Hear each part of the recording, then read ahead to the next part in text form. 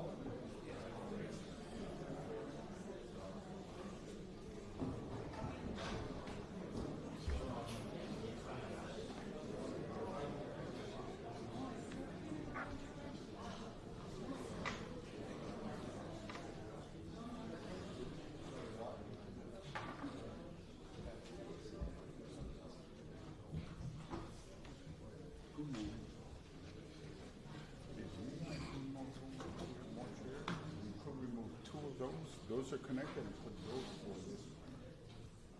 You're good? Okay.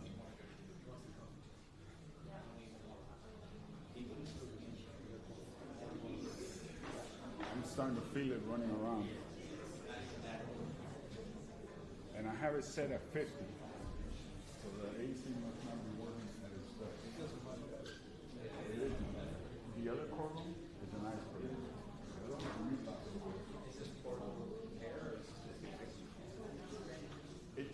Been working out the portable trailer in the back because there's something wrong with the unit underneath. So yes, there's something must have happened with it. There's 18 small units outside.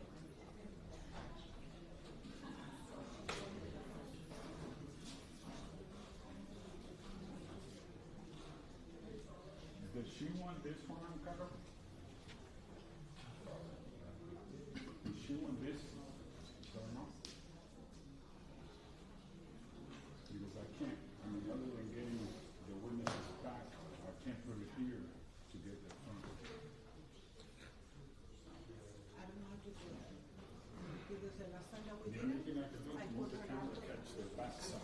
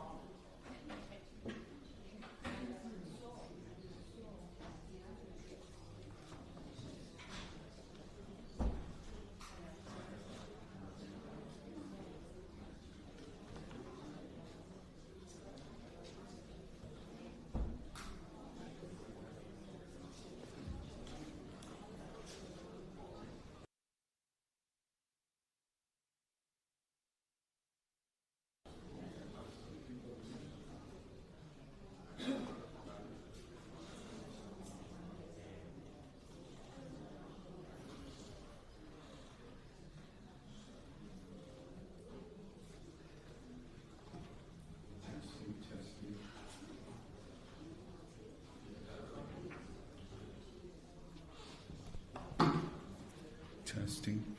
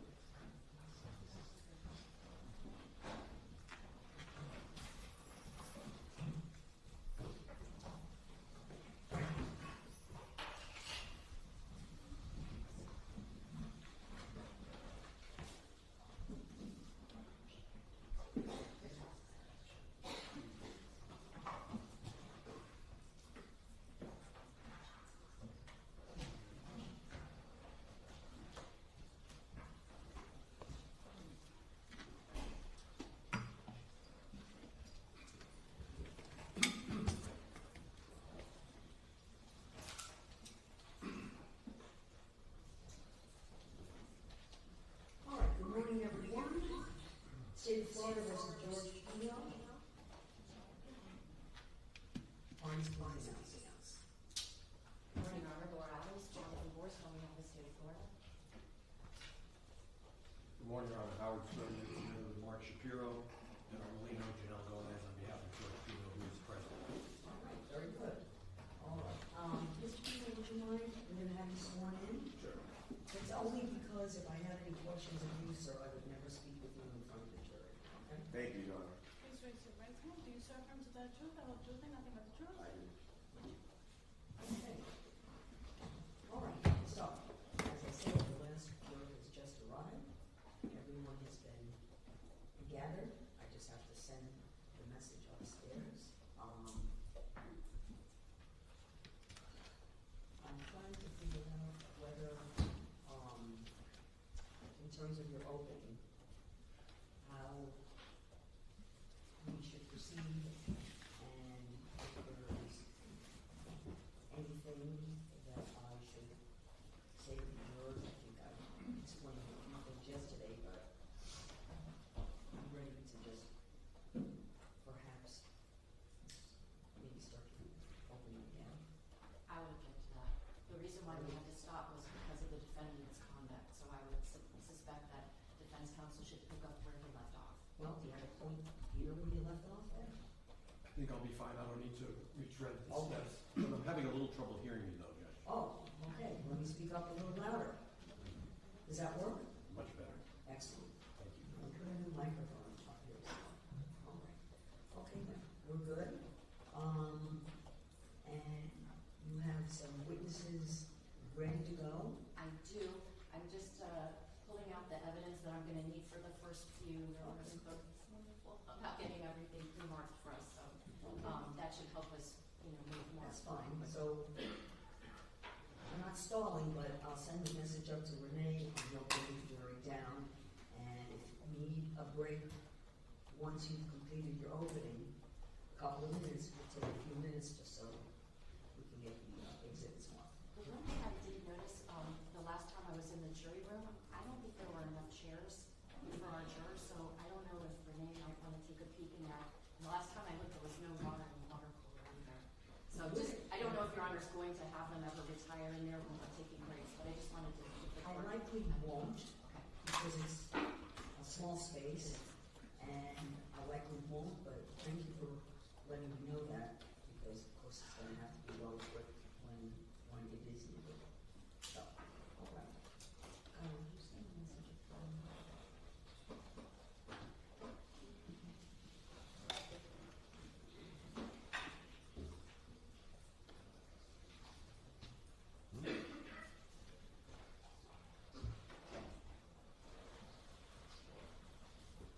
Judge, you had indicated you might want to address some issues before the jury got here.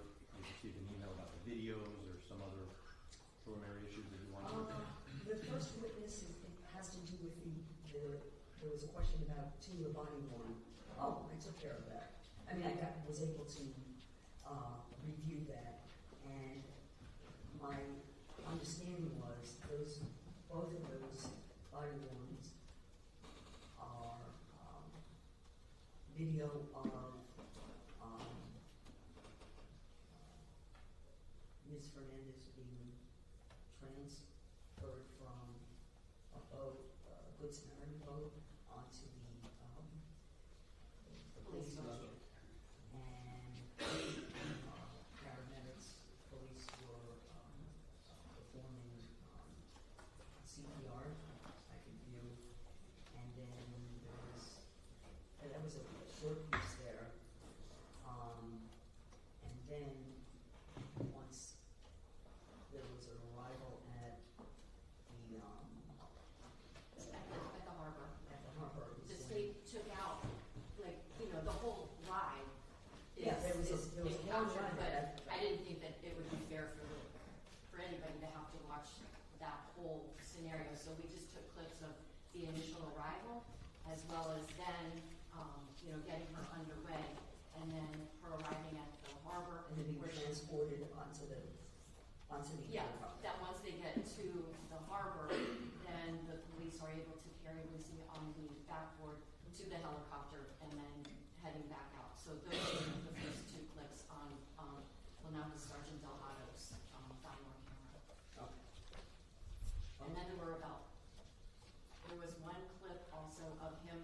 returning back to the original scene, although a little bit further south where the larger vessel was that had the majority of the girls, including Kathy and Mia, and just, you know, the arrival onto that vessel. And then there's like 3 clips where you can see the defendant on that vessel being transferred to another police vessel, just so that the jury can kind of get a sense of what Mr. Pino's, you know, state was at that point, that he was upright, able to, you know, walk around, things of that nature. Right, my understanding was, I think that, I don't want to speak for the defense, but why don't you tell me what the concern was? Certainly. The videotapes the transfer of Lucy Fernandez from the Good Samaritan vessel to the police vessel, and then from that police vessel being transported to Elliott Key Harbor, and then once at Elliott Key Harbor being carried via backboard to an evacuation helicopter. These are graphic videos. They are graphic, showing heroic efforts to save Lucy Fernandez's life. It is a lifeless body that is being administered CPR. She is clearly bloated by the ingestion of seawater.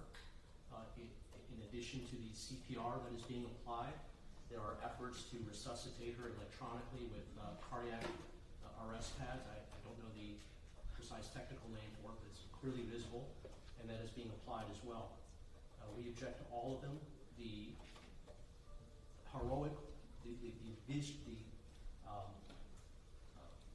exposure of these life-saving measures, heroic measures, have absolutely no relevance to whether Mr. Pino was operating his vessel in a reckless or culpably negligent manner.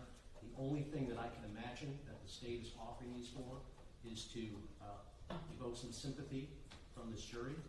It has no relevance. There's no materiality to it whatsoever. The state can and will put on its case by talking about, you know, the death of Lucy Fernandez. They can certainly talk about how she was transferred. They can certainly say that she had to be given CPR. They can certainly say that she went into cardiac arrest, which is why those devices were used. All of that is fair game.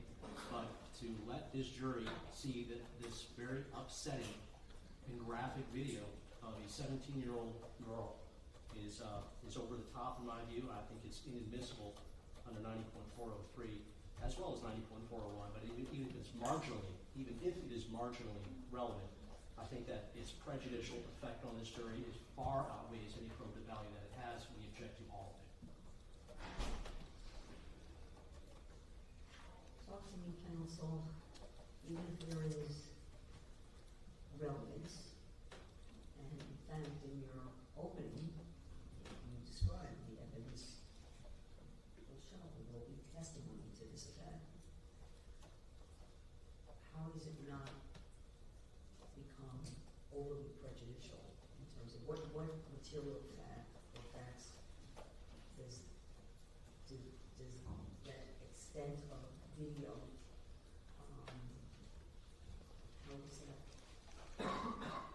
not overcome by prejudice?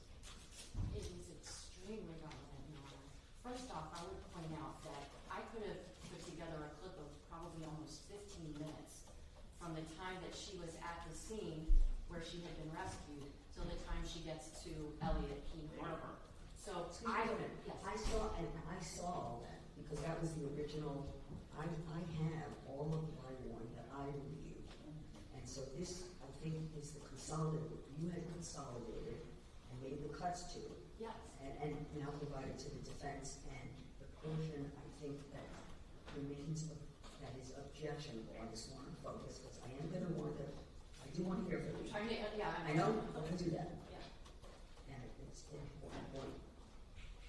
Renee's going to hold the jury for 2 minutes so I can just hear what I'm you going to say. move down that way, Judge, because they have the witnesses sitting right here, I think. It's hard to This see. testimony, or this is not going to be something the state is immediately going to be showing. Okay. So maybe we could table this. Okay, I understand. That's what I was going to say. Is that I didn't want to. I know I cut you off. You're the judge. Still shouldn't cut you off. Okay. I understand what the point is. And this aspect. I mean, if it was something, for example, relevant to the admissible and relevant Judge, to the. It's not just showing Lucy. That video shows a lot more, but when we get to that point, I'll be happy to make my arguments why this very short clip extremely important. I know it is short, you did shorten it. Yeah, it's like 5 minutes, and all 5 are not, Ms. Fernandez being attended to. I understand. It's a very short amount of time that you see her. You don't see her getting intubated. Like, I took out as much as I could, but I know. to understand the context of what took place, cause, and manner of death, to understand what Well, it's like to be that on would the be my vessel that's question. passed. That when we talk about, you're gonna have a medical examiner testify. Yes, And but that, and I wanna understand that what you would need to present so that the medical examiner's testimony would make sense. If you tell me that there's portions there that are relevant and material to that, then it is relevant and material to that. It's also relevant and material because understanding the context of what it is to be on a police boat is way different than what it is to be on land and dealing with a mass casualty situation, which law enforcement was dealing with. It's also relevant because it shows the efforts that the police had to take to keep the boat from spinning, because you literally see the helicopter and you see the paramedic dropping down from the helicopter. So in just that 5-minute clip, you get an actual view of what it was to initially approach that scene. It's a huge part of this case. I minimize the amount of time that we are actually seeing Ms. Fernandez, but her transfer onto the police boat and the efforts to get her able to live again. The other thing is that Your Honor kept saying to the jury that it is for the jury to consider the evidence, the lack of evidence, or conflicts in the evidence to determine if there's a reasonable doubt. If these jurors are going to be hearing about how officers are wearing body-worn camera, it's only natural for them to be like, well, where is it? So I think for all those reasons, and because I did minimize, there's nothing gory going on, there's no invasive proceedings going on. It's sad, but everything about a case like this is sad. Judge, I'd like to respond if I can, you know, because there's a legal, sorry. we're gonna hold further discussion and argument. I have everyone's position on it. I know you have more to say. Hold on. Let's bring the jury in. And so, Mr. Schroeder can continue with his opening statement. And nothing is going to be presented to the jury until, of course, I review it and see what portions, if any, of the redacted videos are going to be presented to the witness. Judge, respectfully, Ms. Alexander, a long response and Counsel, I have a good memory and I have good notes, and I will not prevent you from saying anything further in terms of response. the court has been very generous. The discussion is certainly not over. Okay? Not over. Thank you, sir.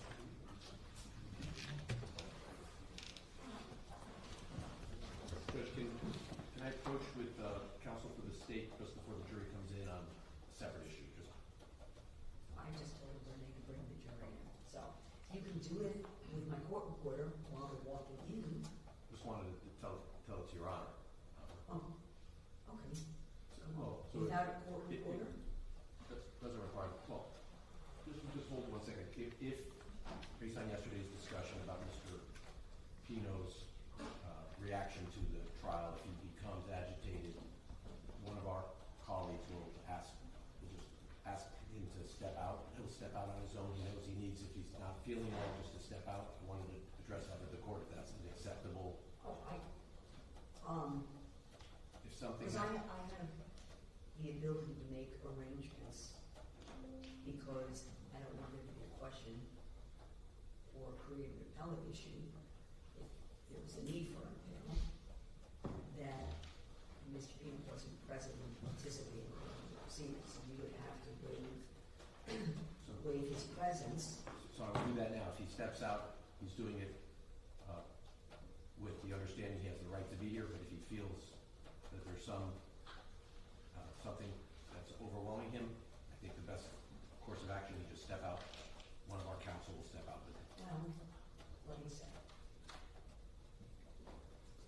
I'm hopeful, but if there are any concerns, then I think we would be best, instead of having constant potential interruptions, it would be best to go to plan that I have in place and suggested for a place where Mr. Pino will be able to.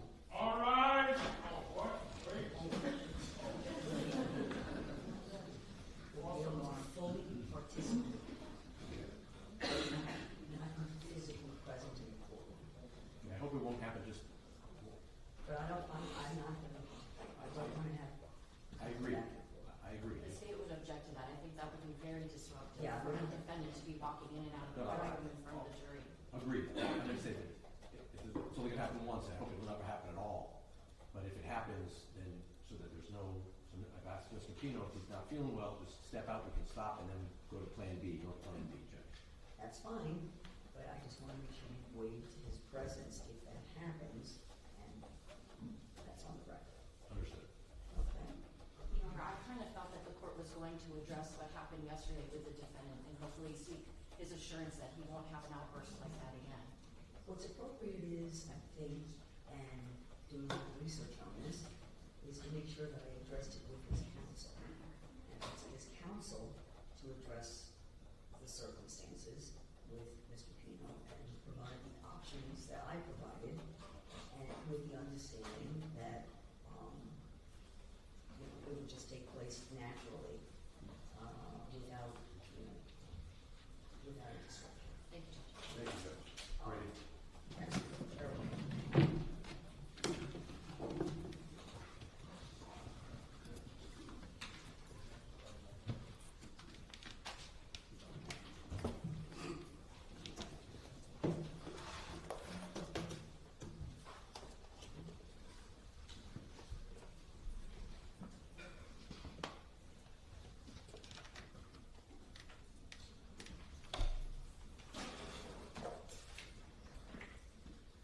Your Honor, would you like me to signal to the mayor? I signal it's up.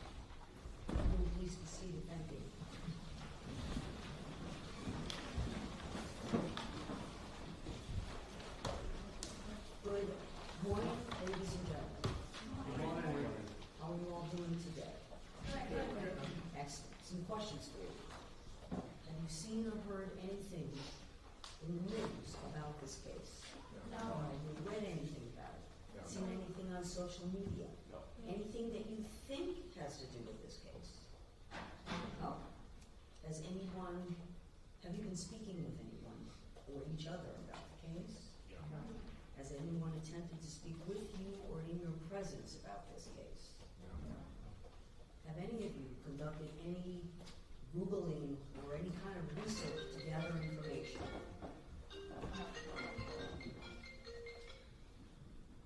Have any of you conducted any kind of research or investigation to gather information about this case? No. Very well. Thank you. Defense counsel will resume with his opening statement.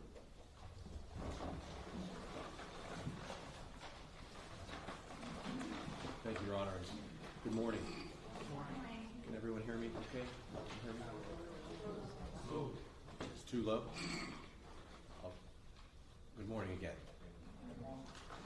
I want to begin the morning with the morning of September 4th, 2022, when all of the families were at Ocean Reef, gathered to celebrate the birthday of Mr. Pino's daughter. There were several families there, and they'd been there, some of them had been there that weekend. And it was going to be a glorious day. Mr. Pino, he was sort of known as the camp counselor. It's what he's been with these families for many years. He was organizing events, and that day he had organized a gathering. The day would start off with a virtual mass for the kids that woke up. Then Mr. Pino had organized a little pickleball gathering, a tournament. After the pickleball tournament, they were going to all convoy by boat to Elliott Key, call it Billy's Point or Coons Point, and they were going to spend several hours enjoying the beautiful weather. And it just happened to be an ideal day for boating. The seas were calm, no wind, no rain. And so after the pickleball tournament finished and all the kids gathered up, Mr. Pino was going to operate the vessel. He was going to captain the Robalo from Ocean Reef and travel the distance to Elliott Key, a voyage he had made many times before. The 29-foot Robalo, a well-built boat, has been in fabrication for decades. It was equipped with twin 300 horsepower engines. The boat actually is rated to handle even larger engines. Mr. Pino had navigated that course many times. The GPS data that you heard the prosecutor tell you about will show that he had navigated that area many times. There were 14 people on board: Mr. Pino, his wife, his daughter, and the daughter's girlfriends. And they navigated from Ocean Reef the distance to Elliott Key and then anchored in that area. Other boats joined the festivities. And you heard that as part of that afternoon, the adults and some of the children were consuming alcohol. And as I alluded to yesterday, there were adults there who had observed Mr. Pino that day, as they had many other times. And the testimony, the evidence in the case will be that Mr. Pino was observed with a beer. He admitted later on he'd had 2 beers. And it's not 2 beers in quotes, as the prosecutor did in her opening statement. That is the evidence. The evidence will show there's not one more beer than 2. Not one more. It was 2 beers over the course of several hours, 2 or 2.5 hours. This was not the first time Mr. Pino and these adults had engaged in these kinds of gatherings in the past. The other adults there, Mr. Suarez, Mr. Pardo, they knew Mr. Pino. They too had enjoyed the afternoon with Mr. Pino. They observed Mr. Pino. All the adults that were there that day were satisfied that Mr. Pino was not impaired.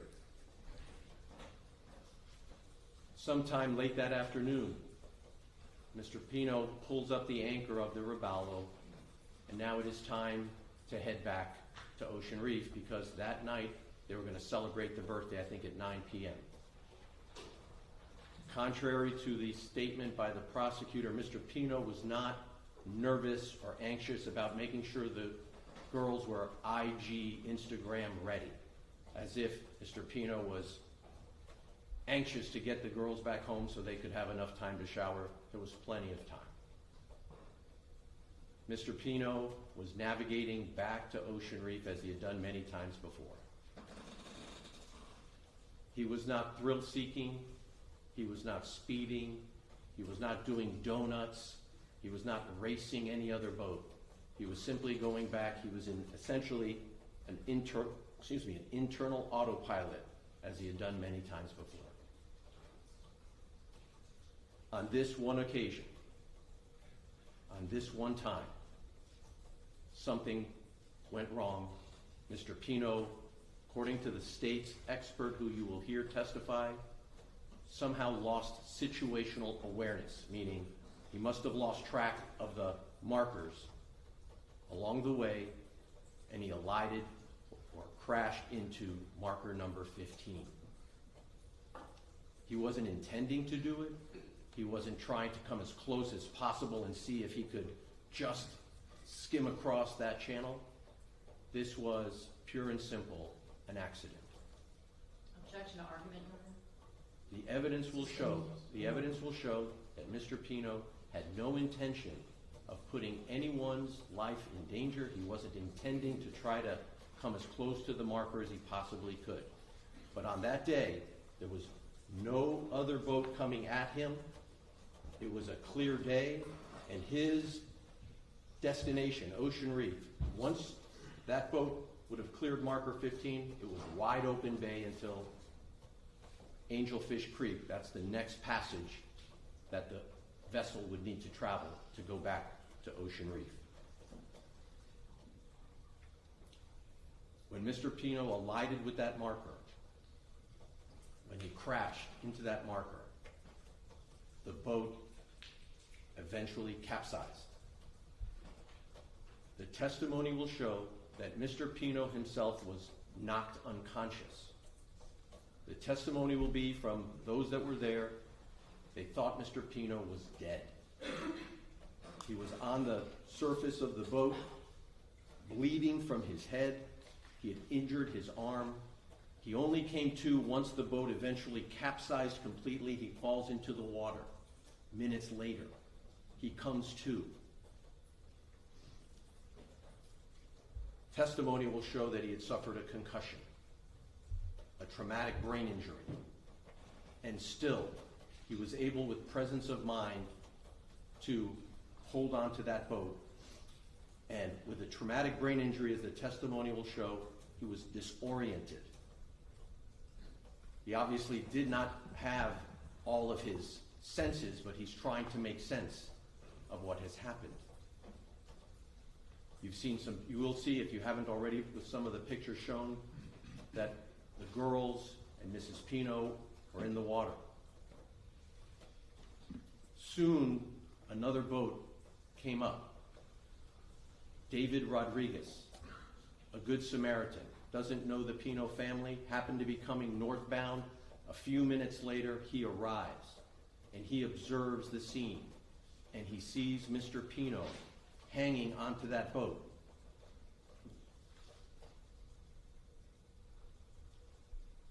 As you heard and will hear, Lucy was unaccounted for. And Mr. Pino makes an effort to go under the boat and retrieve and locate and find Lucy Fernandez, as she had been trapped under that boat. And it was Mr. Pino who reached under and brought Lucy Fernandez to the surface so that efforts could be made to save her life. Even in the condition he was in, with a brain injury, he made every effort he could once he was directed, once he was able to get his senses back, to try to save Lucy's life. And so you can imagine the emotional toll that that takes on a human being, because we all know that eventually Lucy died. And it was George Pino who tried to save her life by retrieving her from under the boat. His efforts failed. David Rodriguez, the Good Samaritan I was telling you about, called for Mr. Pino to get onto Mr. Rodriguez's boat. And David Rodriguez will testify that he was observing Mr. Pino closely, purposely, as David Rodriguez was wondering, how could this happen? Perhaps David Rodriguez thought this was someone who was impaired. And so David Rodriguez, a man who has nothing to do with the Pino family, a man whose only interest was to help and save lives, looked at Mr. Pino purposely with intent and was convinced, after dealing with Mr. Pino was not impaired. And you will hear his testimony. And this was minutes after the elision. But Mr. Pino, in David Rodriguez's view, and what you'll hear him say, was disoriented. He was in shock, a natural reaction to a crash and a brain injury.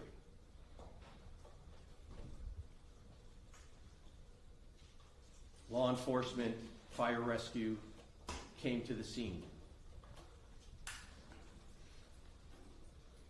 Everyone who could be rescued from the water was. And at that time, Mr. Pino was in the custody of 2 Fish and Wildlife Commission officers who were checking him out to make sure he was okay and to find out what happened. You will hear from Lieutenant Thompson, who has training, experience, expertise on the issue of impairment. And he was with Mr. Pino for the next several hours, and he too looked at Mr. Pino purposely and saw that Mr. Pino was not impaired. Officer Hernandez was with Mr. Pino all of that time.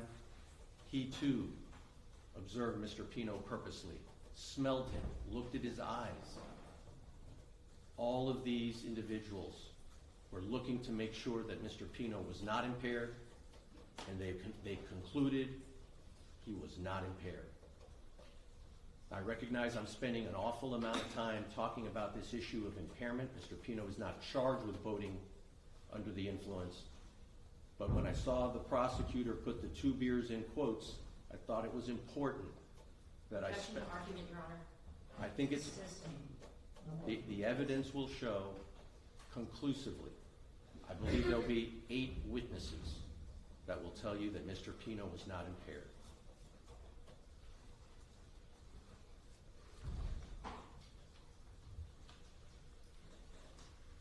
And so Mr. Pino is questioned about what happened.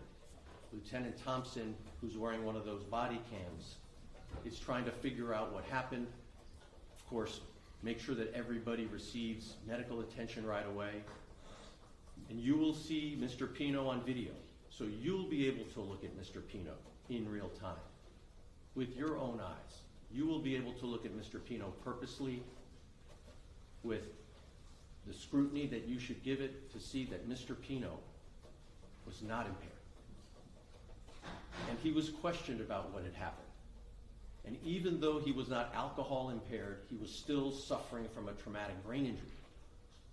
At some point that night, he had to receive medical attention, and you will see that his head was bandaged up. He was eventually taken to a hospital to be treated. But even with his head bandaged up, he was being questioned, and he was trying to recall what had happened. How did this accident happen? And he explained as best as he could, under those circumstances, what he recalled. And you will find out that Mr. Pino's recollection of that event was affected by the concussion he sustained, that he was relaying details that could not be accurate. For example, what kind of engines do you have on your boat, Mr. Pino? And he told the officer, twin 225s. Actually, Mr. Pino has twin 300s. He did have a boat that had twin 225s. His prior boat had twin 225 horsepower engines. But he reported that this boat had twin 225s. Obviously, his memory or his brain was not functioning in a way that it would ordinarily function had he not sustained a concussion. He reported that he had gone under the boat to rescue Nati, a different girl. We know it was Lucy, and we know that Mr. Pino has known Lucy all of his life, and yet when he was reporting who he had rescued under the boat, he reported that it was Nati, another girl on the boat. He had innocently but mistakenly confused who it was he had retrieved from under the vessel. He was asked to prepare, as best he could, a seating chart of where the various passengers were seated. And when he prepared that seating chart, he had the passengers in locations different than what it turns out to be. He also was recalling that there was a big wave that had come from another boat in the distance, and that the wave had caused him to lose control of the steering wheel.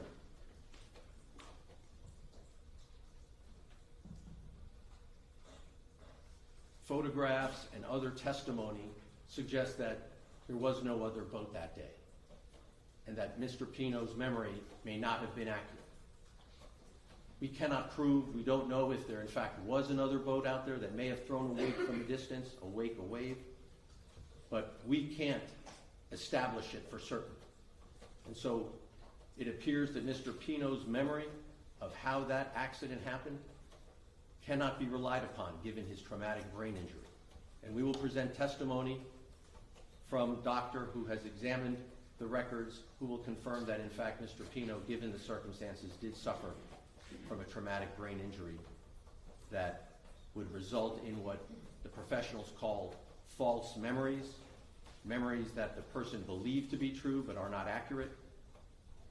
When you get clocked, when you get hit over the head and you lose your memory, the memories that come back of the event, sort of like an amnesia, and your brain trying to make sense of things, puts together old memories with new memories, and that memory they call confabulation. You'll hear testimony about that.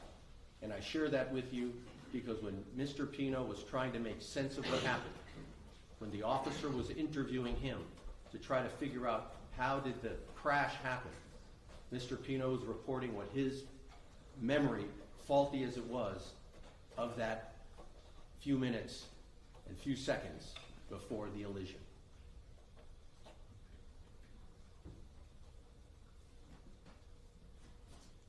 We do have the benefit of the global position satellite machine that was on Mr. Pino's boat. There were actually two of them. And what they show Mr. Pino driving very much on a steady course that day and during that return trip from Billy's Point back to Ocean Reef. There's no evidence he was zigzagging or hot dogging or thrill seeking.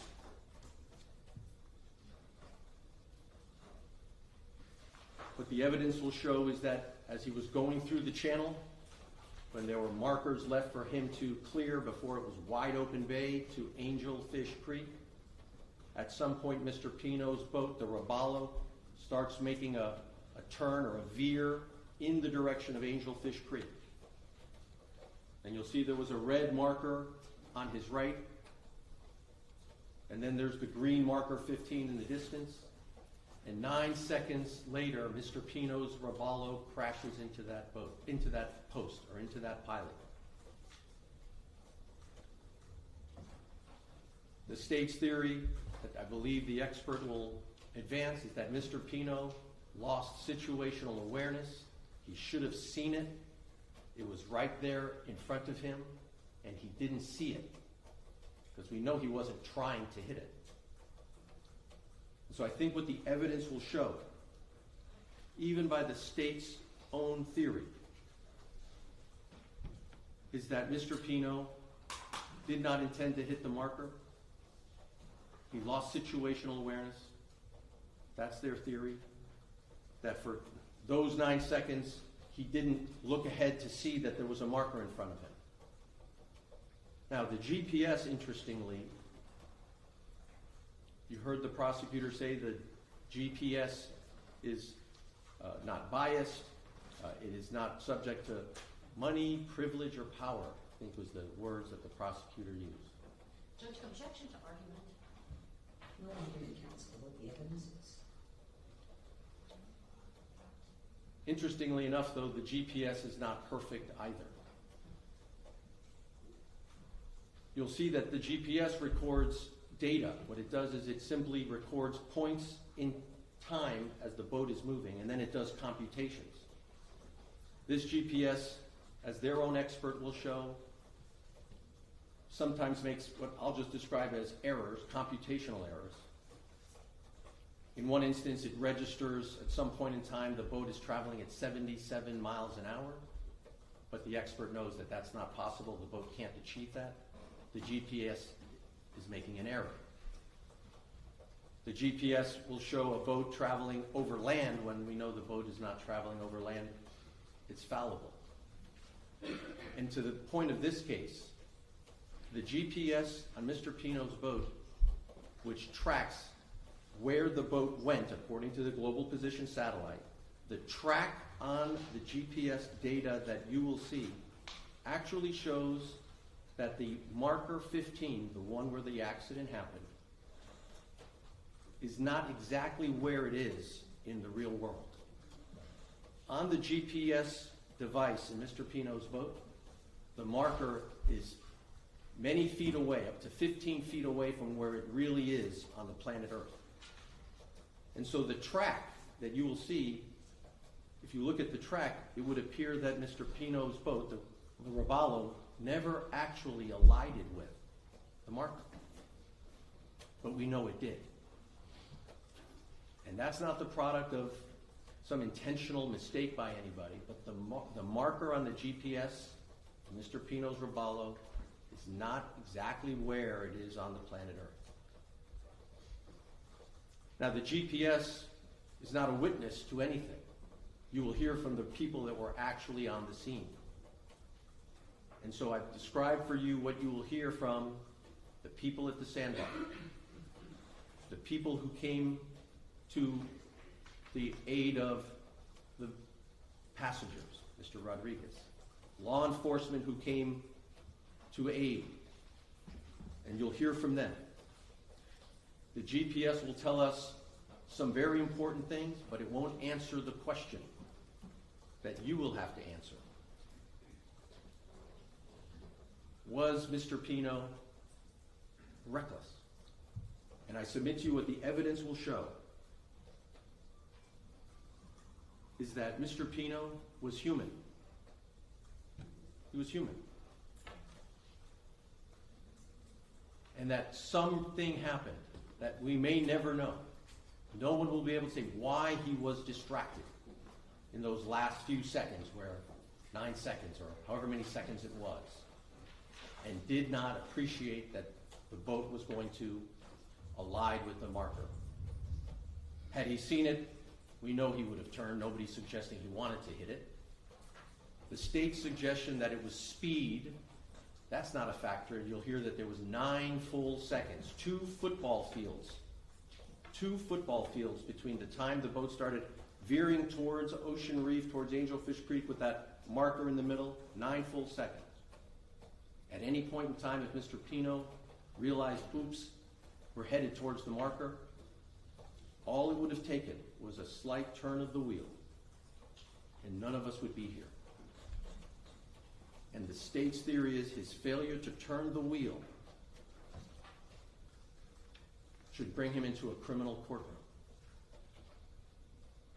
Now, you heard the prosecutor talk about interrogatories and a civil lawsuit that was filed against Mr. Pino. That is not what we are here for. You heard the prosecutor talk about accountability. This is not a case of... Judge, objection to argument, this is closing. I'll overrule on that about what the evidence was. Okay. So you've heard, in terms of accountability, that compensation is dealt with separate from here. That was what the prosecutor brought to your attention. That's not what we're here for. That's resolved totally separately. What we're here to resolve is whether the state proves that Mr. Pino, that day, that time, in those 9 seconds, as they would say, was acting recklessly because he was traveling on his boat, surrounded by his loved ones, wanting to go back to where they started the day to celebrate his daughter's birthday.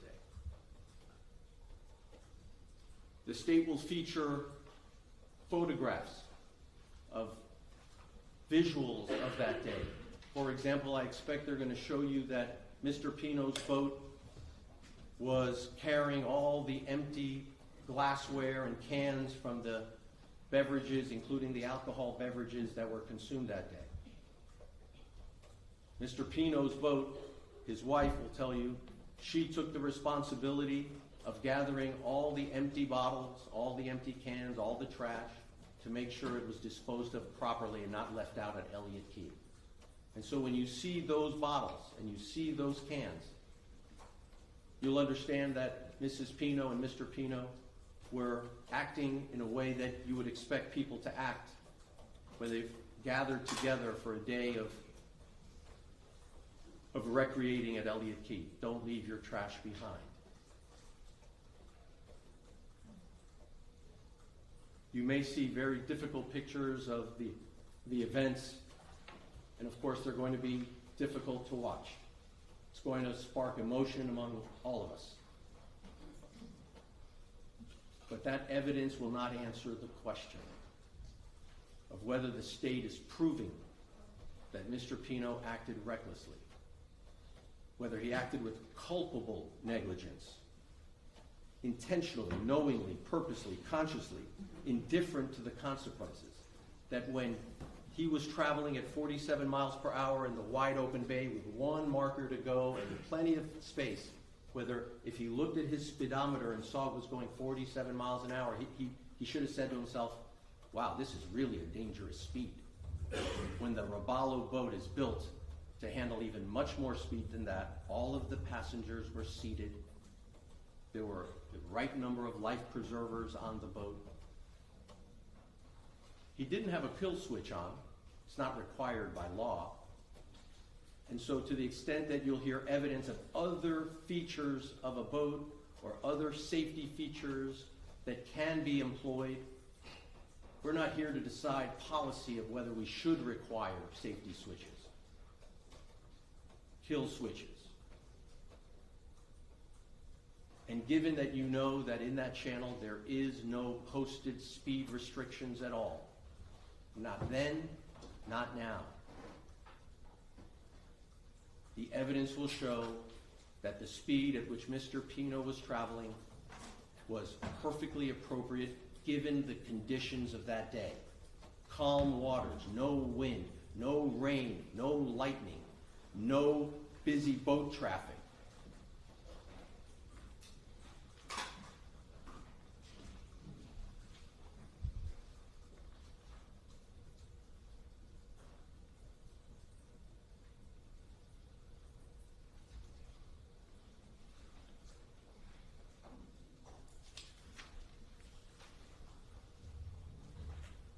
But even so, somebody died. Even so, somebody died. Mr. Pino will have to live with that. Judge, objection to argument. No argument, counsel. Ladies and gentlemen, this is opening statement. Lawyers advise what they believe the evidence will show. Thank you. Go ahead, counsel. Let me say he wasn't texting, he wasn't on the cell phone, but he was the operator of that boat. At the end of the day, it was on him. It was on him to get those girls back to Ocean Reef safely. That was on him. He accepted that responsibility and it was on him. But the law as it will be instructed, I submit to you, tells you that even when we fail as humans, Objection to argument, Your Honor. Counsel? even though Mr. Pino may have failed as a human to avoid this tragedy, Your Honor, can we go sidebar? Counsel? Please no argument.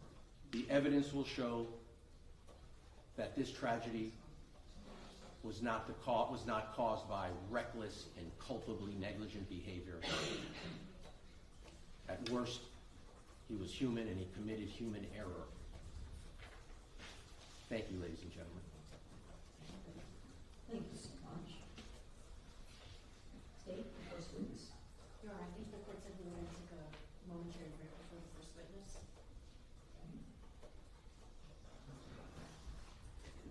If you don't want to, Judge, we can move forward. Yes, certainly. But can we approach sidebar?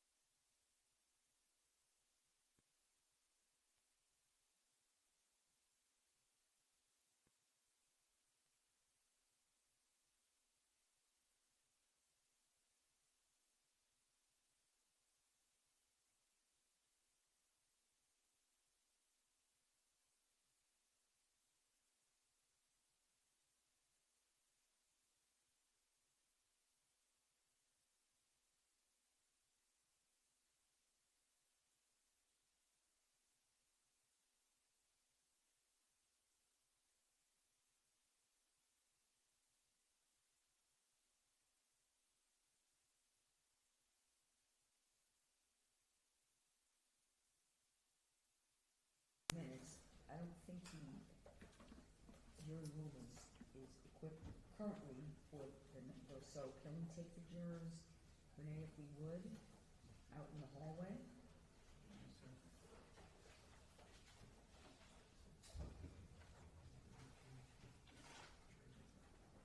All rise, follow me, leave your envelopes behind your notes and your chair.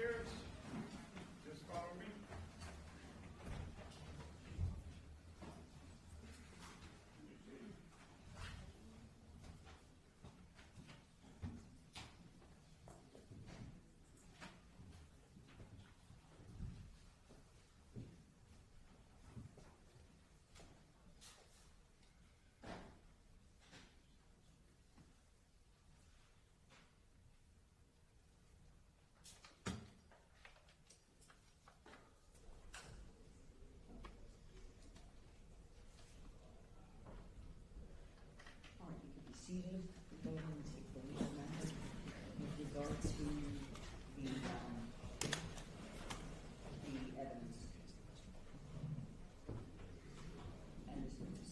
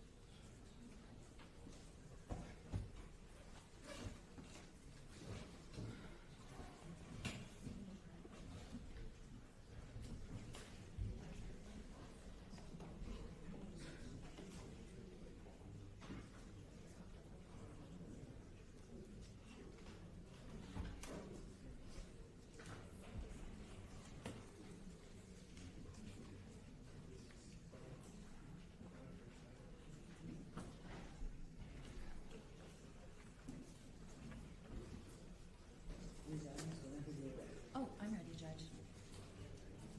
Your Honor, I know that the defense has sought to exclude basically any photographs of Ms. Fernandez after the crash. I would like to show the court photographs that were already shown to counsel previously, but there states 1S, 1N as in Nancy, and 1M as in Mary for identification.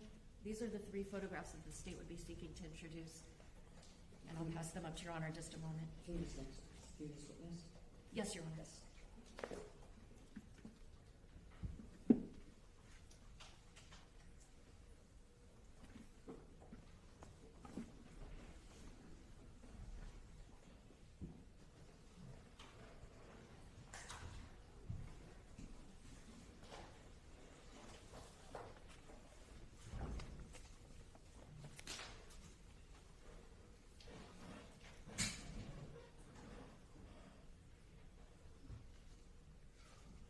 All right, so you consolidated from actually many photos, and let me look at here.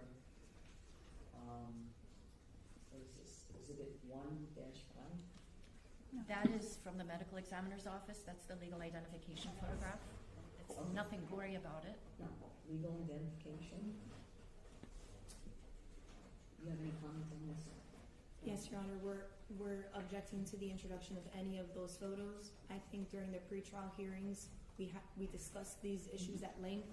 I pointed, Your Honor, to multiple cases that are directly on point and are relevant. Aside from that, I think Your Honor ruled that 1 to 2 autopsy photos would be appropriate, 2 being the max. Okay. During the testimony of the medical examiner, Your Honor, aside from those 3 photos, I believe the state characterizes them as the hospital photos. Okay, well, this first that and again, this is marked for identification. I'm not sure how this is. Is this 1-5? 1S. That's an S. That's not my S. It's not my S. Okay, 1S for identification. It's a single photograph. Over defense objection, I am going to allow for purposes of legal identification. Okay? Now, there's 2 photographs here in terms of hospital photographs. If I may also just interject, Your Honor, that in order to not, have some kind of dramatic moment when Mr. Fernandez sees these photographs of his daughter, he's seen these photographs before. So it's not like this is going to come as a surprise to him. He'll be able to handle looking at these photographs. As difficult as it is, he'll be able to control his emotions and be composed. Let me ask you, so Mr. Fernandez is going to be making a legal identification. I understood that this is going to be through the medical examiner. Well, Your Honor, what the medical examiner, of course, would not know who Lucy Fernandez was. So what the medical examiner's office does is they take what they call a legal identification photograph, which is not an autopsy photograph. Which is the way that, yeah, It just shows who the Understood. person is, so that, I understand. All right. and it allows a linkage from who the person is to what the medical examiner case number is. We have stipulated to that identification as well as cause of death. I These photos. understand you stipulated, however, the state can present this evidence over objection. All right. Now, 1N and 1M, N and N, what is the purpose of these photographs? Your Honor, I want to make sure I'm speaking with precision. Which one is 1M, please? 1M, with more devices, bigger picture. Can you see? Okay. Your Honor, that photograph the state is seeking to introduce, we're not seeking to introduce a full body photograph of her, which we have with all the medical regalia around her, but it just goes to show it's part of the process where over the time that she was at the hospital, they tried all life-saving measures for her. Also, Judge, it has to go with when her body is ultimately transferred to the office of the medical examiner. One of the notations that the medical examiner will include is evidence of medical intervention. So this is just kind of a close-up. There's nothing gory, there's nothing bloody about it, but it just shows some of the medical implements that were used to try to keep her alive. States 1N, which is the other photograph, which is closer of her head. The purpose for that photograph, Judge, is you'll see on the side of her head, there's some what looks like fuzzy things. That's fiberglass that got embedded into her head from the vessel crash. And because of the force of the impact, it's basically penetrating her skull. And I think that's very relevant to showing the recklessness that the way that this defendant operated his vessel at that rate of speed right into that channel is why Lucy, especially given where she was seated, which was right in front of the operator of the vessel on the starboard side, goes to the cause and manner of how she died and why this crash was so deadly. Your Honor, all the facts that the state just described just now is simply not relevant. We have stipulated to identity. We have stipulated to cause of death. It's not at issue in this case. Those photos are very emotional to look at. There is no relevance to them. We are not disputing anything. As you have mentioned many times, this is a difficult case. This is an emotional case. Those photos are only add to that element, and it's just not necessary. And even if this court perhaps agrees with marginal relevance, just of minimal relevance, it is unduly prejudicial and it is barred under 403.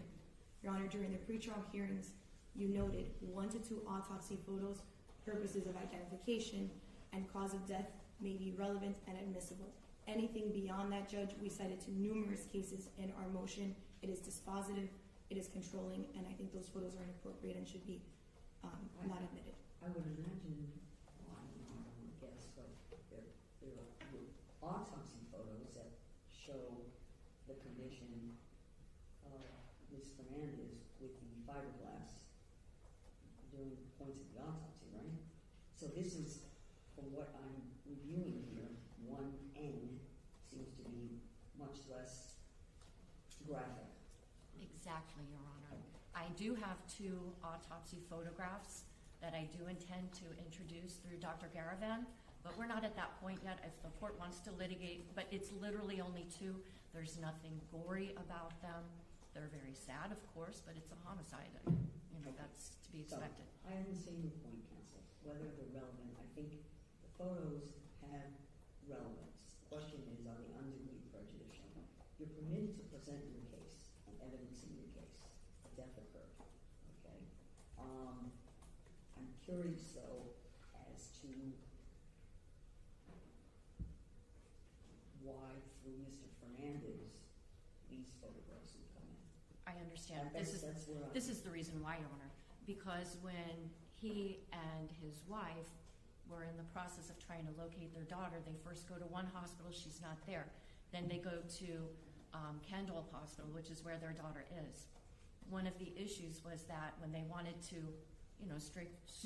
touch their child's head, they couldn't because of all the fiberglass that was there.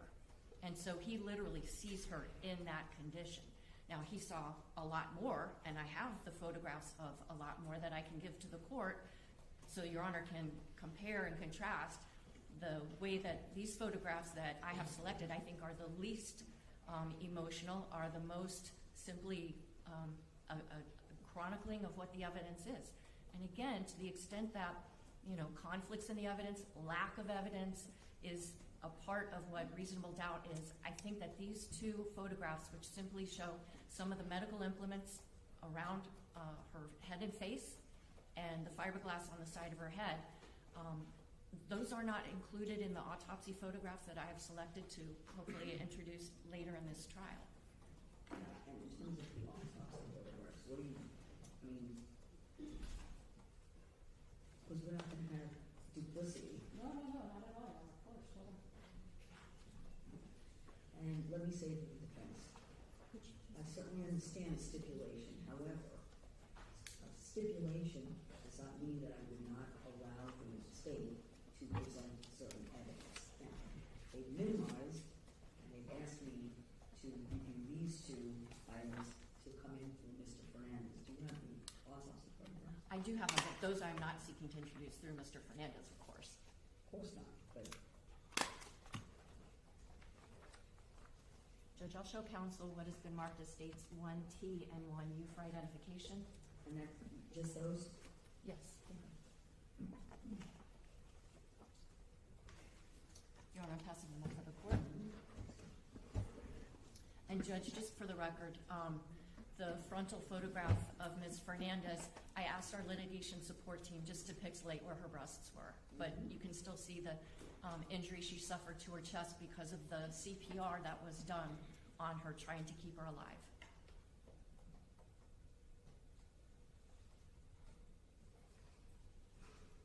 Okay. No, there's no, these are the only hospital photographs. Correct. Okay. 1N and 1M are the hospital photos, and then the two that I just passed up, Your Honor, I forgot the letters. Are there any other photographs? 1T and 1U were from Any the other autopsy. photographs of Ms. Fernandez? Excuse me? Were there any other photographs of Ms. Fernandez? At the autopsy? Yes. Yes, many. I understand that you intended to introduce. No, those are the only two. Okay. And these are the only, these are the two now through Mr. Fernandez? Yes, Your Honor. Well, actually, the three, correct? Well, two from the hospital and one the legal identification photograph. Okay. You've already, again, I agree, we've heard argument on this. I have to balance the whether the prejudice outweighs the appropriate value. I think they're relevant. You've minimized, to my satisfaction, over defense objection. 1N and 1N will come in. All right.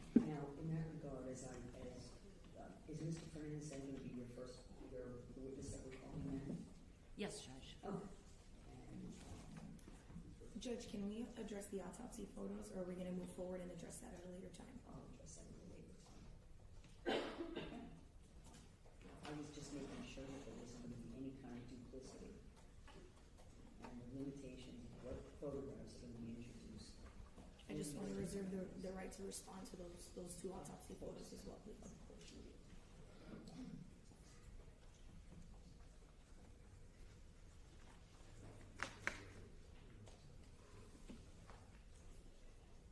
All right, are we going to make any adjustments in the seating?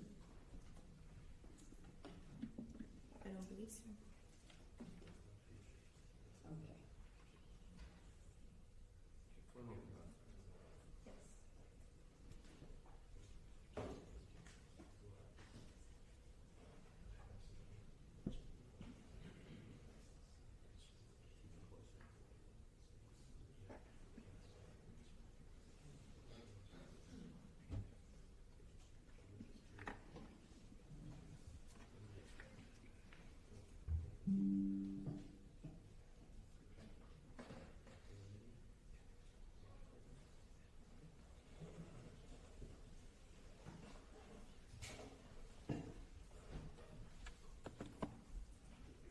Trying to see if there's I don't know where else to have him sit in the courtroom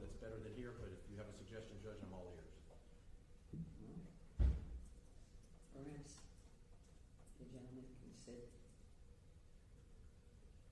this way, on the corner there. That corner, sir? That's fine.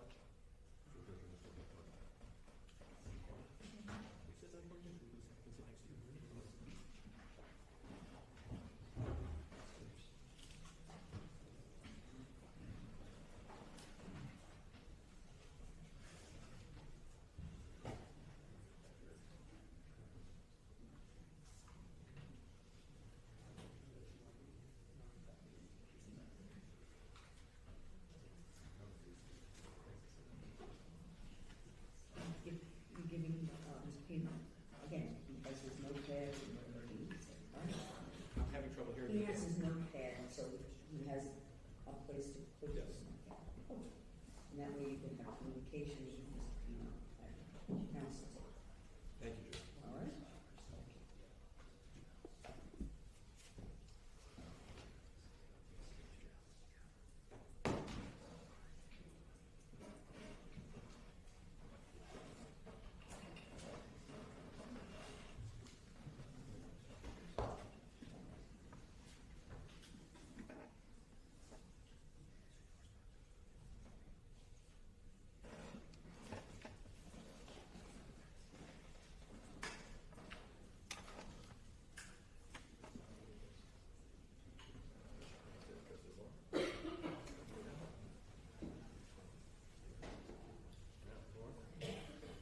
We have one. Is Drew coming?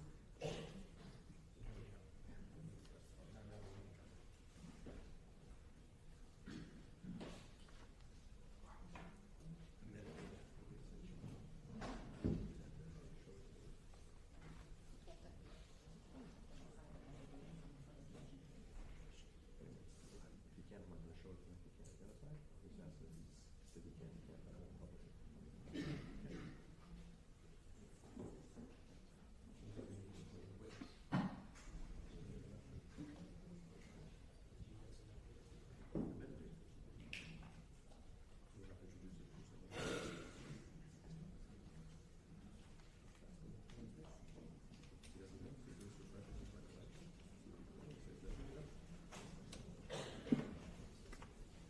All rise.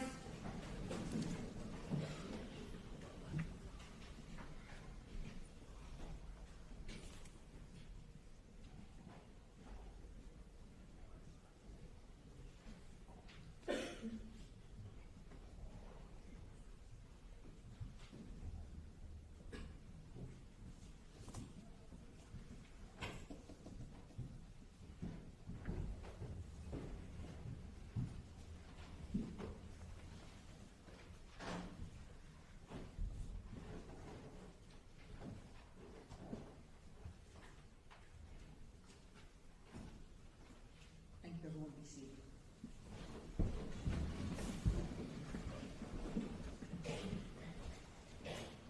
State, you may call your first witness. Thank you, Your Honor. The state of Florida will call Andres Fernandez, please.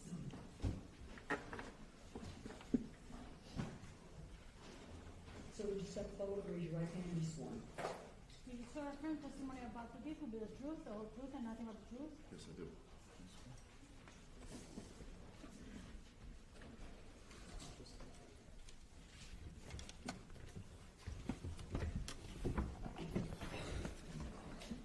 It's a little awkward because you're facing this way, but the microphone's this way, so please keep your voice loud and clear, sir. Will do, thank you. Good morning. Morning. Could you please introduce yourself to the members of our jury? Good morning, my name is Andres Fernandez. Do you go by a nickname? Andy, How old are you? 52. What do you do for a living? I'm a lawyer. What kind of law do you practice? I'm a banking lawyer. I represent banks in transactional, licensing, and regulatory matters. Did you practice any kind of law prior to doing banking law? Yes, I started my career as a public defender in this very building. How long were you a public defender? I was a public defender for about 3 years. Are you married? Yes, I am. Who are you married to? Melissa Fernandez. How long have you been married? We've been married for almost 25 years. Do you have any children? I do have 2. Before we get to your kids, where do you live? I live here in Miami, Florida. How long have you lived in Miami? 52 years. Did you go to high school here? I did. Where did you go to high I school? went to Christopher Columbus High School. Okay. You said that you had 2 children. Yes. Is one of them in the courtroom today? Yes. And who is that? Our 17-year-old son, Kevin, is over there. Did you also have another child? I had another child.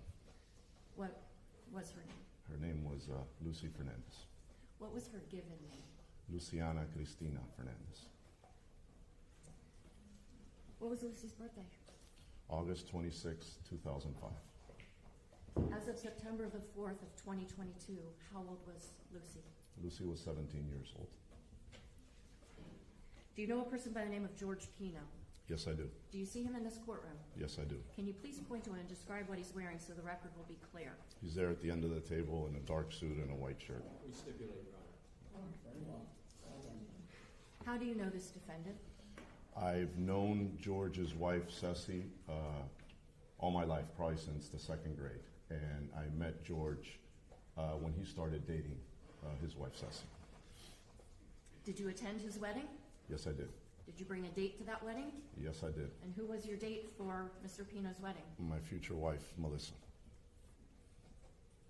Did you know his children? Yes, I do. How many children does he have? He has 2 girls. Do you know their names? Yes, I do. What's the older daughter's name? Carolina, she goes by Caro. And what's his younger daughter's name? Ceci, like the mom, and she goes by Little Ceci. Was your daughter friends with either of Mr. Pino's children? Lucy was friends with Little Ceci. Did the Pinos help raise Lucy? No. Melly and I raised Lucy. Did you ever know Mr. Pino as the camp counselor? Never knew him as a camp counselor. I want to take you back to Labor Day weekend of 2022, okay?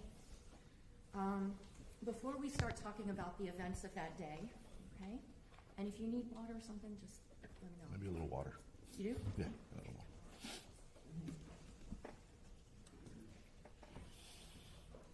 Thank you, Judge. I got it. Okay. Thank you, Jim.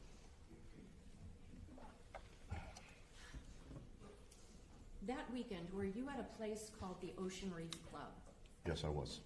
Could you explain to the jurors what is Ocean Reef Club? Ocean Reef Club is a private club, gated community in North Key Largo, Florida. It's a boating community, it's a golf community, it's a tennis, pickleball community. It has a hotel where you can rent rooms. It has condos that you can rent. It also has homes and apartments where people live there, you know, full-time and part-time throughout the year. Are there any facilities there that allow people to store or dock boats? Yes. Can you tell us a little bit about that? They have, at Ocean Reef, they have several marinas where you could keep your boat in the water at a slip, but they also have a facility that's dry storage where you could store your boat there, and they pick it up, you know, with a forklift, and they put it on a rack. Were you a member of Ocean Reef Club at that time? Yes, Are you still a member of Ocean Reef Club? yes. About how much of your life has been spent going to or visiting Ocean Reef Club? A lot. I would say over 50% of my life has probably been down in Ocean Reef. Why would that be? My parents became members there in the early 80s. So my brother and I were raised going there. Probably our best memories as children were at that club. And then in turn, my wife and I, you know, we raised our kids going there often.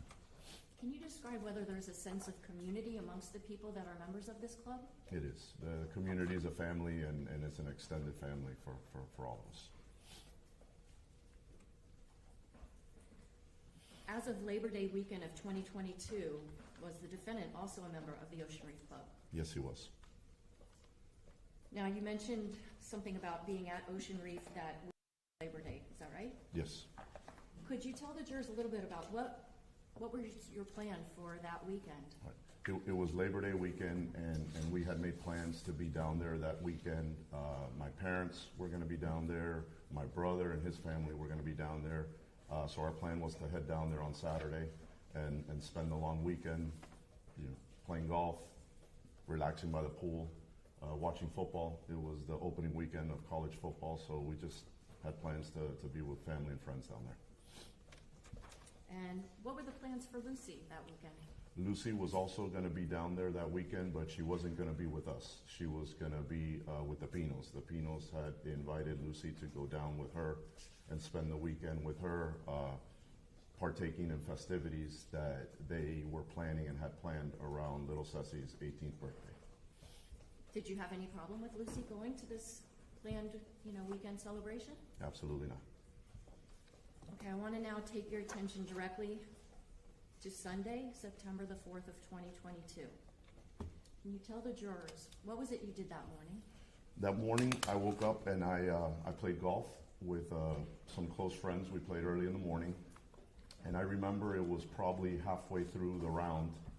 I got a call or a text from Lucy, and basically saying that she missed us, that she hadn't seen us, that she was going to be playing pickleball later in that day, and to please come by and see her.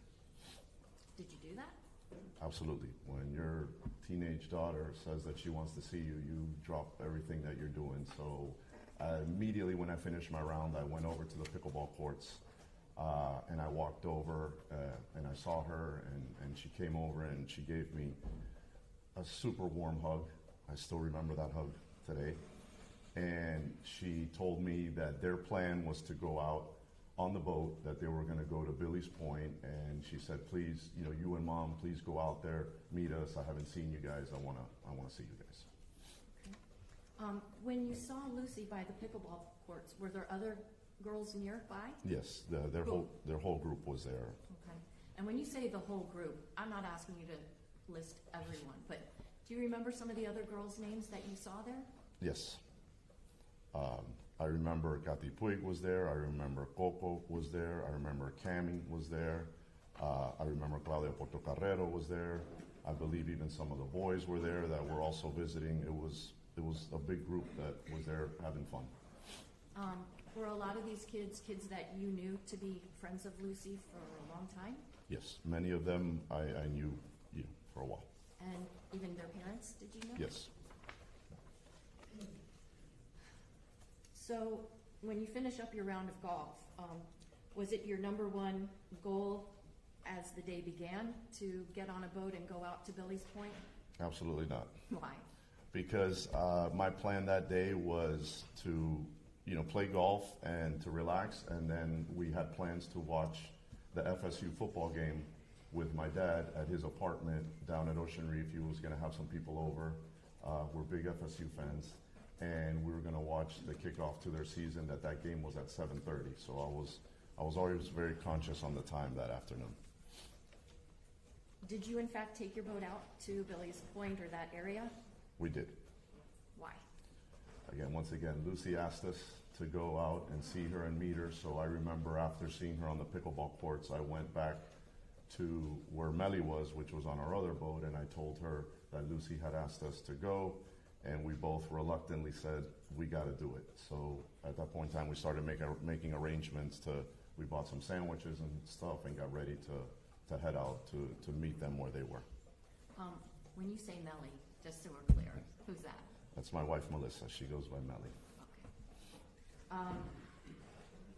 Tell us a little bit more about the preparations that you have to make to go out onto your boat to head out to Billy's Point. What all do you buy? I went to the store and I went and got sandwiches because I know we hadn't eaten anything that day. Melly was out, doing exercise. I had played golf. I hadn't eaten, so we went and got some sandwiches. I got ice. I made sure that the little boat had fuel. So, towels. We just, prepared, the boat for, being out for a couple hours. The sandwiches, did you buy drinks to go with those sandwiches? No,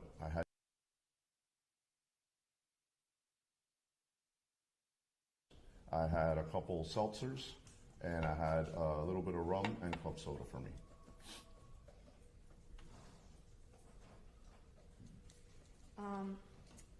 So once you have the boat packed up and ready to head out to Billy's Point, do you actually get out there? Yes, we got out there.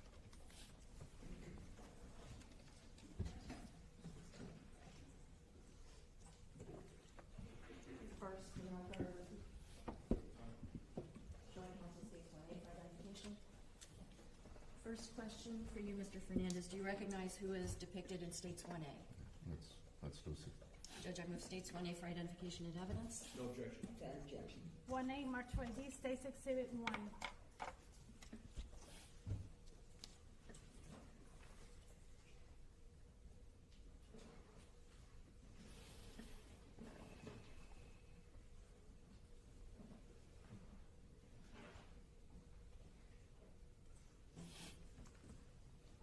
The record I'm showing counsel states 1B for identification.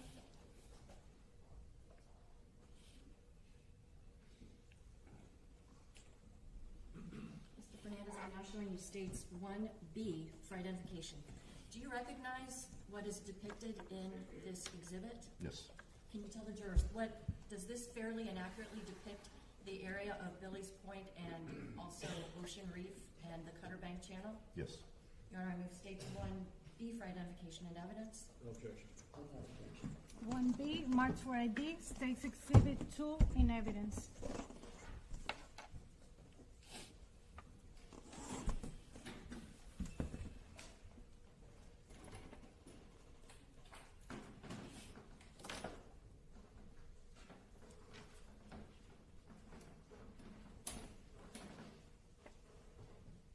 Your Honor, may the witness have permission to step down? Yes, sir, just keep your voice up, please. Yes. Yes, Judge.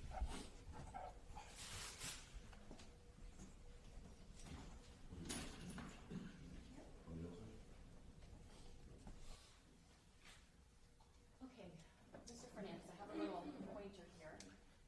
First off, can you point out for the members of the jury, where on this map would we find Ocean Reef Club? Right where this little blue dot is, right down here. That's the area where the main marina is of Ocean Reef. Now, if a person wants to go from that location up to Billy's Point, and just by way of example, can you tell us if Billy's Point is visible on this map? Billy's Point is visible with this orange sticker right there. Okay. So what would be the route that you and your wife took to go from Ocean Reef up to where Billy's Point is? Okay, we came out of the Ocean Reef main marina, which is right here. You can see it by this red marker right there. And we came out through here. We came through Angelfish Creek, which is all this, and then you end up in this Card Sound Bay, and then you come north through this channel, past this red marker, and up to Billy's Point. Okay. Now, there's a series of green dots that are on this map. Can you explain to the members of the jury, what are those green dots? That is a series of markers. They're red and green that traverse this whole area. It's actually a pretty long channel, and it's referred to, I believe, as Cutter Bank. And it takes you from this bay here, Card Sound, into this other bay, and it's protected by shallow water on both sides. Over the course of your life, about how many times do you think you've gone from Ocean Reef up toward the Billy's Point area? Many, many times. How long have you operated boats over the course of your life? Since I was 15 years old. Okay. Is this like your backyard? That's basically my backyard. We spend a lot of time boating in this area, between this area and Ocean Reef and on the ocean side, so we spend a lot of time up there. When you are traveling through the Cutter Bank Channel, is there one particular side that you would be on that channel as you go northbound? Yes, I'd be hugging the right side of the channel, similar to the rules of the road. And if you're coming back down, let's say from the Billy's Point area toward Ocean Reef, as you're going through that channel, what side of the channel are you on? Same thing, you're hugging the right side, rules of the road. Okay. Now, that particular Sunday, when you were going up to the Billy's Point area, did you leave in tandem with the defendant? No, we had left. We left at some time, but we left on our own. We didn't leave at the same time as them. Okay. Did you have any problems getting from Ocean Reef up toward the Billy's Point area? No. Once you get up there, do you encounter boats with other people that you knew? Yes. Can you tell the jurors who is it that you see there? There was another boat. The Swarzes were out there on their boat. The Pinos were out there on their boat, and then I recall another boat being out there, but I didn't really know who that family was. mentioned the Suarez's. Is this another family that you knew from Yes. the Ocean Reef area? Yes, they were there that weekend as well. Were you all able to stop there at the Billy's Point location to hang out together? No, we did not stop at Billy's Point. Can you explain to the jurors why? At some point, I learned that we were not going to Billy's Point. We were actually going a little bit further north because the Suarez boat needed more water. It had a deeper draft, so the water needed to be a little bit deeper, and the water at Billy's Point is more shallow. So the decision was made before we got there that the anchorage spot was going to be more north. So when we arrived, the Suarez's boat, which they had a bigger boat, was already anchored. So we were somewhere north of Billy's Point. The red dot that's on this exhibit, does that depict the approximate location that you were at? The general location was up there north. Okay. Oh, you know, one other thing. Are you familiar with Elliott Key? Yes. Have you ever been to the Elliott Key Harbor? Yes. Can you describe for the jurors what's Elliott Key Harbor? It's a harbor here somewhere in the middle, and it's referred to often as a ranger station. There's a dock, there's some facilities there, there's a little bit of greenery there. People go camping there, people do barbecues there. It's like a little marina harbor in the middle. The yellow dot that I have here on this exhibit, is that the approximate location where the marina is? Yes. Or the harbor? Yes. And in fact, put your glasses on. Yes. Does it Yeah. actually say? It says Elliott Key Harbor. So, Okay. yeah. Thank you, Mr. Fernandez. You can take your seat.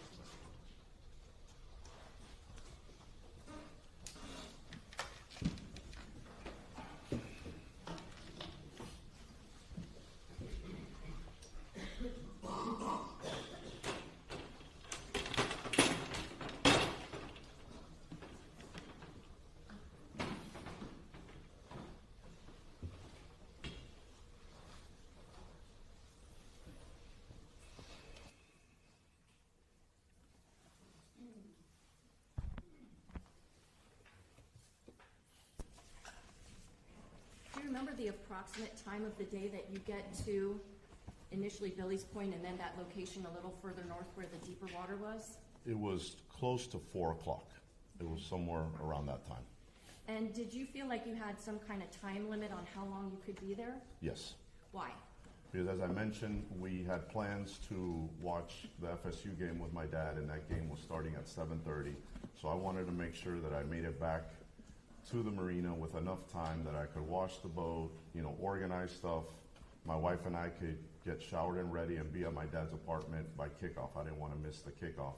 And I had realized that, we were a little bit further away than we normally are, and I knew it was going to take, me at least 45 minutes to an hour to get back. Can you tell the members of the jury what took place once you get there at the northern part of where the, Yeah. north of Billy's Point? I'll just call it this Yeah. sandbar rendezvous location. Okay. When we got there, I remember, I remember the Suarez's boat was there already, and they were anchored, and we were pulling up, and the decision was made instead of us, because we were on the boat Melly and I won was on an 18-foot boat. Instead of throwing the anchor, they just offered for us to throw a line to them, and we were kind of like tethered to their boat.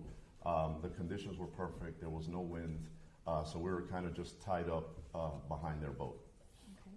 And in relation to the Suarez boat, are you like in front of it, or are you behind it? Behind it. We're behind it. We're tethered, and we're up back behind it. Okay. And were you also tethered to the Pino's boat? No, I was not. Where was their boat in relation to where you and the Suarez boat were? The Pino's boat was off to my right, to the east and back a little bit, but I would say, a good 30, 40 yards away. And what kind of activities were taking place while you and these other, well, first off, were there kids there too? Yes. Yes. And parents? Kids and parents were both there. How were you all speaking with each other? I mean, it was a beautiful afternoon. People were floating in the water. Everybody was having a nice time. The weather was great. The music was on. It was really a wholesome event. Now you say wholesome. Yeah. Was there some alcohol involved? Yes, there was. Talk to us about that. The girls were drinking, the boys were drinking, the adults had drinks. It was a situation where everybody was having drinks. Did you have any concerns that the defendant, Mr. Pino, was too drunk to operate a boat? No. Did you yourself have some alcohol? I made myself a drink when I got out there into my Yeti, yes. What's a Yeti? A Yeti is a little cup that acts like a cooler, and you can put ice in there, and the drink and the ice will last for a while. What was the drink of the day for you? It was rum with club soda. Okay, and you said that there was music. What was the music for you? The music for me, I believe my default is reggae or something beachy, so I'm sure I had that going on in my boat. At some point, does your daughter come over to where you are at your boat? Yes. And what did she feel about your music? As typical, Lucy told me to turn down my radio, that there was too much music playing, and she probably thought that the music I was playing was nerdy. Okay. Did you turn the music down? Whatever Lucy said, I did. So Lucy said turn it down, I turned down the music. Did Lucy ask for anything while she was there on the boat? She did. I think I was on the boat on the time by myself, and I think I was putting on some sunscreen, and she got up on the boat and she said, Bobby, can I have some sunscreen? I said, of course, and she put on sunscreen, and she was also asking for a rubber band, as they say, una liga, to be able to put her hair in Spanish. It's a okay. Liga. L-I-G-A? L-I-G-A. Okay. A rubber band for her hair, and Melly had one on there, so she took it and put her hair up in a bun. Does there come a time when you leave that area north of Billy's Point to head back so you'll be able to watch the football game? Yes. Do you remember the exact time that it was that you left? I mean, it was sometime, between 5:30 and 5:45. I was very set on leaving on that time because I knew it was going to take me a while to get back. Now, as you're getting ready to leave, does the Pino's boat with the people that were on that boat, do they leave at the same time? No, I left first. Okay. Before you left, did you take any photographs? Yes, at some point in time, I don't know exactly when, but I did take a photograph of the afternoon.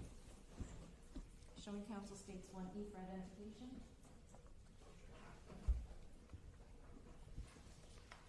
Mr. Fernandez, do you recognize this photograph that's listed as states 1E? Yes. Is this a photograph that you took of the Pino's boat and the people that were on it that afternoon? Yes. I move states 1E for identification and evidence. Objection. 1E marked for D states Exhibit 3 in evidence.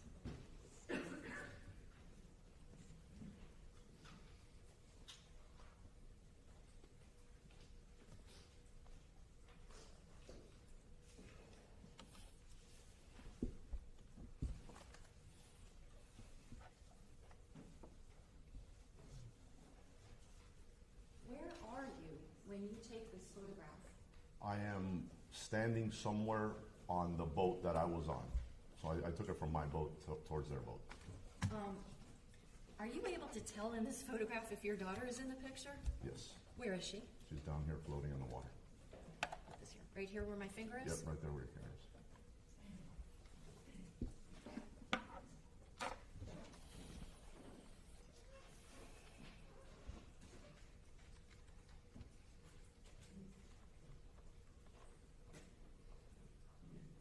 Before leaving that area,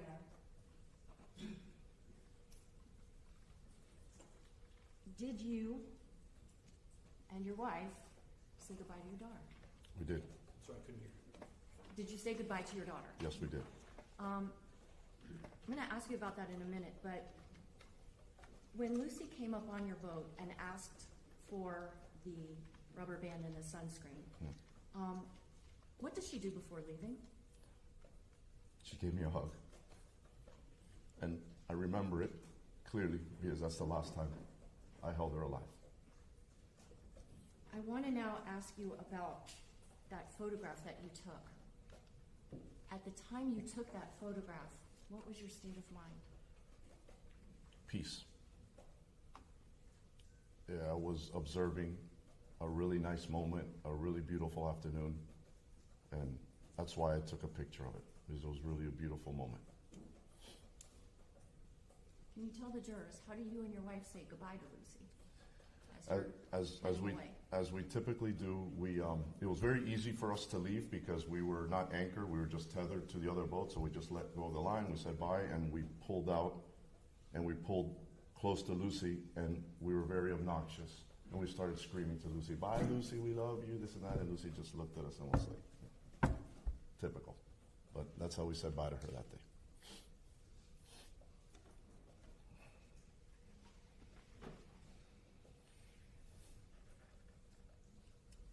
Do you make it back to the Ocean Reef Marina?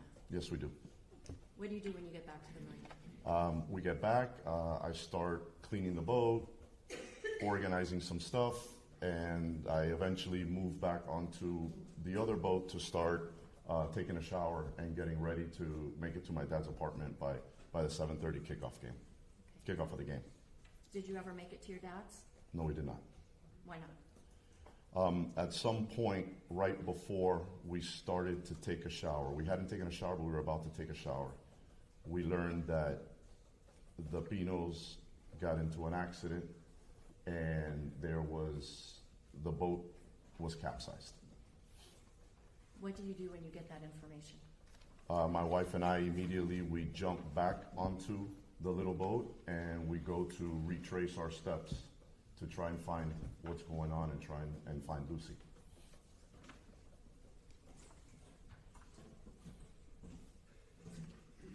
For the record, I'm showing counsel states 1D for identification. Mr. Fernandez, I'm going to show you an exhibit. It's marked as states 1D for identification. Do you recognize the location depicted in this exhibit? Yes. What is it? This is a blow up of Cutter Bank. Is it an accurate depiction from your experience of traversing Cutter Bank? Yes. I would move states 1D for identification and evidence. 1D marked for ID, states exhibit 4 in evidence.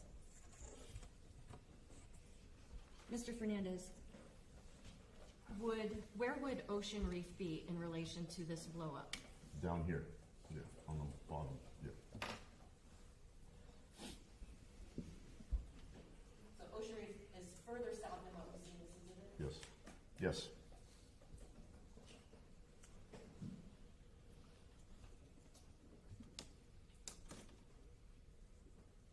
Do you retrace the steps that you explained to the jurors earlier in terms of how you went back out to try to figure out what had happened? Absolutely, since we didn't know what happened and we didn't know where they were, we basically, were just tracing our steps the same way we came back. We were going to go back out to see if we could find them. Now, do you find any boats before even getting to the Cutter Bank channel? Yes.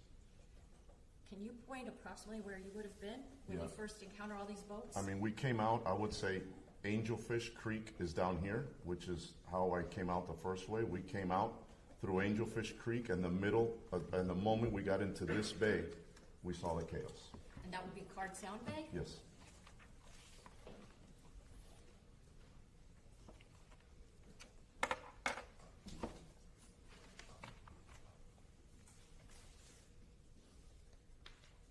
Can you describe what you see once you get on the other side of Angelfish Creek and you're coming up Card Sound Right. Bay? As I said, the minute we go through Angelfish Creek and we get into the open bay, right away you could see what appears to be chaos. You see police boats, you see police lights, you just see basically the scene of something serious and bad that had happened.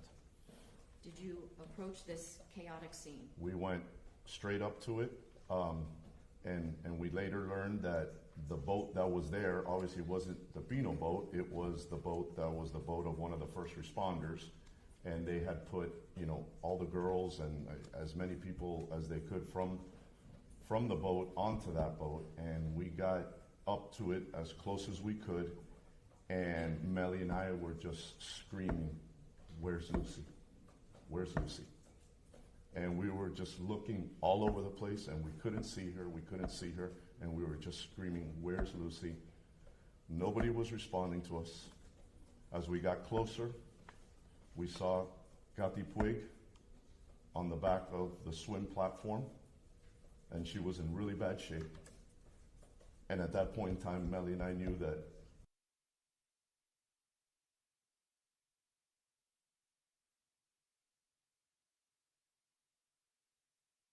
there are other girls that were in that vicinity? Yes. Did you ultimately get any kind of clue of where you might go to look to find your daughter?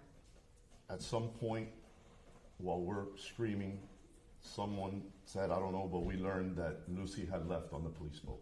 That's the only information we got. Lucy left on the police boat, find the police boat, Lucy left on the police boat.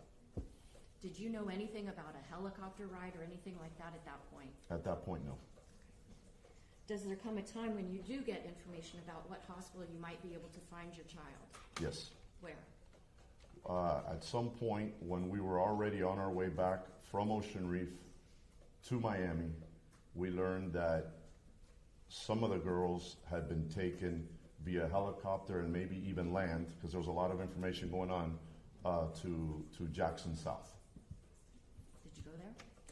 We were on our way there. We had spoken with family members and friends who were on their way there, and that's where we were going. Was Lucy at Jackson South? No, she was not.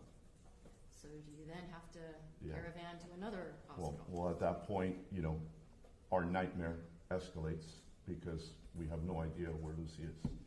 We can't find her. We don't know where she went. We don't know she was taken. And it was a traumatic and nightmare experience that was playing out in front of us. We at some point get information that there may have been girls or a girl taken to another hospital. And we were told to go check Kendall Regional. So we headed that way. When you get to Kendall Regional Hospital, ultimately, do you get to see your daughter there? Ultimately. Can you tell us what the process was once you get to Kendall Hospital to be able to see your daughter? Objection, relevance. Pardon me? We get there, and as you can imagine, when Lucy arrives, she has no ID, she has no nothing, so nobody knows who she is. So we walk into Kendall Regional, and we go up to the reception desk, and we've received information that our daughter, who was involved in a boating accident, may have been brought here. And we had a picture of Lucy on our phone, and we showed it to the receptionist. And the receptionist comes back and says, yes, somebody was brought here, but we cannot ID her from that picture because she's in bad shape. And at that point, Melly and I knew the inevitable. But we said, okay, she has a birthmark on the side of her hip, and she also has a necklace with her initials, LCF, Luciana Cristina Fernandez, and her date of birth. And we told that to the receptionist. The receptionist went and got on the phone, and Melly and I walked away. She called us back a few minutes later, and she goes, your daughter's here. Are you able to go and see her? We did. Can you describe what you saw when you entered the room where she was? Horrific. A parent's worst nightmare. We walk in, and she's hooked up to machines. She's got tubes coming out of every hole. And when we walk in, a nurse is performing some sort of emergency CPR on her to just try and keep her faint heartbeat alive. We have no doubt that she was holding on for Melly and I to get there. Does there come a time over the course of that, do you remember approximately what time it was when you finally get to see your daughter? I have no idea. Nighttime though? Yes, it was definitely nighttime. Does your daughter pass away the next morning? She passes the next morning at 6:30 a.m.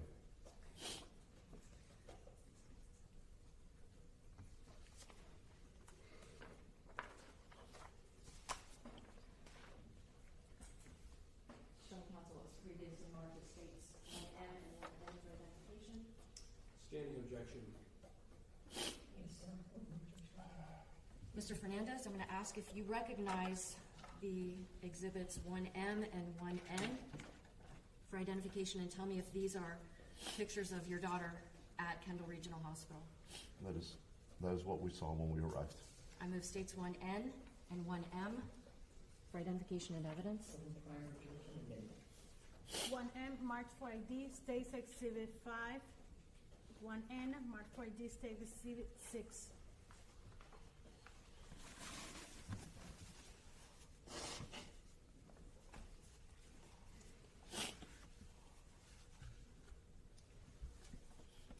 Mr. Fernandez, calling your attention specifically to states number 6, which is now in evidence. Toward the bottom of her head, what is that? It's a piece of fiberglass. Were you able to touch your daughter's head? We went and we were there, and the first thing we tried to do was take that off, and they immediately said, "Don't touch her. It's evidence." And at that point in time, Melly and I looked at each other and we're like, our daughter's a piece of evidence.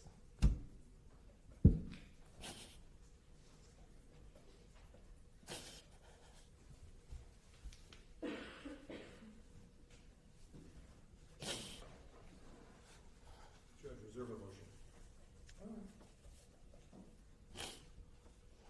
Do you need a moment? Huh? Do you need a moment? No, no, no.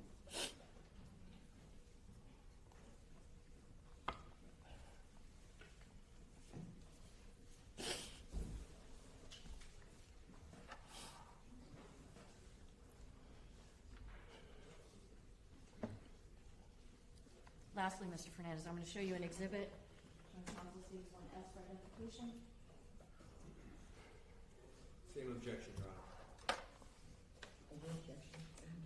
Is this a picture of Lucy after she had died? Yes. At this time, I move states 1S for identification and evidence. Over objection. Yes, okay, objection. 1S, marked for ID, States Exhibit 7, in evidence.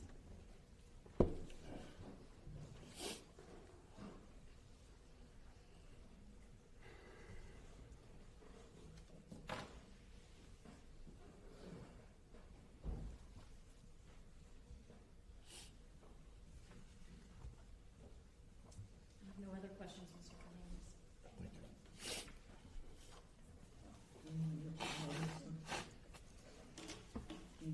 you. No, I'm okay. Thank you, Judge. Yeah.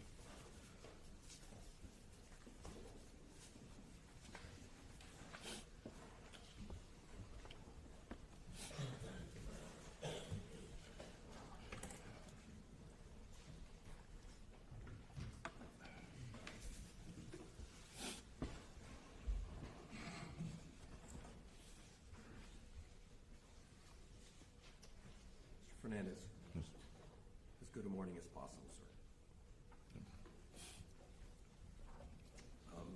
We're both lawyers, and you understand that I will ask you some questions. Understood. Sorry for your loss. Thank you. Just a few questions. Lucy spent a lot of time during her childhood with Mr. Pino's daughter, Yes, they were friends. and spent some time in Mr. Pino's home. Yes. The family spent time together at Ocean Reef. Yes. I think you described Ocean Reef almost like an extended family. Yes. And so if I say that it was like Lucy was part of the Pino family, would that be a fair sort of way of expressing the kind of relationship that the families had? Right, but she was raised by Melly and I. No doubt. But you also participated in events with Mr. Pino's daughters, Yes. and you cared for them like, as if they were your own daughters, you would care for them the same way, right? Yes. Yes. Families cared about each other. Yes.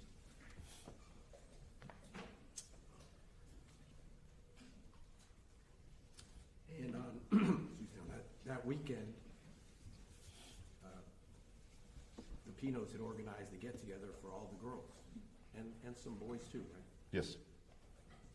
And I think you described that day you started out playing golf, and then you went to the pickleball event. Yes. right? And was it Mr. Pino who had organized that pickleball event for the? I'm assuming he organized everything. Okay. And so he was. Had he organized other things for the kids over the years? Events, things for people to go to? I'm sure. Yes. And you attended many of them? Yes. Okay, so then that day you travel over to Billy's Point and then go further north. Let's call it Elliott Key. Is that a simple way? Yes. Fair enough? Okay. And was it typical? Was this the kind of gathering that y'all had done in the past, Yes, with the Pinos even, yes, sometimes without the Pinos, yes, and the various families, depending on who might be at Ocean Reef that weekend, would, I use the word caravan, or however you want to describe it. yes, it was a very popular spot where many people would go. And was this weekend and this Sunday typical of the kind of activities and celebrations, even if it's not a birthday, but the kind of mood that would share with the families? Yes, And you told the jury that that would include the adults consuming some alcohol, moderation, yes, and that was something that had been done in the past? yes, And the parents, at least you and the Pinos, would allow or not object to the kids, some of the teenagers consuming some alcohol? yes, And on that day, you were going to travel back by boat from Elliott Key back to Ocean Reef, which you did. yes, And I think you told the jury you had had a drink, yes, and you felt still that you could operate the motor vessel without being impaired, right? yes, And you observed Mr. Pino that day, yes, and you felt comfortable that he was not impaired. yes.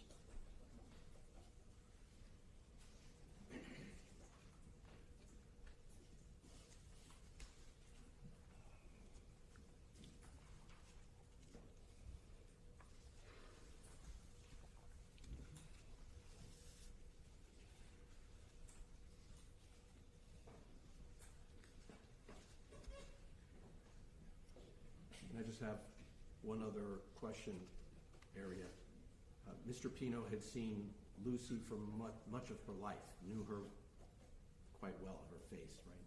Yes, He would, under most circumstances, he would recognize Lucy right away when he sees her, right? yes. Did you sense there was love between Mr. Pino and your daughter? I don't know. I don't know how to answer that. I mean, I know that he's known Lucy forever. How he felt about Lucy, I mean, I can't speak. But the families had.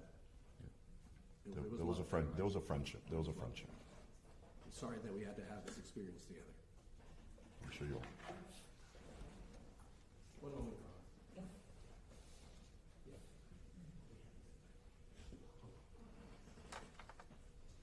There's one formality. Here's a photograph I'd like to show you.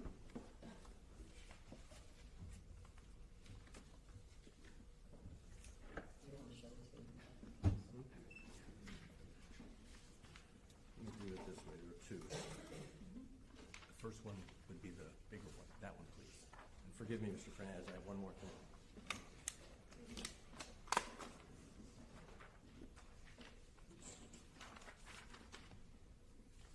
So this would be Defense Exhibit A1, Marked for ID A1. marked for identification. And if I may approach the witness. Okay.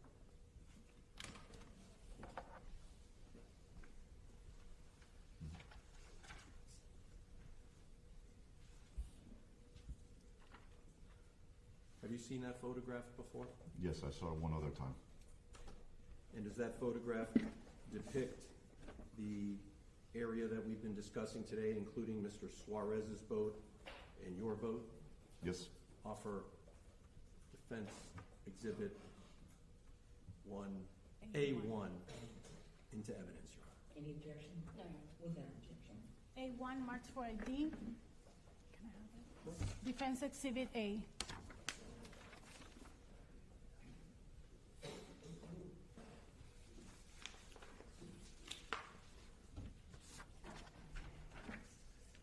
And I have one copy that I can show the jury while you're holding that one.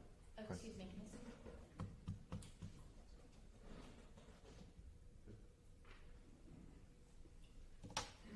And so, let me stand over here. That's okay. There's a boat in the photograph with a black bimini top. yes. That would be your boat. That's the boat we were on, correct? Is that called the Tidewater? Tidewater, yes. And if you look, there appear to be two people in the boat. Would that be yourself and your wife? Yes, swimming in the water in the foreground here? Yes, And is that Suarez's boat to the right side of the photograph with some people swimming in the back? correct. You can't see, but there's a line that goes from his boat to my boat, and I'm tied up like that. And the word line in boating is a rope. Right. Okay.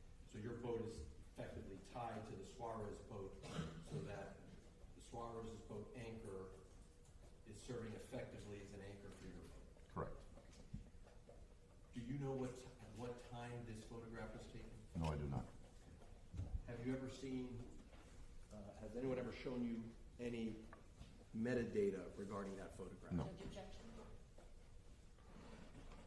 gonna overrule, but I'm a little going. I'd like to show you something that's not yet in evidence to see if you recognize it, and just read it to yourself. I've shared it with the state. And can I ask you if that perhaps refreshes your recollection as to what time that photograph was taken? Is that marked for identification? It was marked Yes, as, Judge. Okay, go ahead.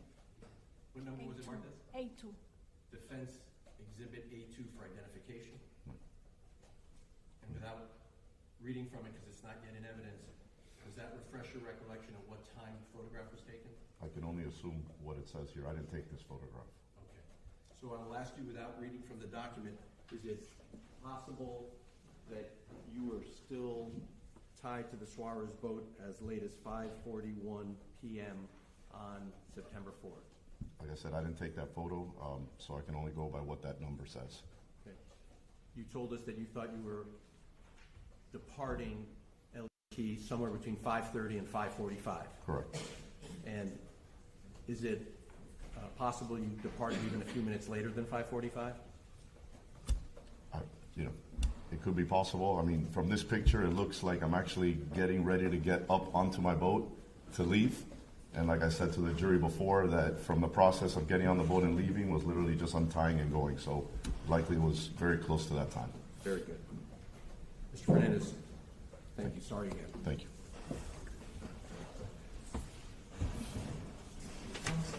Was the rest admitted into evidence or not? We would offer it if the state has no objection, otherwise we can tie it up later. There's no foundation, Judge. Okay, I'm gonna hold on to it. I'm gonna admit it this time.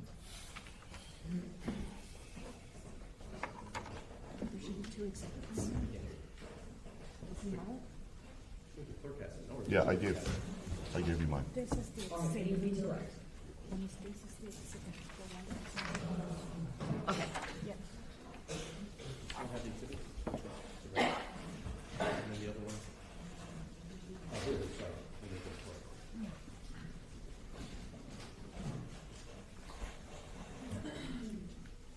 Mr. Fernandez, I have here for you Defense Exhibit A, which is in evidence. Mm-hmm. I'm going to give you this bright pink pen and ask if you can circle on it where you are on this. Right on the picture? On the picture, yeah. That's me down there.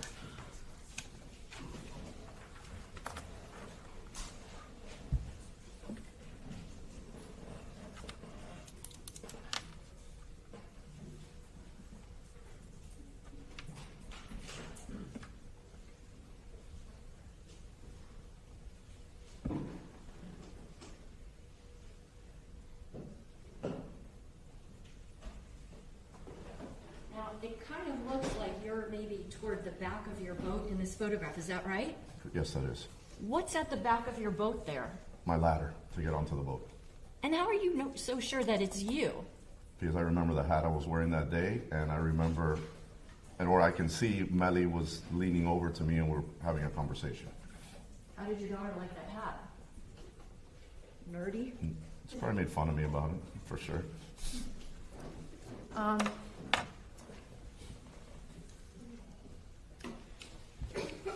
Opposing counsel asked you about the fact that, there were minors there, kids that were 17 years old that were consuming some alcohol. Yes, Why would you allow for that to happen? because adults were present. It's a controlled environment. We were around there to watch them and make sure that everything was okay. Did you ever see the defendant with any alcohol? Yes, What kind of alcohol did you see him with? I recall him with a beer. Okay. Were you overly concerned about the fact that he had a beer? No.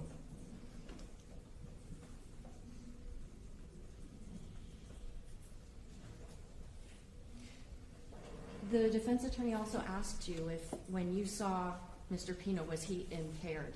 Did you check his eyes to see how dilated they were? No. Did you ask him to do tests like where you have to walk on a line in a straight line and turn around? No. Did you take his pulse? No. Did you get up in his face to smell if he smelled like alcohol? No. When a person is on a boat, is it very easy to just stand perfectly still? No. Why? Because, there's things moving, the waves, current. The boat is by nature not steady. The boat, when you walk to one side of the boat, it moves, and this and that. It's not a flat surface like concrete. Do you know how much alcohol the defendant might have consumed after you left? No. No other questions. All right, thank you. Sir? Excuse me. Thank you, Judge.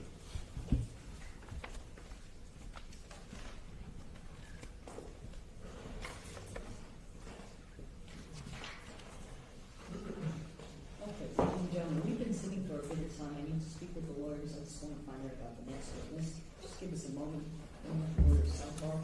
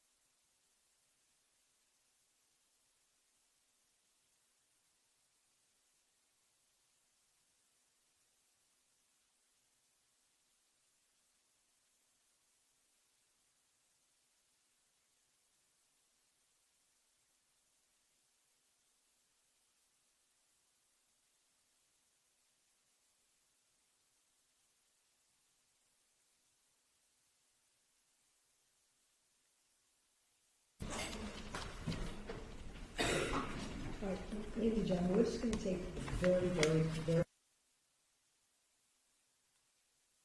we take our lunch. We have one more witness before lunch. So, we're going to take, again, a quick comfort break. Leave your notepads here for seats. Please do not discuss the case. And we're going to, again, just restful. Let me know when everyone's ready. We'll call it back. All rise, follow me. Take your envelopes.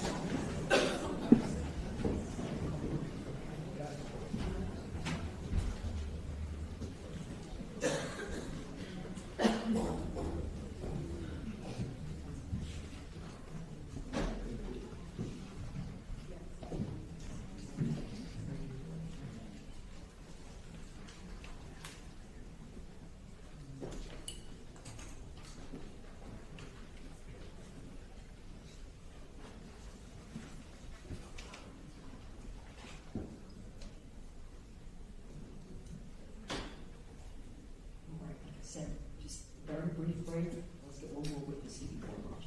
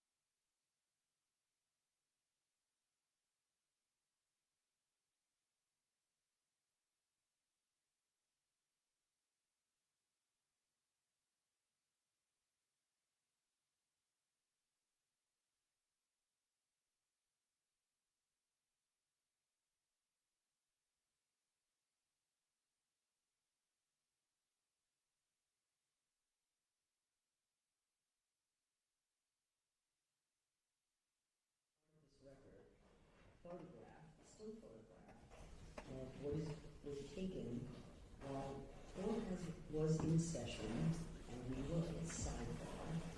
And it's a photograph depicting Mr. Pino and I guess members of the family or friends were in front of the jury, stepping up while we're at sidebar and actually having physical contact and hugging Mr. Pino.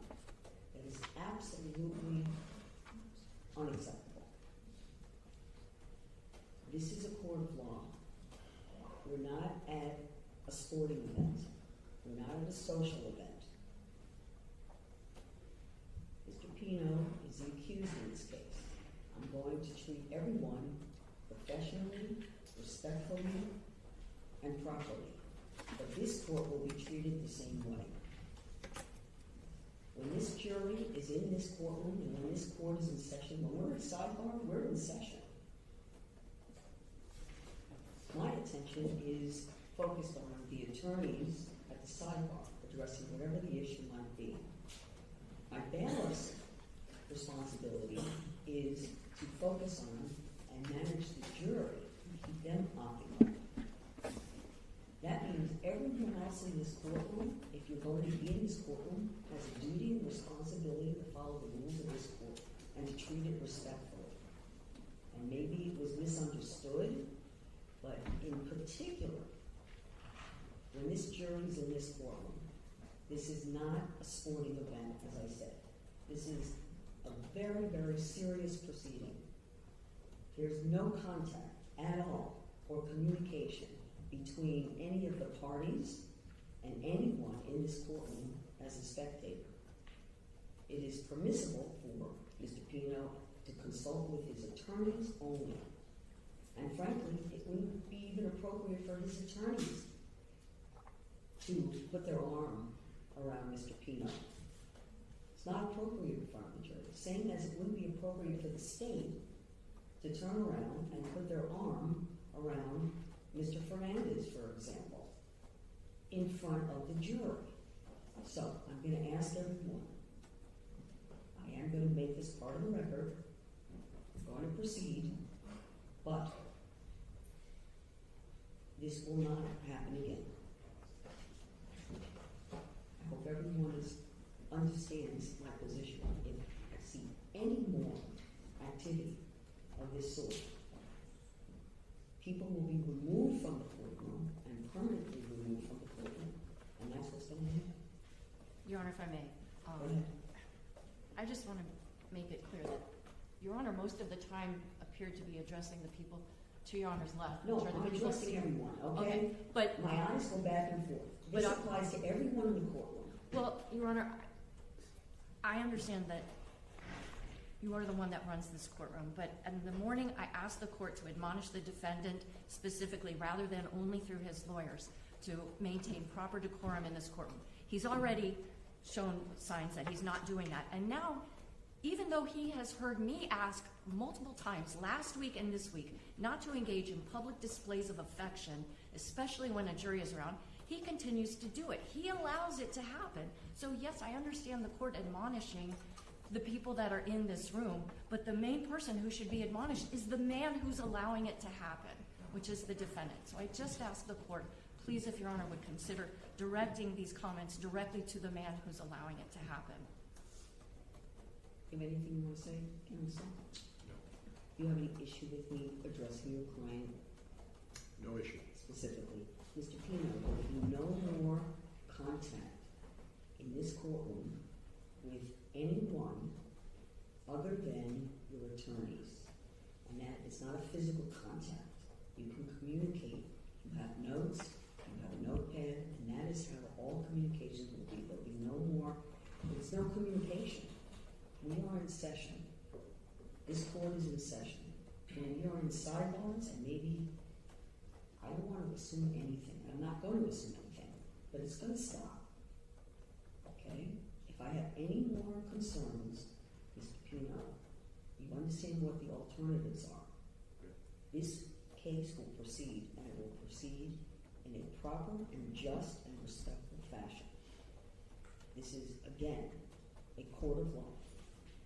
take your socializing or your concerns, emotions outside this courtroom as best as we can do. And we all need to do our best. But Mr. Pino, this means you. Okay? I understand. Very good. Bring the jury in. All right.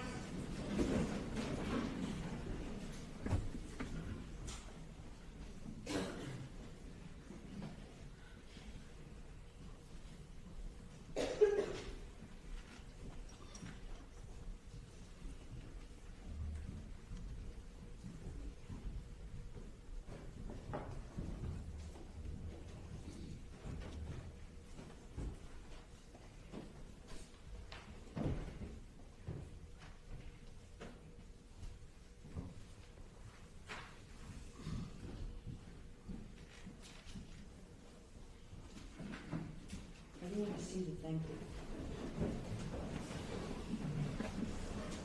State, you can call your next witness. Thank you. The state will call Camila Alvarez, please.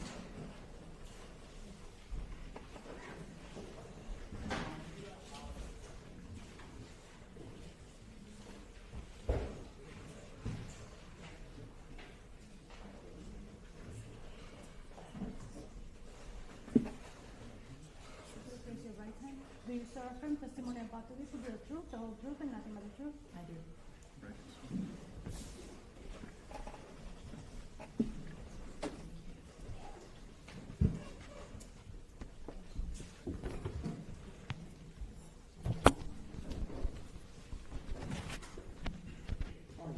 And please keep your voice loud and clear into the microphone. I know it's a little awkward because you're looking this way, so you have to keep your voice even louder. Yes, ma'am. All right, thank you. Good afternoon. Good afternoon. Could you please tell the jurors your name? Camila Alvarez. Do you go by a nickname? Yes, Cammy. How old are you? 21 years old. Do you go to school? Yes. Where do you go to school? Florida State University. What year are you in? Going into my senior year. Could you tell the jurors what is it that you're studying? Studying public relations. And what's your plans post-college? Hopefully go to law school. I'm studying for the LSAT this summer. What do your parents do? They're both lawyers. Um, Thank you. could you tell us, what are you doing this summer? Yeah, I'm studying for the LSAT pretty much. That's the gist of it. I think we've all been there, done that. Okay. Let's talk a little bit about where did you grow up? I grew up here, specifically Coral Gables. I live there. What high school did you attend? Our Lady of Lords Academy, Okay. When did you graduate high school? 2023. Growing up, were you friends with a girl by the name of Lucy Pino? Yes. Did you ever meet her parents? Yes. What are her parents' names? Ceci Pino, George Pino. Ceci. Do you see George Pino in court today? Yes. Could you please point to and describe what he's wearing? He's wearing a blue tie, suit. Stipulate. So identified. How did you distinguish between Mrs. Pino and her daughter? I say Ceci mama and Ceci hija, so Ceci mother and Ceci daughter. I want to read you a list of names of girls and ask if you are either friends or acquaintances with them. Lucy Fernandez. Yes. Would you like me to specify whether I was friends or acquaintances with her, or just simple yes or no? What was your relationship with Lucy Fernandez like? We were friends. I'm going to show you an exhibit that's in evidence. It states number one. Is this a picture of Lucy when she was alive? Yes, ma'am. Did you guys go to school together? Yes. Were you close friends? I would say so, yes. What about a girl by the name of Katerina or Kati Puig? Were you friends? Yes. What about Isabella Mia Rodriguez? Yes. What about Natalia Reed or Nati? Yes. Coco Aguilar? Yes. Andrea Knopfler? Yeah. Sarah Gutierrez? Yes, sorry. That's okay. Paula Pau Garcia? Yes. Claudia Portocarrero? Yes. Carolina Monterrey? Yes. And Ceci Iha? Yes. Little Ceci? Yes. I want to show you an exhibit. It states Exhibit 1O for identification.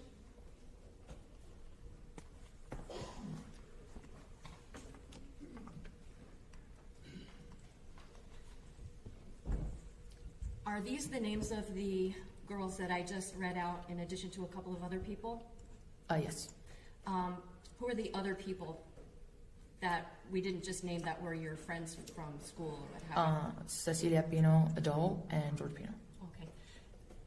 On September 4th of 2022, did you go on a boat owned by George Pino with the people listed on this exhibit? Yes, ma'am. Judge, I move states 1O for identification and evidence. Without objection. 1O marked for ID, states Exhibit 8 in evidence.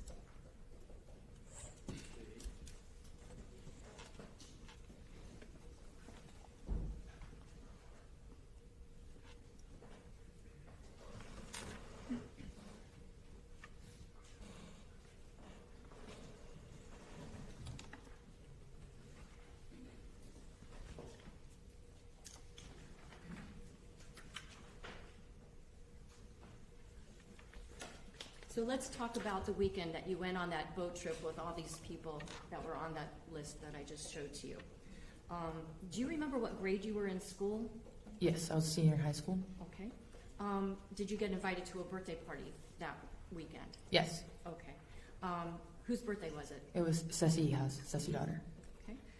What was the purpose of the party? It was just kind of to celebrate her birthday. Where was it? Where did the party take place? We would be in Ocean Reef. Had you ever been to Ocean Reef before the time that you went for little Ceci's party? I had been there for the day, never overnight. Okay. Could you tell the jurors, what was your understanding of what was going to happen over that weekend?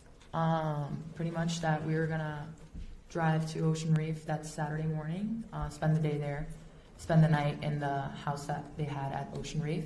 Following morning, we'd have morning mass, and then we'd go to the sandbar for the day. And I don't remember really the plans after that. Okay.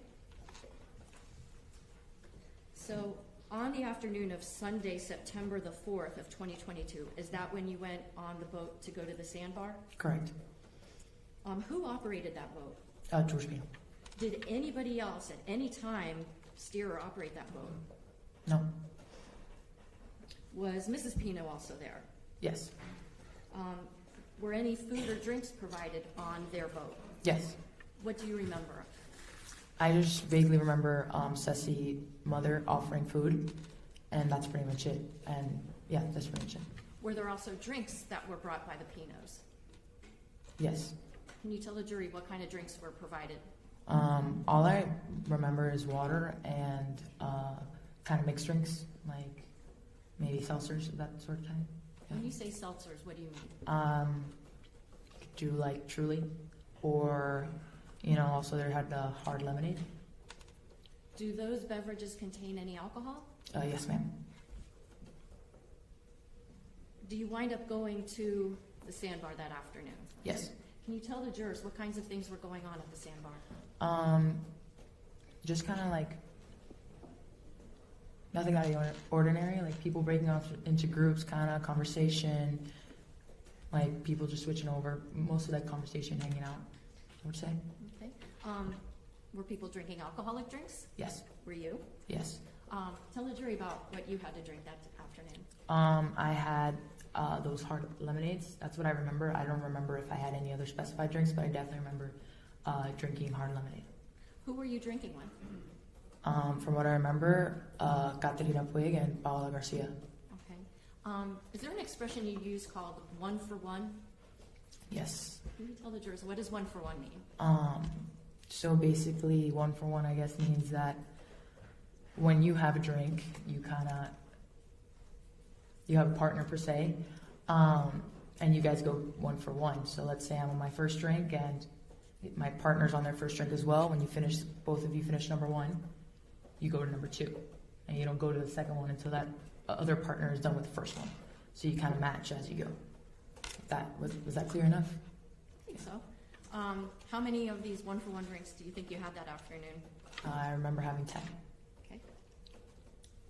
Did the Pinos ever tell you, hey, you're not supposed to be drinking alcohol? No. By the time you leave the sandbar, how are you feeling? I was feeling, impaired, I would say. Okay. Had you ever consumed alcohol before? Yes. Does there come a time when everybody that went out on that boat all gathers back onto that boat? Yes. To get back to Ocean Reef? Yes. Okay. All the same people that went up with you are the same people who came back with you? Correct. Okay. Now, as you get up onto the boat, at some point, was a video taken of you and some of the other girls singing and dancing? Yes.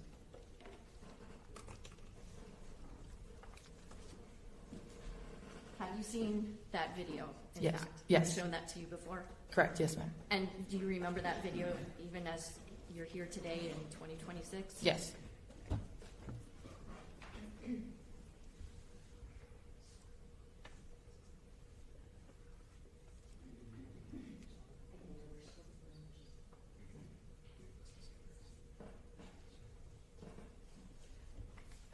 I know that you don't have your initials on this, but on this CD or DVD, there is a video that I believe I showed you recently, yes? Yes. Judge, at this time I'm going to move states 1R for identification subject to linking it up. No objection, subject to linking it up. Just being linked, admitted. 1R marked for ID, States Exhibit 9 in evidence. Your Honor, may I have permission to publish? Thank you.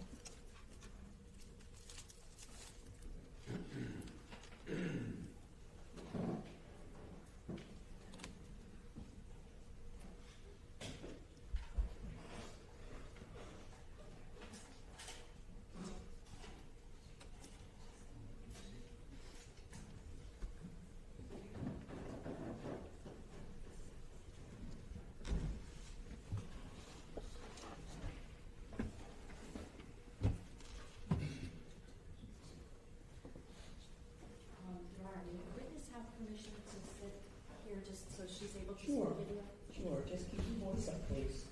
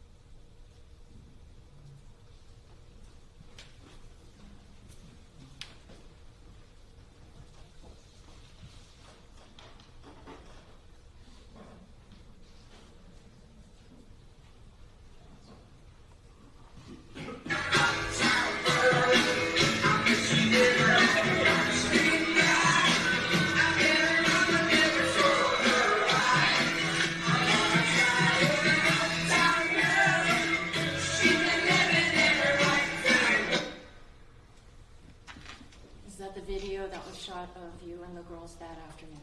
Yes. Is Lucy in that video? Yes. Is Kati in that video? Yeah. Is little Ceci in that video? I need to keep your voices up. I'm so sorry, Judge. Sorry. Yes. Thank you. You can take your seat.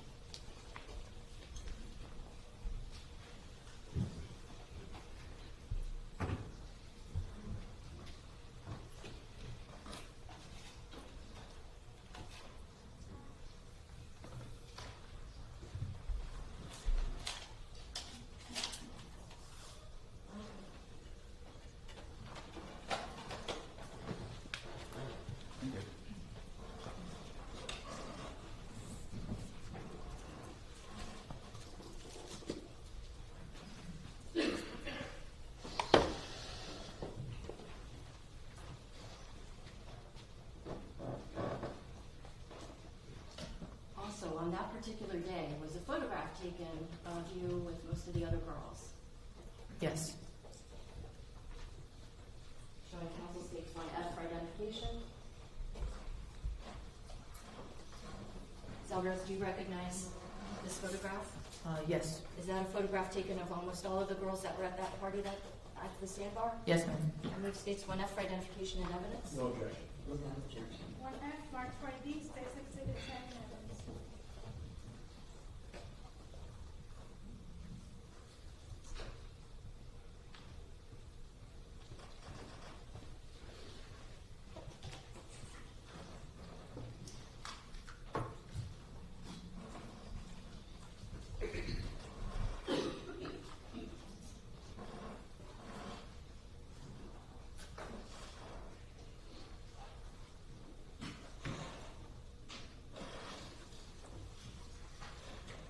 Ms. Alvarez, I want to ask if you will help me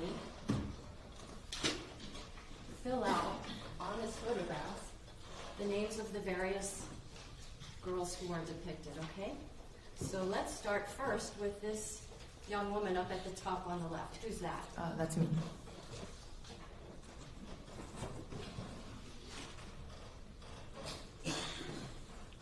Cammy? Yes. Who's next to you? Coco.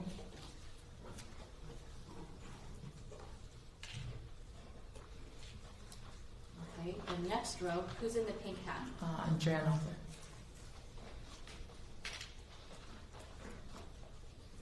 Who's got the pink glasses? That's Kathy.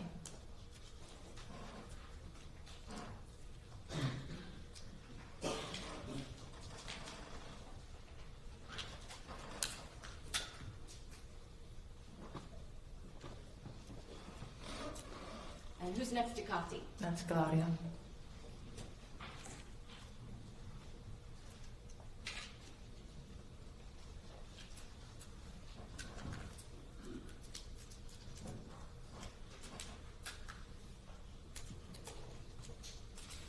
Okay,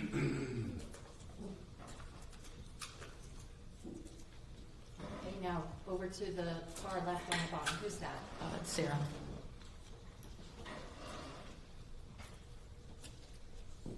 Do you know if it's S-A-R-A or S-A-R-A-H?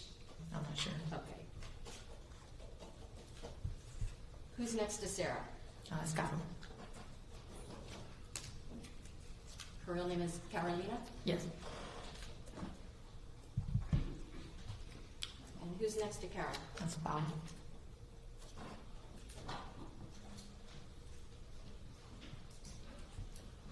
Who's on the end here in blue? That's Nati. Who's got the pink heart-shaped glasses at the bottom with a little tiara on? That's Ceci. Little Ceci. Yes. And finally, who's in the white bikini with the little flowers? That's Lucy.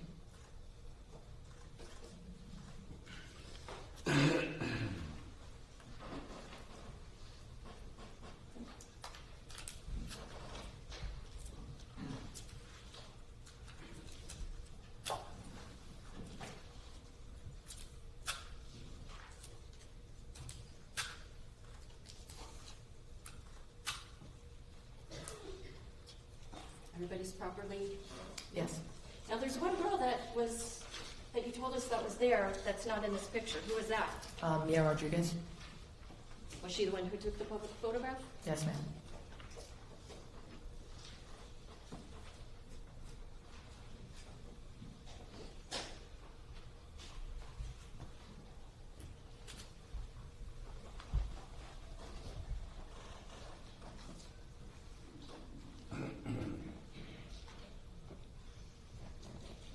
Now, when you all start to head back to Ocean Reef, do you remember if everybody sat in the same seats that they did going up to the sandbar?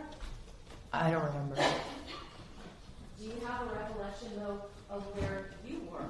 Yes. When you were coming back from the sandbar? Showing counsel states 1B for identification.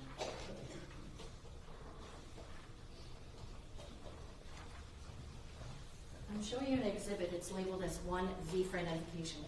Is this an accurate depiction, basically, of the layout of Mr. Pino's boat? Yes. This time I move states 1V for identification and evidence. Okay. Without objection. Read my apologies, text exhibit 11.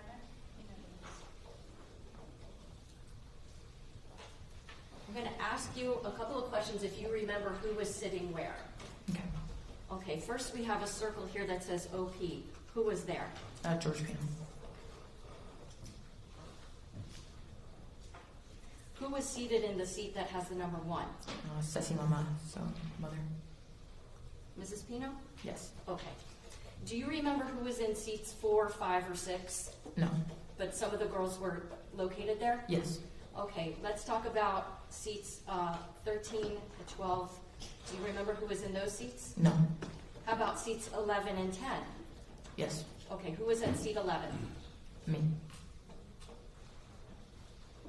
Who was at seat 10? Copy. Do you remember who was in seat 7? That'd be Coco. What about seats 2 and 3? Do you remember who was sitting in the back? Yes. Who? 2 would be Mia Rodriguez, and 2 would be Mia Rodriguez, and 3 would be Sarah Guterres. What about seat 8? Caro today. And finally, seat 9, who was that? Lucy.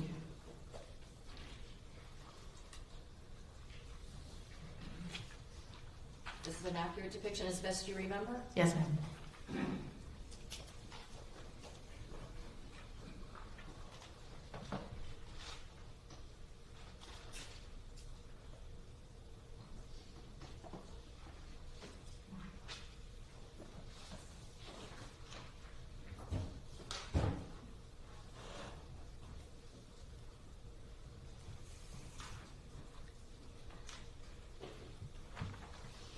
I want to ask you a question.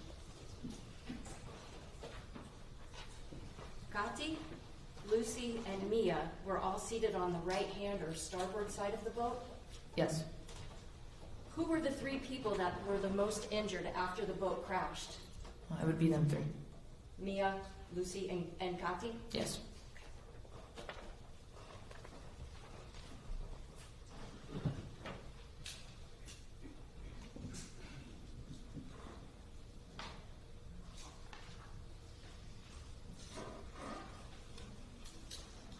So on the way back from the sandbar, did something catastrophic happen? Yes. What happened? I just remember a jolting kind of feeling, where I pop up and the boat starts to capsize. Up until that moment, were you paying attention to where you were going? No, ma'am. Were you serving as a lookout to make sure that there was no danger ahead? No, ma'am. Would it be fair to say that you and the other girls were just exchanging, laughs and just hanging out together? Yes. After the boat struck something, did you know what it had hit? No. Did you eventually find out what it was that it hit? Yes. What was it? A channel marker. Okay.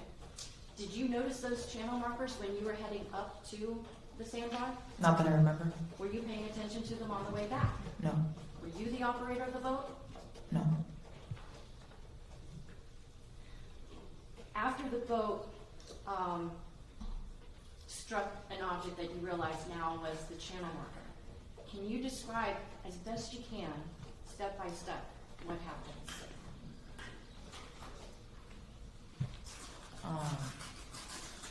Yes. So I remember kind of popping up to my feet. I'm looking around, I see George, and the boat starts to move. And I hear Bob scream, jump. So I just jump off the boat. I'm not in the water. I'm looking around, I see a lot of cushions in the water. And immediately I see Nathi Reed. She's like treading on water, panicking. She's in a panic attack, and she's not. And she's not staying afloat. She's bobbing in and out, not swimming. So immediately, simultaneously actually, Bao is screaming, Lucy, Lucy. And I tell her I look around, I see who's around us. I see that some girls have been ejected from the boat and farther down. I tell her, I said, go over there, just go and see if she's there. So as I send Bob off there, I turn around and I see Nati, and I grab a cushion for her, like the seat cushion for a float. I grab it for her, I give it to her, I said, you just gotta breathe, you gotta hold on to this, and you just gotta stay above water. Just hold on and breathe. And she looks at me, I'm like, are you gonna be okay? She's like, okay, I'm okay. Thank you. Like, okay. And then I hear some sort of wailing kind of sound. I don't know how to describe it. I'm sorry, I can't go more into detail, but it wasn't like a crying, it wasn't like a screaming, it was somewhere between. And I turn around and I see Mrs. Pino holding up Mia, or attempting to, Mia Rodriguez.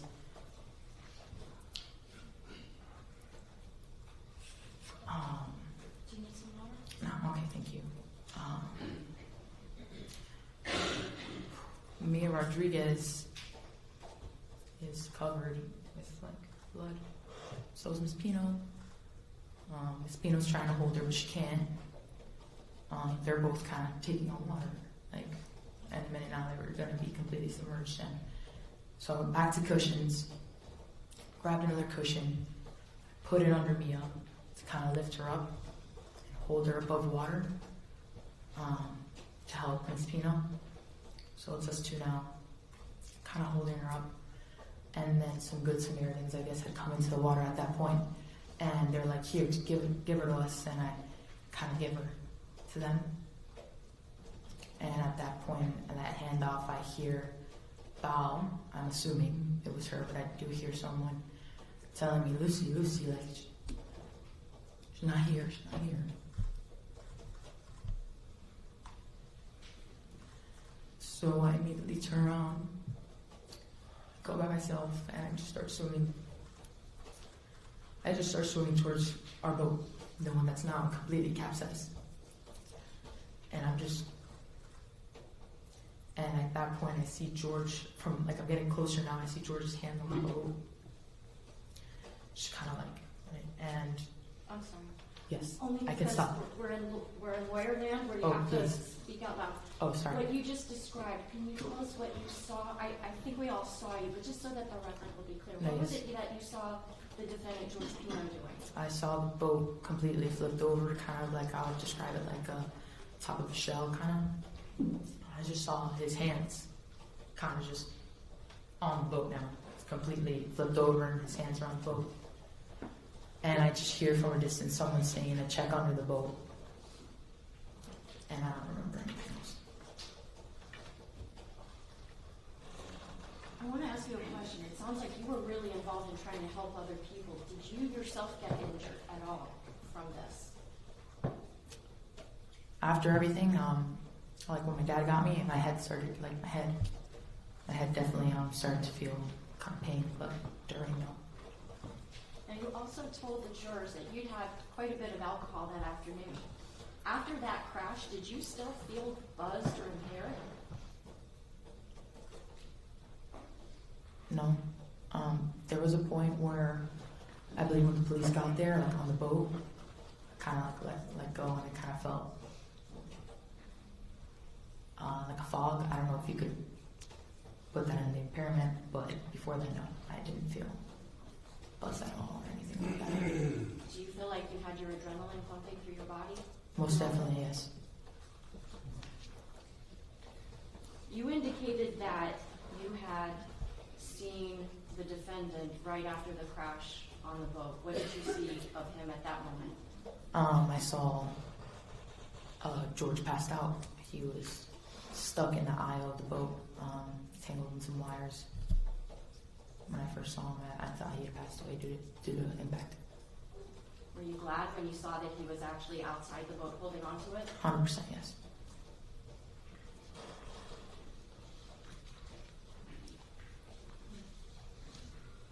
Does there come a time when you see Lucy after this boat crash?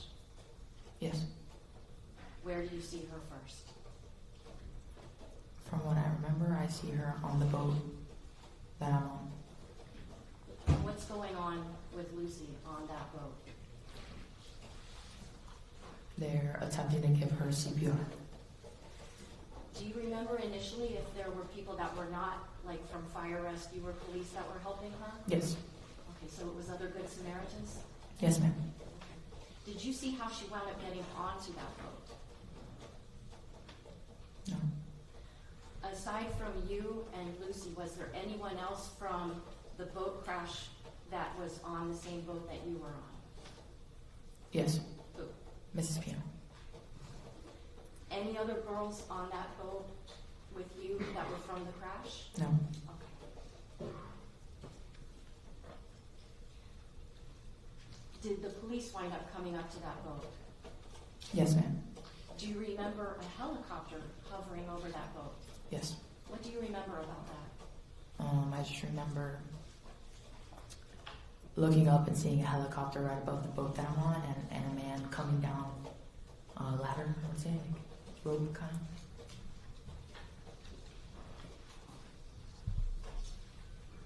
What happens once the police and the man that comes down from the helicopter get on the boat that you're on?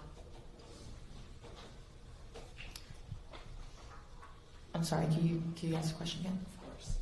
What happens once the police get to the boat that you're on and the guy from the helicopter comes down and they're now on that same boat with you and Mrs. Pino and Lucy?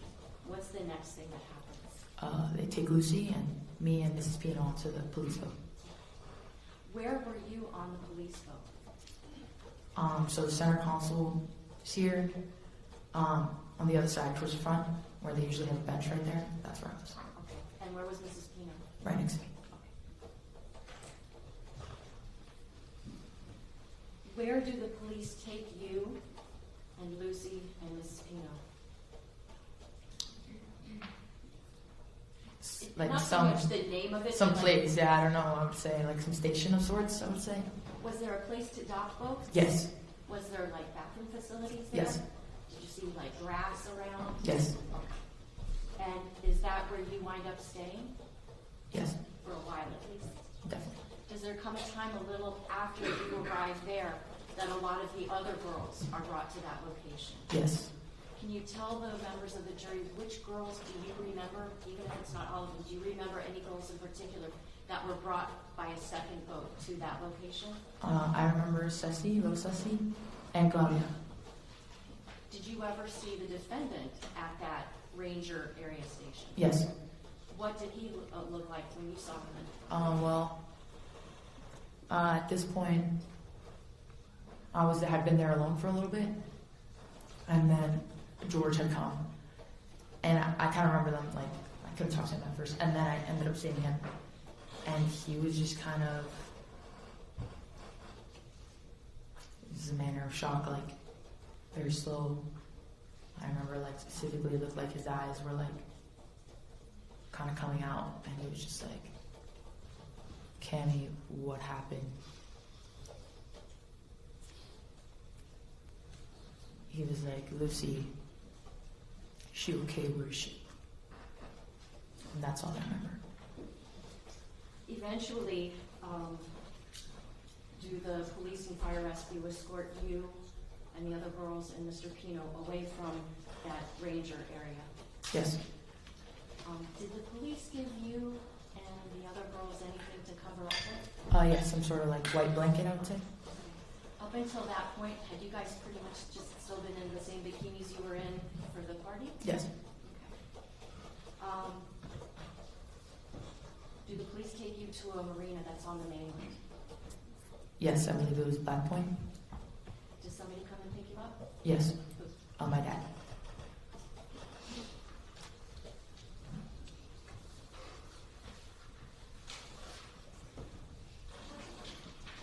All right, Cross.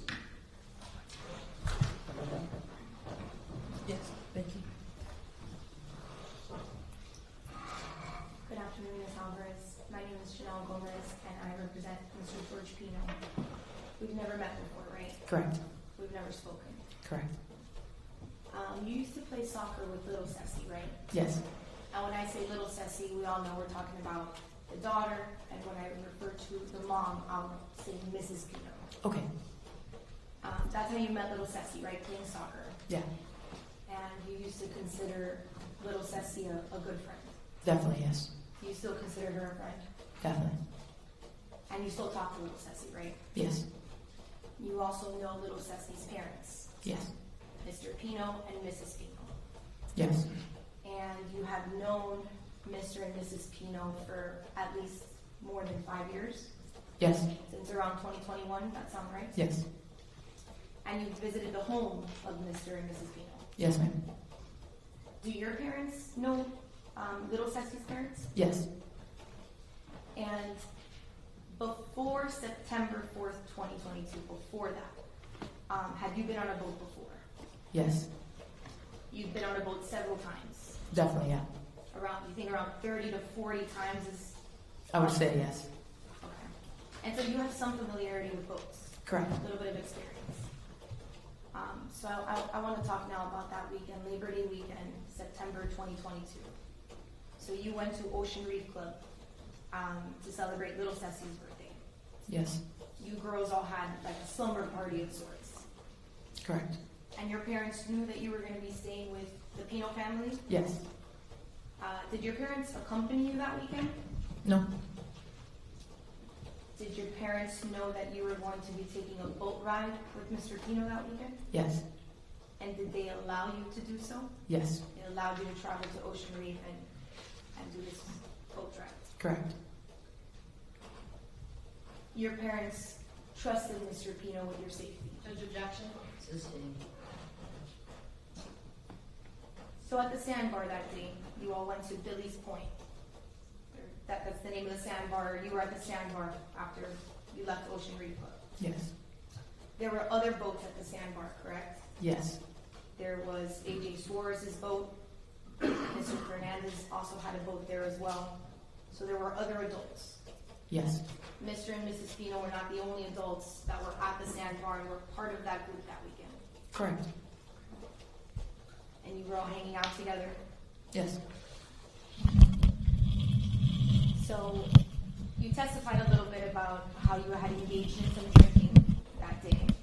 And some of the other boys and girls, they also were engaged in some drinking. Mm-hmm. Yes. When you were done drinking, whether it was a glass or a container, you had to throw away that container, right? Correct. And you would toss, we're going to call it the empties, you would toss the empty, let's say on whatever boat was nearest to you when you were done consuming that beverage. Yes. And so if you were closest to Mr. Pino's boat, you would toss the empty on there. Correct. And you tossed a lot of empty containers on Mr. Pino's boat. Yes. And you also saw other boys and girls and other people toss empties on Mr. Pino's boat. Yes. You estimate that a lot of these empty alcohol containers were tossed on Mr. Pino's boat. Yes. And that's because you were hanging around near his boat for a lot of the time. Yes, ma'am. Did you see Mr. Pino drinking alcohol that day? Not that I recall, no. Now I want to talk a little bit about the boat ride on the way to Billy's Point. You were on Mr. Pino's boat, correct? Yes. And Mr. Pino was operating the vessel. Yes.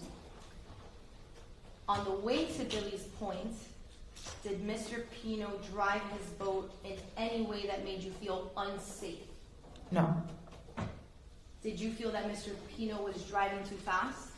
No. So you felt safe when Mr. Pino was driving his boat on the way to Billy's Point? Yes. You felt comfortable? Correct. And now before leaving Billy's Point, I know you spent some time at the sandbar, you spent a few hours there, right? Yes.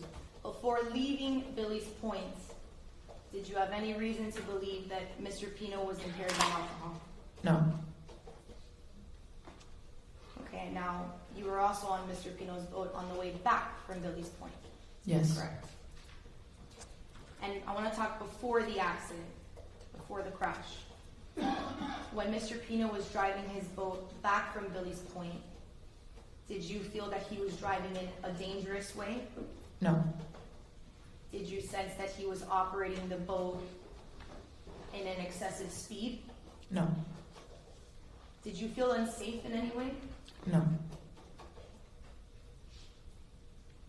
Was there anything about the way that Mr. Pino was operating his boat that it made you feel an accident could have happened? No, ma'am.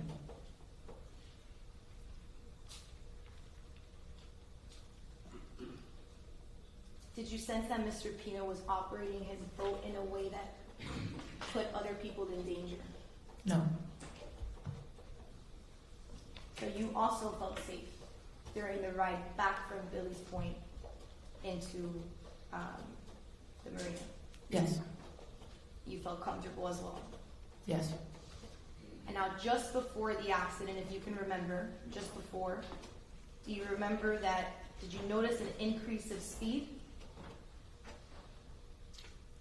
Can you clarify that? Because when you get on a boat, like you slow and then you start to go faster. Do you mean that specific time or Of course, closer to? of course. No, right before the accident. No. No, if you didn't sense any kind of increase in speed. Now, on that ride back from Billy's Point, was there a time that someone instructed everyone to sit down? Yes. You recall that? Yes. And did you follow the instruction and sit down? Yes. And did everyone around you also sit down? From what I recall, yes. And on that point, did everybody have their own space to sit on the boat? Yes. Were you sitting on anyone's lap? No. Was anyone sitting on your lap? No. And you didn't see anyone else, sitting in that way? Not that I recall, no. Okay. Did the actual impact, it came as a surprise to you, right? Yeah, definitely. And after the impact, you were not ejected from the boat. You stayed on the boat. Correct. And you saw Mr. Pino stay on the boat as well. Yes. And you testified that he was knocked unconscious. Correct. His eyes were closed. Yes. You testified that you thought he actually died as a result of the impact. Yes. One moment, Your Honor.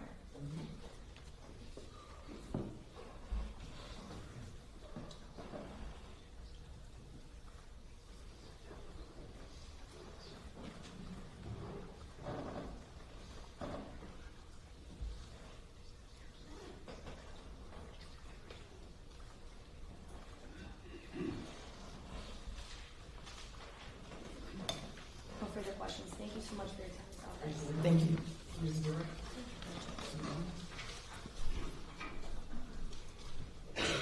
Alvarez, when you were out there on that sandbar, are you hanging out with the adults mostly, or are you hanging out with the other girls and the boys that are your age?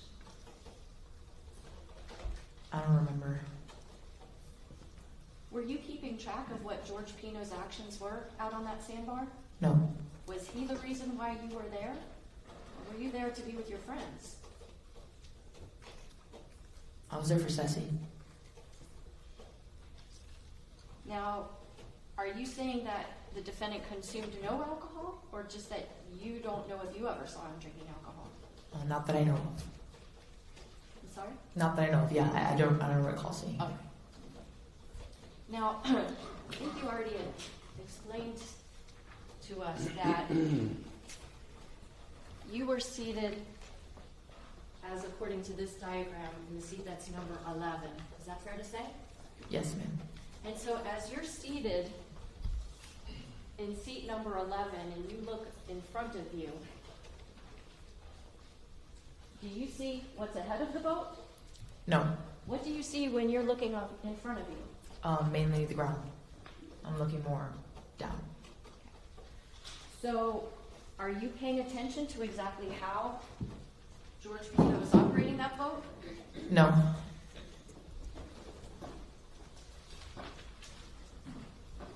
Did you trust that he was operating it safely 9 seconds before that crash?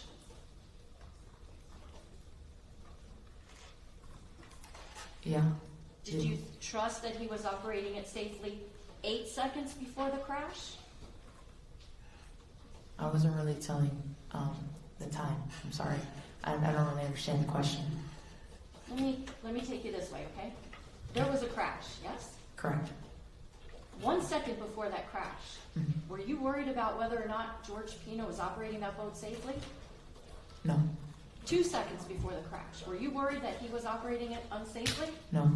3, 4, 5 seconds, were you worried he wasn't operating it safely? Same answer, no. Because you thought that he was operating that vessel safely, right? Correct. Did you trust that he, with you and his wife and his daughter and all those other kids, that he would safely navigate that boat? Yes. No other questions. All right, thank you, Mrs. Excuse. Washington. Thank you.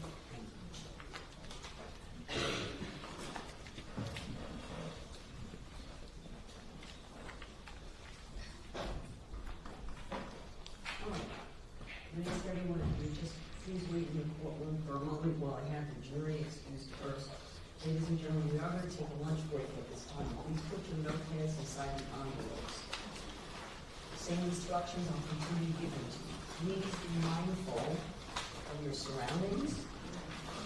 Do not discuss anything about this case with each other or with anyone else. Do not let anyone try to speak with you or attempt to try to speak with you or in your presence. If you hear someone speaking about the case, walk away.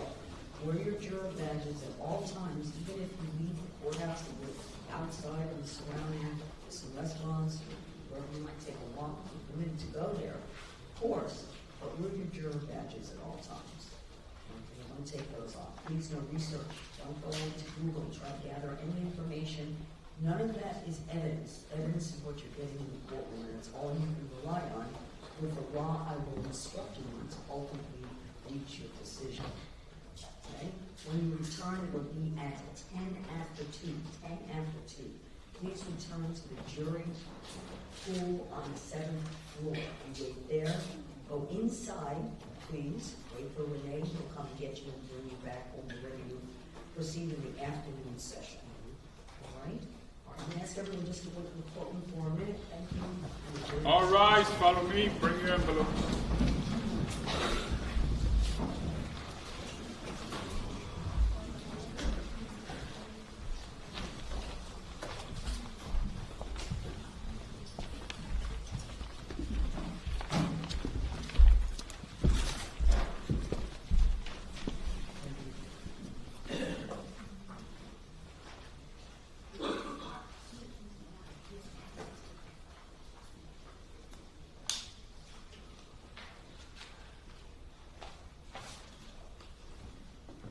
Be seated, thank you. Remind everyone, please, in the courtroom, if there are people who are in the courthouse, perhaps, and viewing the proceedings, please be mindful of anyone wearing a juror badge. If they have a juror badge, don't even say hello. Avoid any appearance of any kind of contact or communication with anyone wearing a juror badge, even if you do not recognize them as one of our jurors. Please be very careful to find a private space if you're going to be discussing anything about this case. Now, there's very few areas to lunch around here, so many people will go to the Riverside Landing. Yeah. We'll go there for lunch. So please, again, be very, very careful. I ask the jurors to keep their badges on. So if you see someone with a juror badge, please you don't have to leave the place that you would like to eat, for example, but find another space to go and spend your time together. All right? And keep your voices again, be careful and mindful of prospective jurors who might be near you. All right? Thank you very much. We're recessed till 2:10.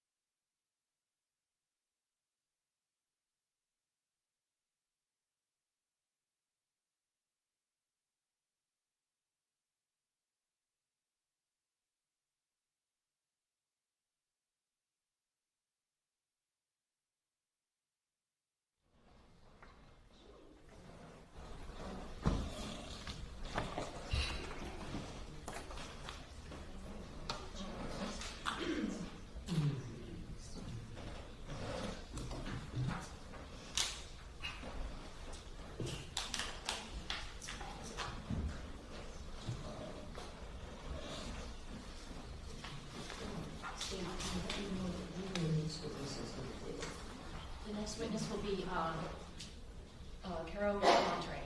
I didn't hear the last one. Carolina Monterey. Okay.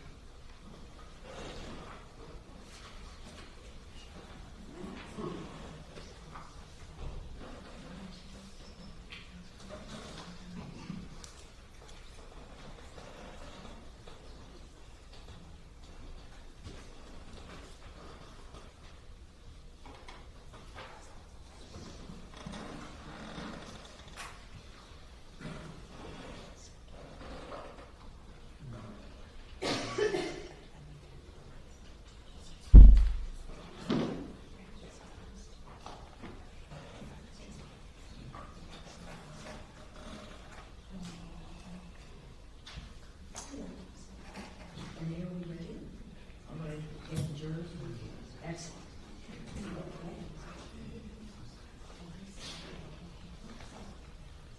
All right, let's bring the jury in. Let's bring the jury in. All rise!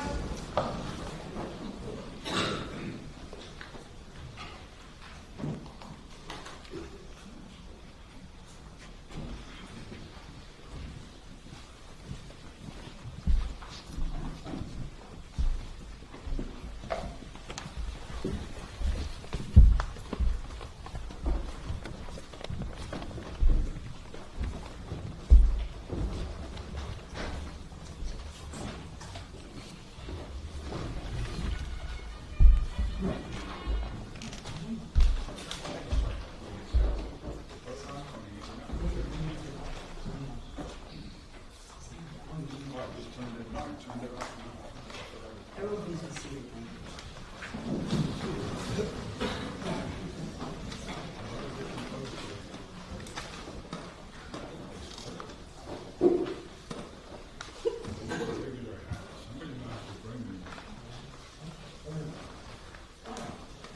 Ladies and gentlemen, welcome back from lunch. Any concerns during lunch? Any communications with anyone? Anyone else wants to speak with you about the case or any presence about the case? All right, and you remember to do your badges wherever you might go to. All right, excellent. State your names, please. Yes, Judge. The state calls Carolina Monterey.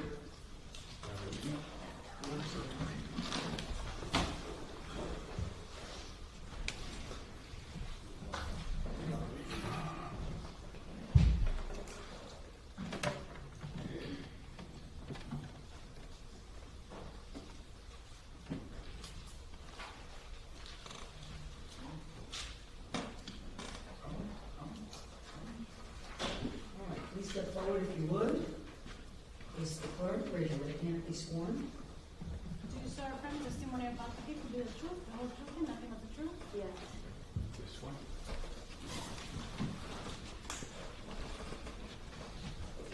All right, thank you. Please have a seat. May I ask you to keep your voice maybe a little louder than you normally would, because as you're looking at the jury, it's actually away from the microphone, so it's a little awkward, so keep your voice up, okay? Okay.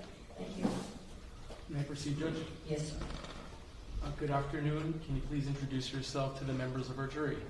Hi, I'm Catalina Monterey.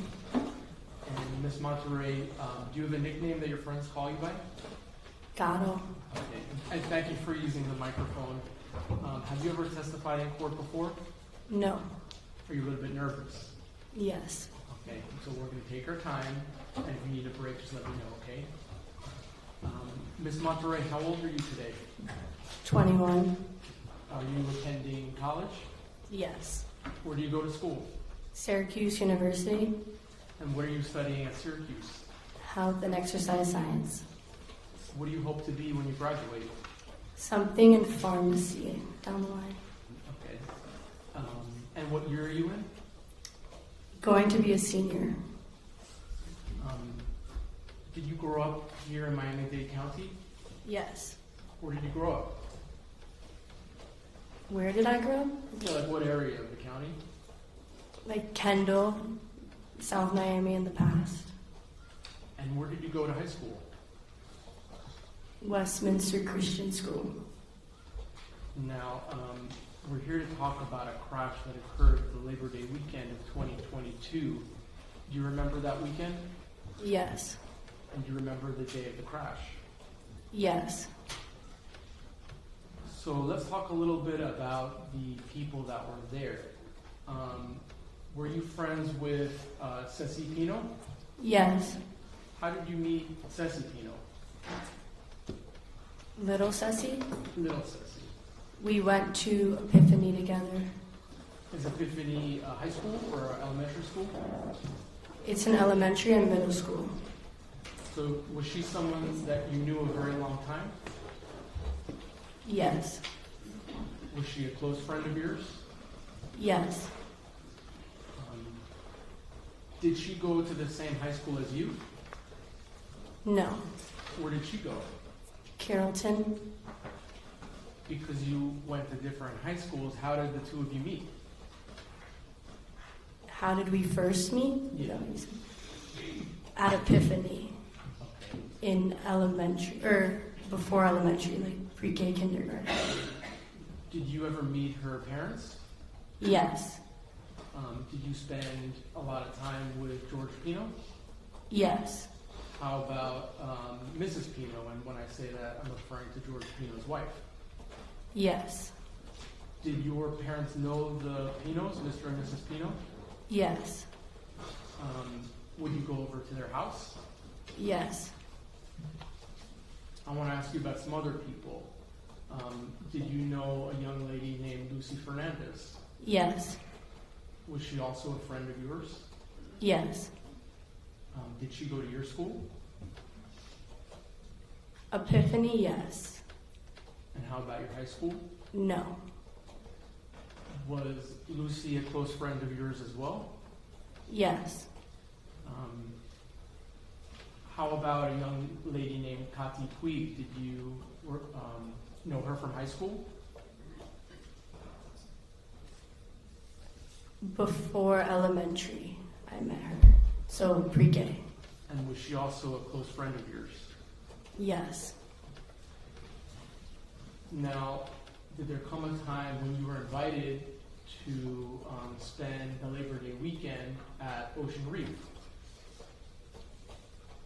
Yes. And I'm referring to the birthday party for Ceci. Yes. Were you excited for that weekend? Yes. Were your friends excited for that weekend? Yes. Did you know all of the girls that were attending this birthday weekend? Yes. Would you say you were like one friend group, that you all knew each other, spent time together, called each other on the phones? Some of us were closer to certain people than others. So, who did you go with to Ocean Reef? Were you in a car? Yes. And who did you go with? Who was in the car? Yes. Gati, Little Ceci, Coco, Lucy, and I. Did you pack up the trunk with all of your stuff for the weekend? I think so. Okay. And who was the driver of the car? Gati. So when you got to Ocean Reef, did you all have like a house that you were all staying at? Yes. Did you have your own room, or were you sharing a room with other girls? I was sharing a room. How many beds were in the room? In my room, Yeah. 2 beds. So, just so that I understand, was it 2 girls per bed? Yes. Was this a house with several bedrooms in it? Yes. I don't know how many. Okay. And how about bathrooms? Did you have your own private bathroom, or were you sharing bathrooms? I believe we were sharing. Did George Pino and his wife also stay in the house that the girls were staying at? Yes, I think so. All right. So when you all get there, now, and we're talking about September 3rd, 2022, the day before the crash, did you all have like a special dinner at the house? Before, So this is on September 3rd, I'm sorry. September 3rd, yes. Yes, that night we had a dinner. And this was, I guess, at the house where people were cooking for all the girls who were staying for the party weekend? Yes. Okay. You didn't go out on a boat on September 3rd, correct? Correct. Okay. Do you remember what you guys had for dinner that night? I don't remember. And that's totally fine. Do you remember around what time you went to bed that night? Around like 2 a.m., I'd say. Now, when you went to sleep that night, did you know what the plans were for the 4th, the very next day? Yes. What were the plans for the girls to do on the 4th? In the morning, I know we had pickleball, and then to go on the boat, and then dinner. So, whose boat was it? George Pino. And was he the person who steered the boat when you went out to Ocean Reef? Yes. Had you ever been out on the water with him before? Yes. Had you been to Ocean Reef before? Yes. Had you been to this specific house where you stayed on this weekend? No. So this was the first time that you were at the house this weekend that we're talking about? Yes. Okay. So when you wake up, was it a nice sunny day? I think so, yes. Okay. Clear skies? Yes. Did you go out and play pickleball? Yes. And just in case any of our jurors don't know, what is pickleball? It's kind of like tennis, but with not a net. Does that make sense? And less running? Yes. Okay. So how long would you say you play pickleball for? Like 2 hours? I'm not sure, but I would say 2 hours. Did all the girls go to play pickleball? I think so.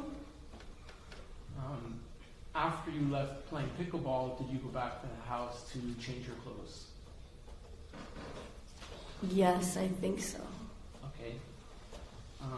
So when you boarded the boat, can you tell me the girls that boarded the boat with you?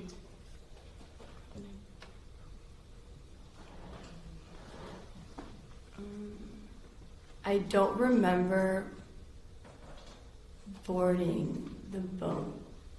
I don't remember who I was with when I boarded the boat. Judge, may I approach the witness? Sure. Just to help you out, Ms. Monterey, I'm going to show you this is already in evidence. This is page 8.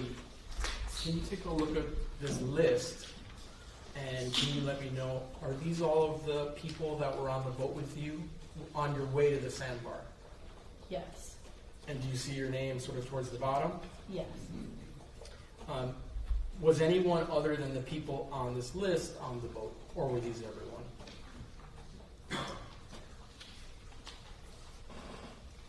Take your time. I believe this.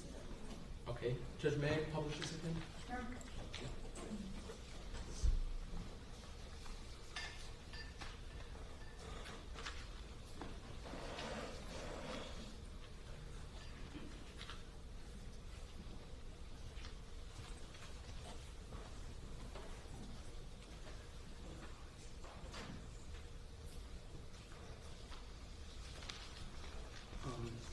What were all the girls wearing when they got on the boat?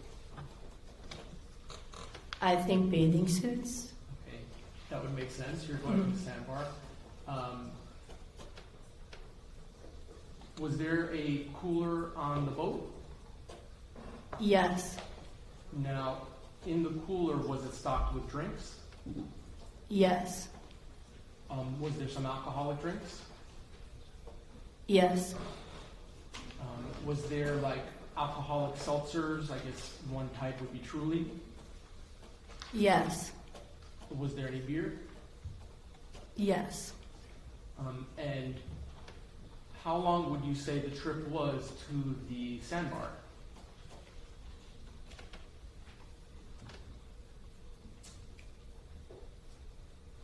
30 minutes? I'm not sure though. I would guess 30 minutes. You're estimating. Mhm. Okay. So, on the way to the sandbar, did you have anything to drink on the way? I don't remember. Okay. Now, when you get to the sandbar, can you describe sort of what you see? Were there other boats there? I don't remember right when we got there were other boats, but throughout the day there was. So was there, I guess, another boat with young men that were there that you and your friends knew? Yes. And would the girls on your boat go back and forth between the Pino boat and the boys' boat? Yes. Would you say that the boys on that boat were, part of your friend group? Yes. And were they there also in part to celebrate Ceci Pino's birthday? Yes. Okay. Now, did you have to swim from boat to boat? Yes. Who would you say you spent the most time with? I don't remember, but if I had to guess, Coco. Was Coco the person that you were closest friends with that was there? Yes. All right. When you were hanging out, were you just kind of enjoying the day, having a fun time with your friends? Yes. Did you have, or did you drink any of the drinks that were packed in the cooler while you were at the sandbar? Yes. Do you remember what kind of drink you had? Trulies. And Trulies, like I mentioned earlier, is like an alcoholic seltzer water? Yes, I believe.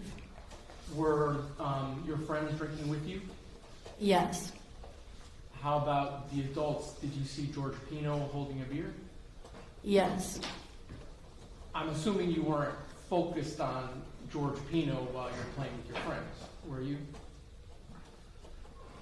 Sorry, can you repeat that? Yeah, I guess what I'm trying to say is, were you like counting the amount of drinks that George Pino was having? No. But you can't say that you did see him having a beer in his hand at one point? Yes. Okay. Did you actually get on the boys' boat? I think so. Was there like music playing at the sandbar? Yes, I think so. Did you see, or actually, I don't know if I asked you, do you know Lucy's parents? Yes. Did you see Lucy's parents at the sandbar? Yes. Okay. Did you ever speak to them at all? I think so. Just kind of like, hi, how are you, type stuff? Yes. All right. How long would you say you stayed at the sandbar before it was time to go back to the house? And you could estimate. Like 3-4 hours is my estimate. While you were there, were you having a fun time? Yes. Did it seem like everyone was having a fun time? Yes.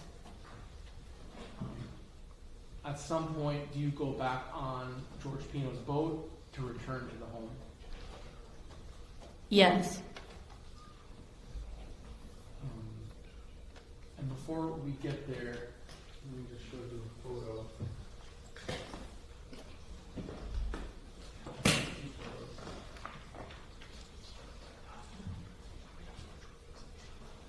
May I approach, Judge? Yes. So this is already in evidence, but I just want to show it to you. This is states 1. Is this your friend Lucy? Yes. May I republish these, Judge, as I go? Yes. Thank you.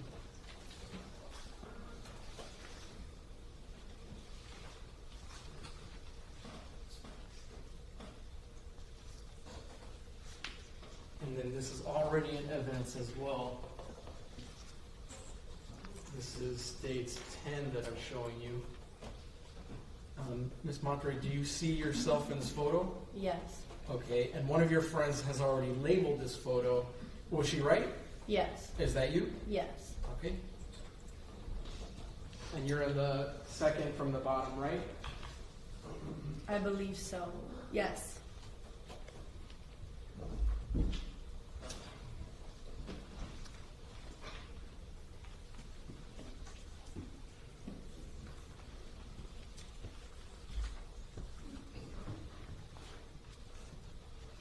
Now, earlier today, we watched a video here in court that had music Uptown Girl.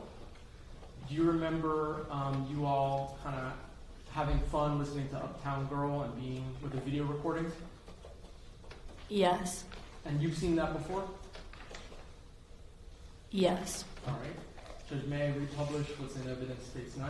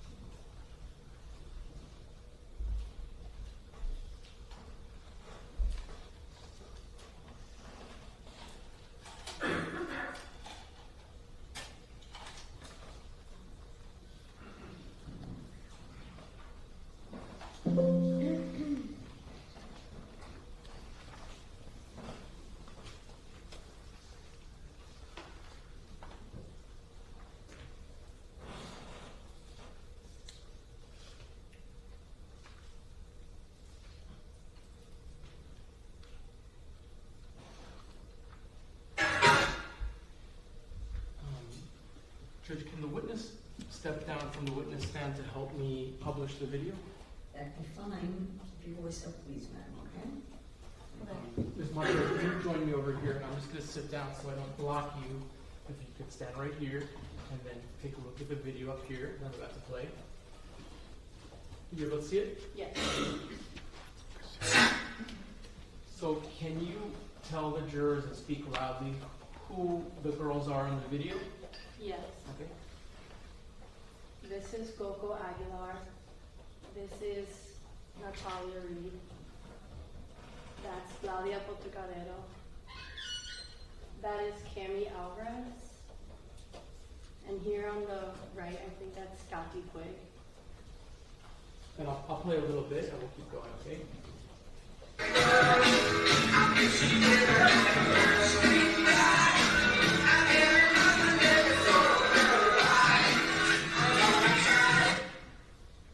Who's that on the left?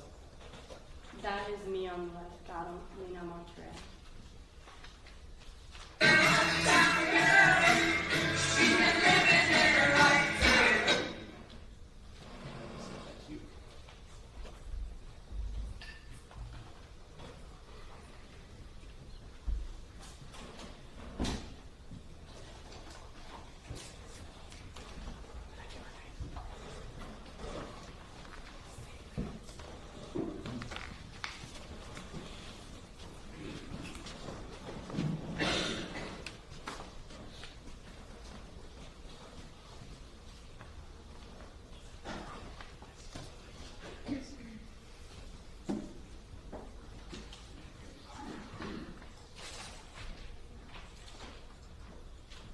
Showing the defense states 11.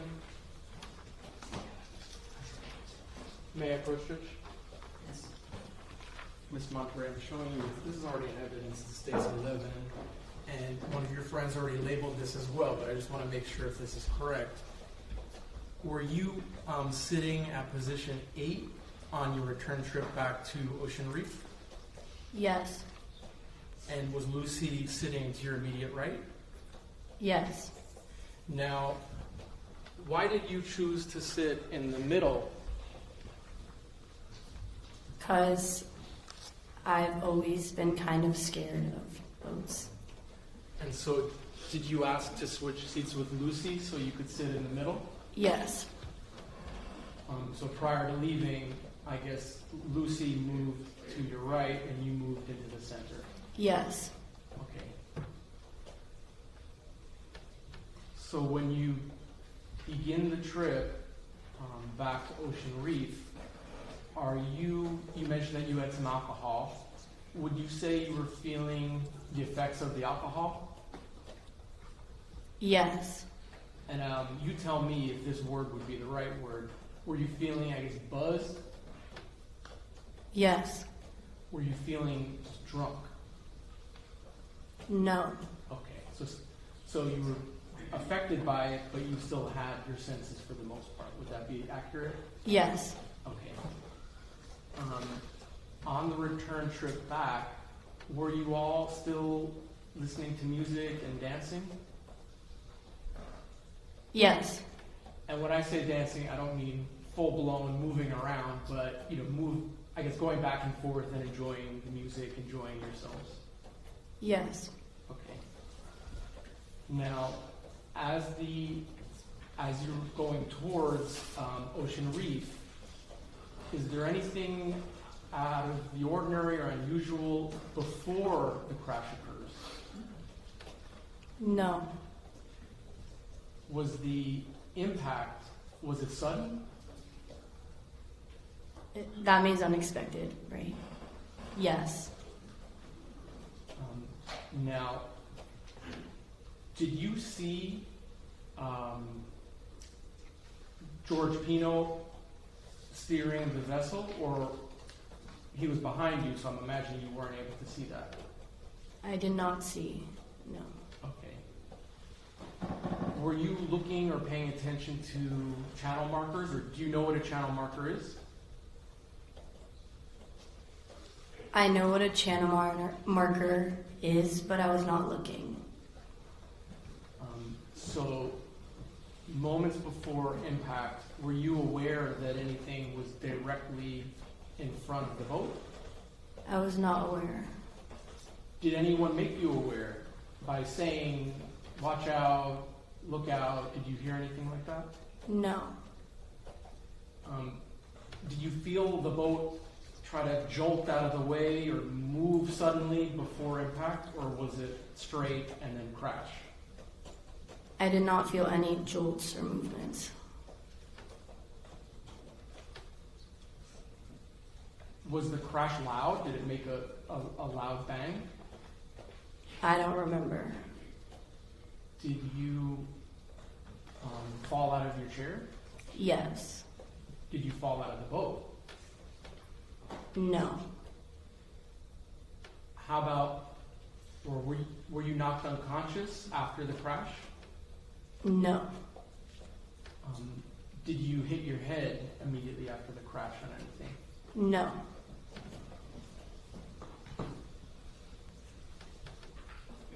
Did you see Lucy right after the crash? No. Were you feeling the adrenaline of the situation in your body? Yes. Who did you see closest to you in the ship? Nati Reed and George Pino. Was Nati Reed injured? No. How about George Pino? Did you notice whether or not he was injured?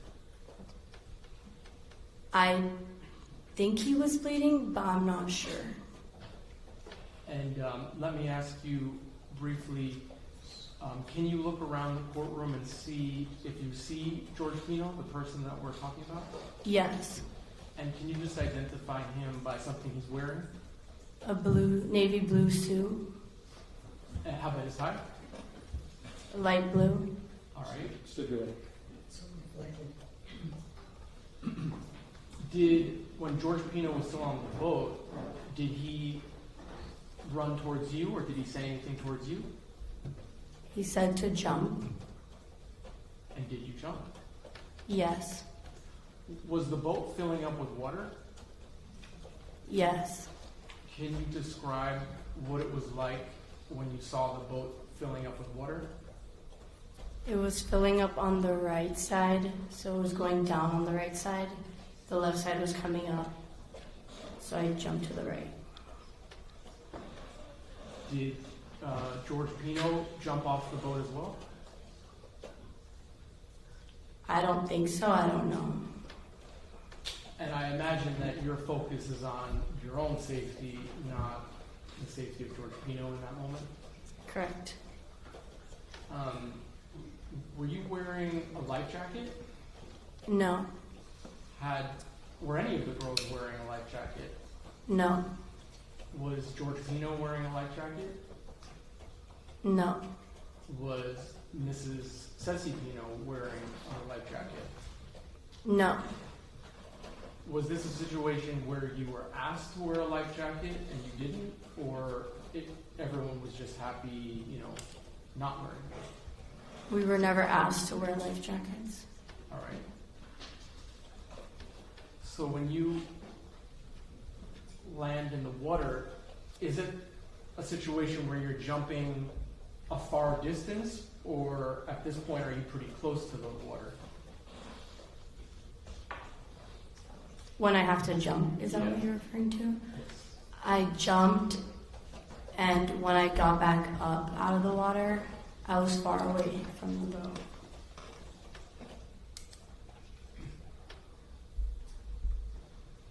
Do you know, or do you remember hearing anyone else shouting or calling out?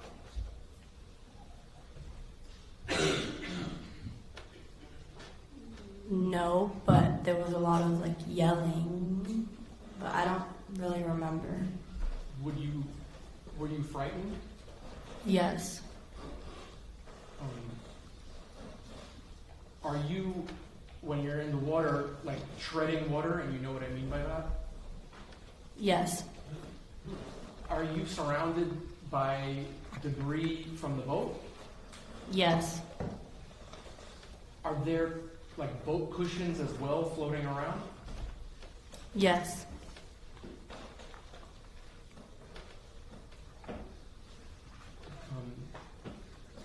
What girls are the closest to you when you're treading in the water?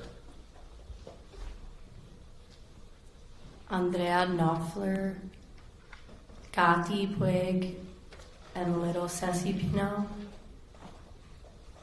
Maybe Sarah Gutierrez as well, but I'm not sure about her. Now, when you look around, do you happen to notice that Kati may have been seriously injured? Yes. And what led you to believe that? She wouldn't open her eyes. Was or I guess since you referred to it as that, was little Ceci and Andrea attempting to help and rescue Kati? Yes. Was Kati sort of propped up on some of the debris or a cushion? Yes. What did they use to prop her up? A piece of the boat. Was it a large piece of debris or something smaller? I think it was the size of that. I actually was going to ask, would it be similar to the top of the podium here in court? Yes. In size? Yes. Okay.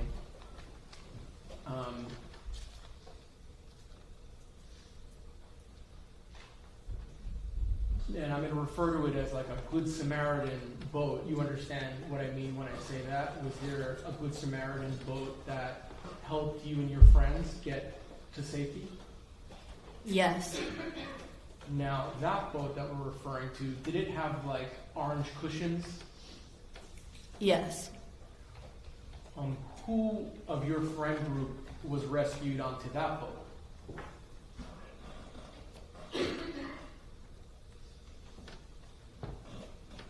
Do you want me to name? Yeah, if you could. Me, Carolina Monterrey, little Ceci Pino, Mia Rodriguez, Kati Puig, Coco Aguilar, Claudia Porcarero, Al Garcia, Sarah Gutierrez. I think I'm missing. Oh, I don't remember if Cammy was on it, but I think at one point she was. George Pino, I believe, was also on it at one point.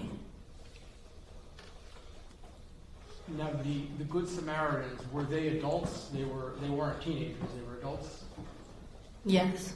Had you ever met them? Did you know them prior to them helping you? No. Did one of them help you get out of the water onto their boat? I don't remember exactly. Either that or I just got on. I don't remember. How about Kati? Did you see how Kati was brought onto that boat? No, but either the Good Samaritan people helped or we all helped. I don't remember. Okay, and that's totally fine if you don't remember.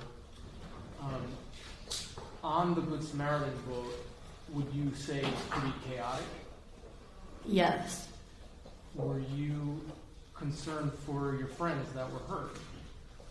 Yes. Were you yourself seriously injured? No. Did you have any injuries?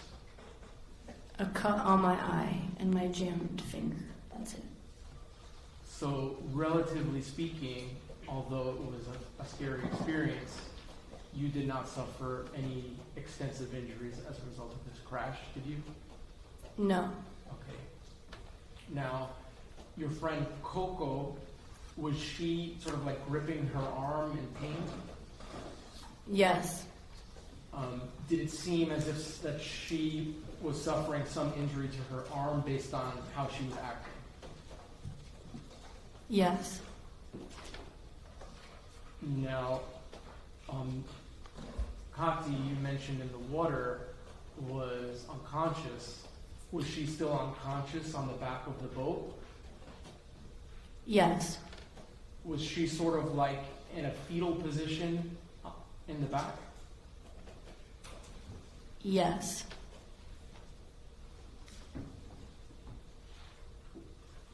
Was everyone doing their best to try to help her?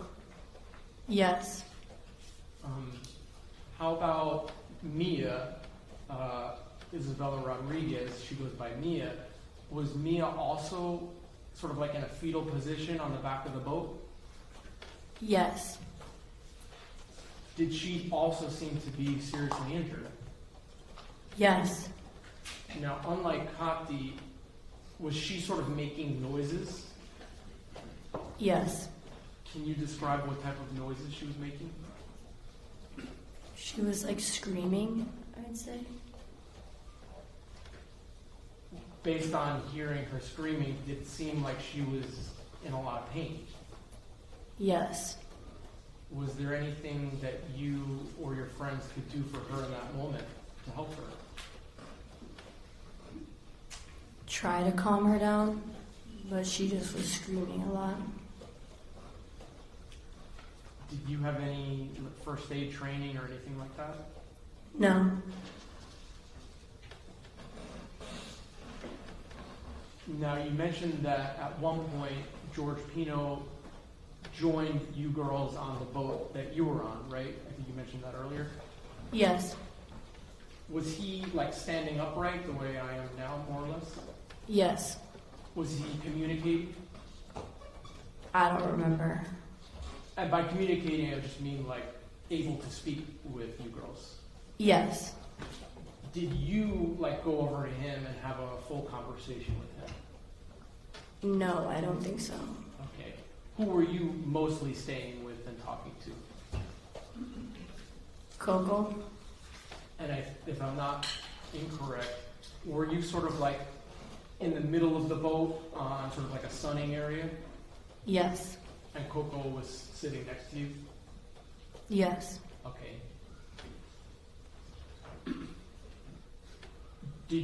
Were you able to call 911 from your cell phone? No. Was that because it was in the bottom of the ocean? Correct. were you able to eventually borrow someone else's cell phone to call your parents? Yes. And were you able to get in touch with your parents while on the Good Samaritan boat? Yes. Did you tell them that you had been involved in a crash? Yes. At some point, does a police boat come up to the Good Samaritan boat? Yes. Did the police officer go onto the Good Samaritan boat and try to help Kati and Mia? I think so. Now, eventually, do you leave on a boat with some of the girls that are uninjured or relatively uninjured? Yes. And then the girls that were more injured, like Kati and Mia, did they go with another boat? Yes. Okay. Now, Lucy Fernandez, after the crash, right, you had said that she was sitting next to you. Do you ever see her again? No. Do you know what happened, and not from what people told you, but from seeing it yourself, do you know what happened to Lucy? No, I never saw her after. Okay. When you board the police boat with some of the girls that are less injured, do you go to like a ranger station or something like that? Yes. And when I say a ranger station, I mean like there's picnic benches and bathrooms, things like that. Yes. When you get there, is there like fire rescue or people that are checking out all the girls to make sure that they're okay? Medically assessed, I guess I could say. Yes. And so you were attended to by like medical personnel before going home that night? Yes. Okay. Before going home, are you brought to a place called Black Point Marina, or like a more official station? Yes. And how do you get there? To Black Point? Yeah. On a boat. All right. And are you still with the girls that are less injured or relatively uninjured? Yes. Okay. Is George Pino with you all on that boat? Yes.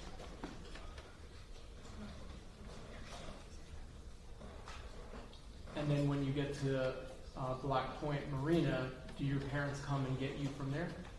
Yes. And then you go home and do you sleep in your own bed that night? Yes. Okay.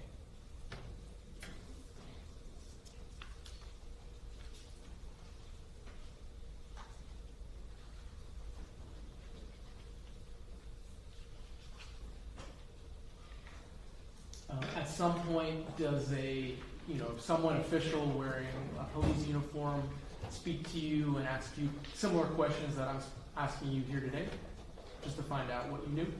Yes. And did you, answer their questions the same way that you're answering my questions? Yes. Okay. If I could just have one moment, please.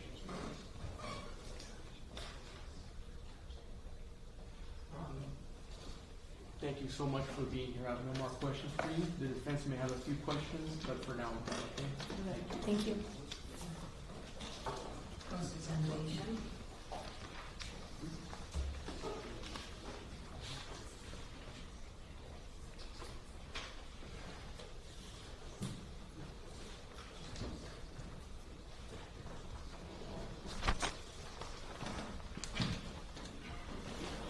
Good afternoon, Ms. Monterey. Good afternoon. My name is Janelle Gomez, and I represent Mr. George Pino. Have we ever met before? I don't think so. We've never spoken before, right? Correct. So, I only have a few questions for you. During direct examination, you mentioned that after the accident, you saw Mr. Pino on the boat, and he was the person that said to jump. Can you repeat that? Sure. Right now, during direct examination, when the prosecutor was asking you questions, you said that you had seen Mr. Pino on the boat after the accident, and you heard Mr. Pino say jump. Correct. Okay. Do you recall?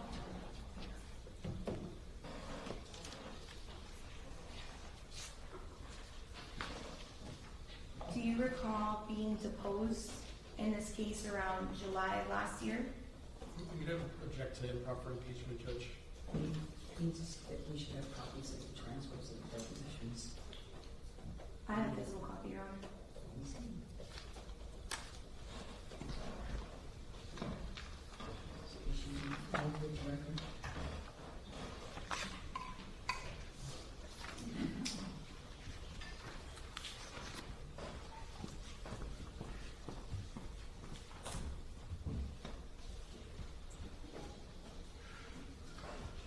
Is there an additional copy filed with the record?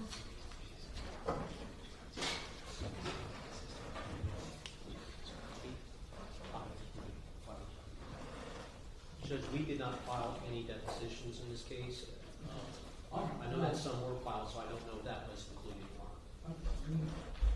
Using them in this way for the rest of the witnesses, we'll have copies filed. Okay, what page are you referring to? Page 48, Your Honor. That's my only copy.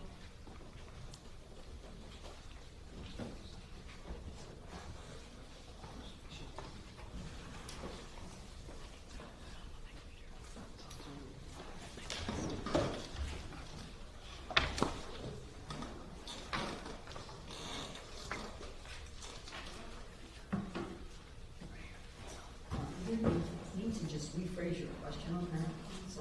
Yes, Your Honor. Thank you.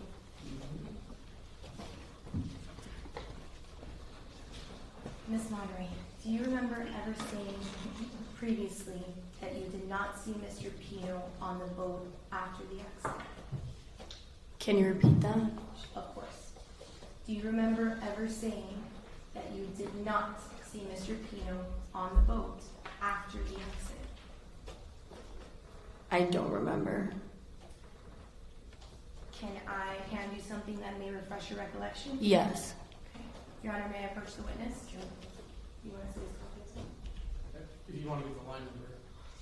I have page 48, line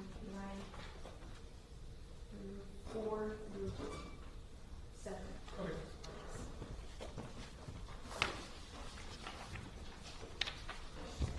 Just read it to yourself, and after you read it, let us know if that refreshes your memory. What line is it? The highlighted language.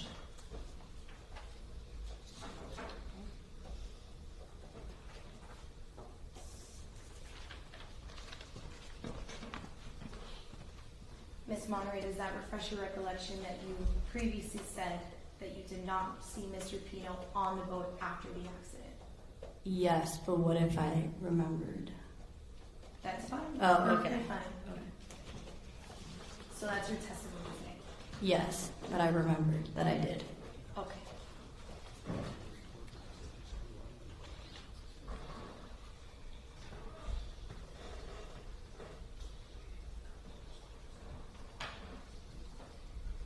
And did you ever say that you had seen Mr. Pino on the floor unconscious? I don't remember. Okay. You've known little Ceci since elementary school, right?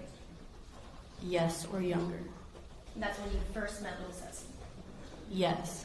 Do you remember how old the two of you were when you first met? You can recall? Like 4 years old? And you maintained a friendship with little Ceci throughout the years, right? Yes. And to this day, do you still consider little Ceci a good friend? Yes. Is it safe to say that you and little Ceci grew up together? Yes. And you also know Mr. and Mrs. Pino, right? Yes. You've known them since you were a little girl. Yes. And have your parents met Mr. and Mrs. Pino before? Yes. You have visited their home in the past? Yes.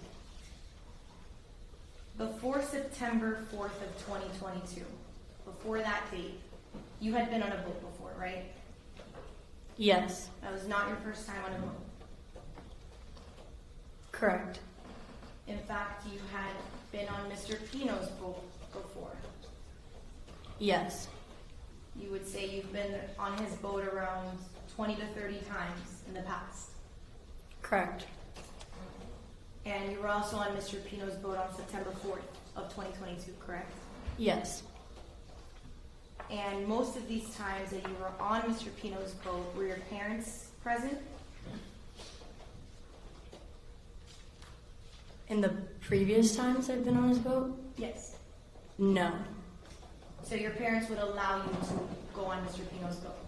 Yes. Okay. And you've also been an invited guest of the Pino family at Ocean Reef Club in the past? Yes. And when I say in the past, you know I mean before September 4th of 2022? Yes. Would you say you were a guest at Ocean Reef Club with the Pino family around 10 to 15 times? Yes. Okay.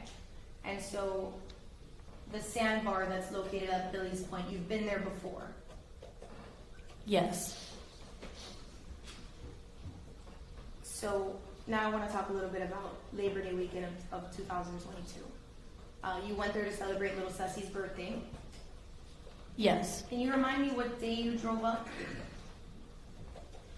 Saturday, September 3rd. Okay.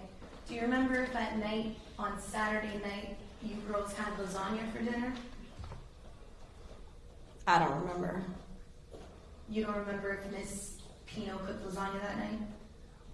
I don't remember. And your parents knew you were going to be staying at Ocean Reef Club with the Pinos, correct? Yes. Did your parents accompany you that weekend? Can you rephrase the question? Were your parents there with you that weekend at Ocean Reef Club? No. Did your parents know that you were going to take a boat ride with Mr. Pino at some point throughout the weekend? I think so. And your parents allowed you to go? Yes. Now let's talk about the sandbar. When you were at the sandbar at Billy's Point, would you say that most of the time you spent it was at or around Mr. Pino's boat? Yes. One moment, Your Honor.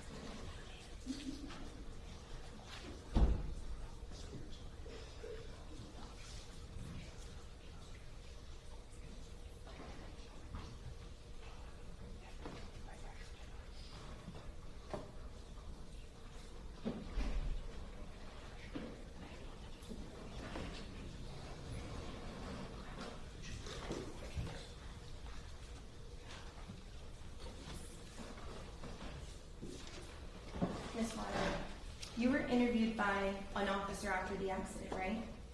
Yes. Do you remember it was around April? I don't remember the date. Okay. And when you met with the officer after the accident, you told him that Pino was on the floor and he was bleeding, that he was unconscious. I don't remember, but I guess I had to have said that. And do you remember that you told the officer that he was lying on the floor, he was still next to you on the floor? I don't remember. If I show you something to refresh your recollection, do you think that might help? Yes. Your Honor, may I approach the witness? Okay.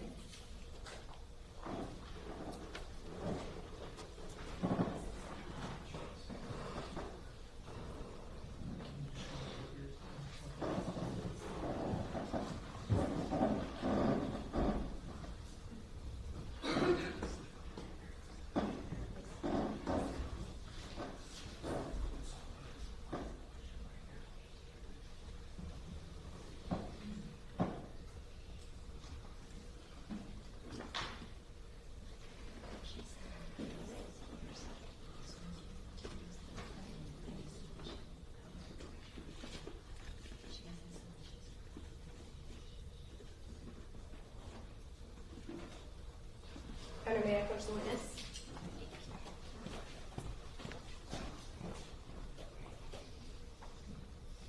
This is Justice. Okay. read it to yourself quietly. See if any of that refreshes your recollection.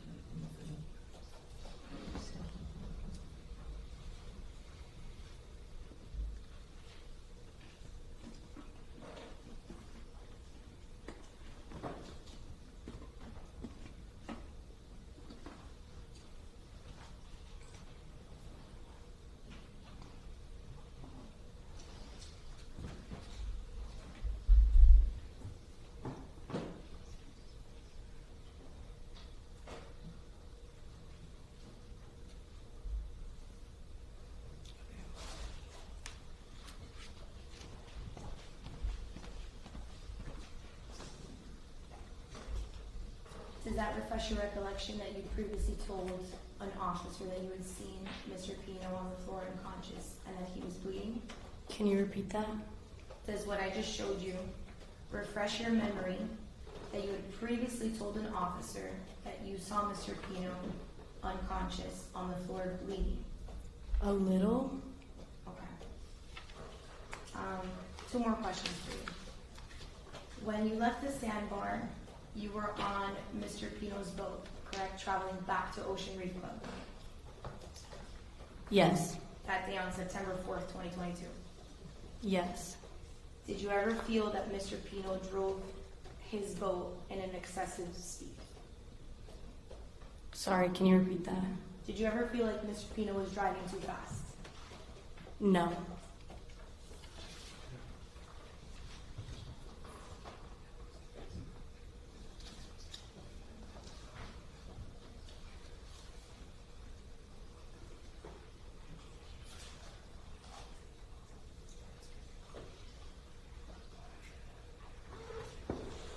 No further questions. Thank you.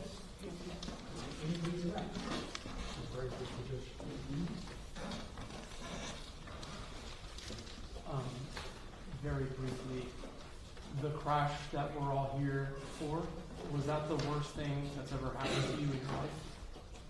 Yes. Thank you. No further questions, Judge. Witness is excused, thank you.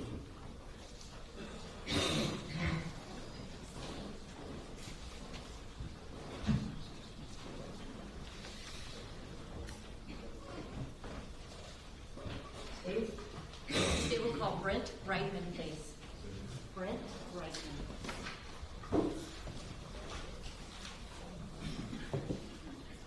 Right when you said Brent? Pardon me, Your Honor? Reitman. Yes.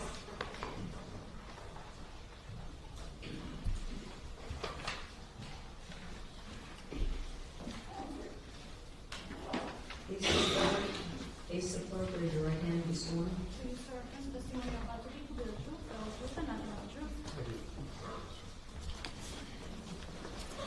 All right, you have a seat here, please, sir, thank you. Just keep your voice up, because the microphone's in one direction and the jury in another. Thank you. Thank you.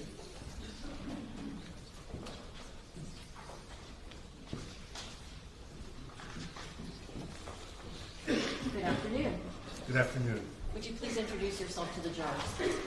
My name is Brent Reitman. I'm a civil trial lawyer in Broward County. How do you like being on that side of the podium? It's an odd sensation. Okay. How long have you been an attorney?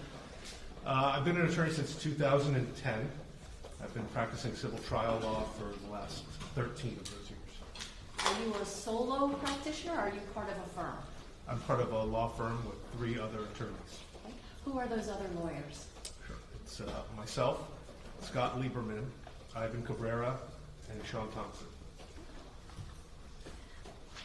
For those who may not know what a civil trial attorney does, can you tell the jurors a little bit about the type of law that you practice? Absolutely. So primarily, our law firm handles cases for victims or their families who have unfortunately befallen catastrophic injuries. I want to ask if your firm was retained by the family of a young lady by the name of Katerina or Kati Puig. Yes. And was that in relation to injuries that she suffered as a result of a boat crash that occurred on September 4th, 2022. Yes. Were George Pino and his wife, Cecilia Pino, two of the people that the Puigs were suing as a result of what happened to Kati? That's correct. May we approach legal issues? Okay, come on over here. Please go forward. Thanks.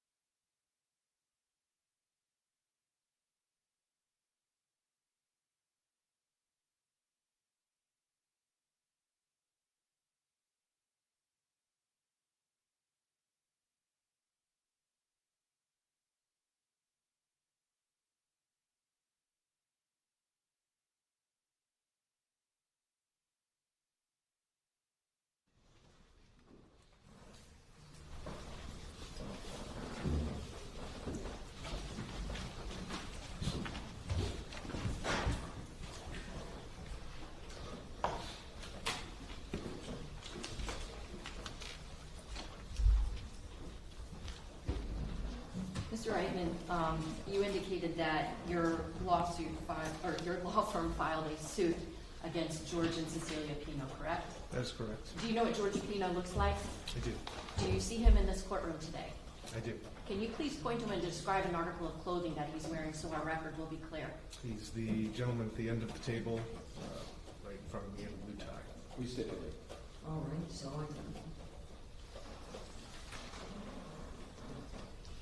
In the course of that litigation, did you send to an attorney for George and his wife a document called an interrogatory?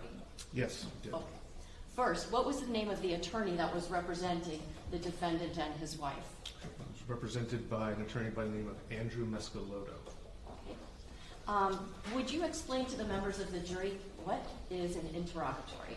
Absolutely. In civil lawsuits, parties go through a phase of what's called discovery, where each party is allowed to gather evidence to support their own claims or to learn about the adversary's defenses. One of the tools that are available is sending an interrogatory, which is a written question. That question has to be answered under oath or subject to the penalties of perjury.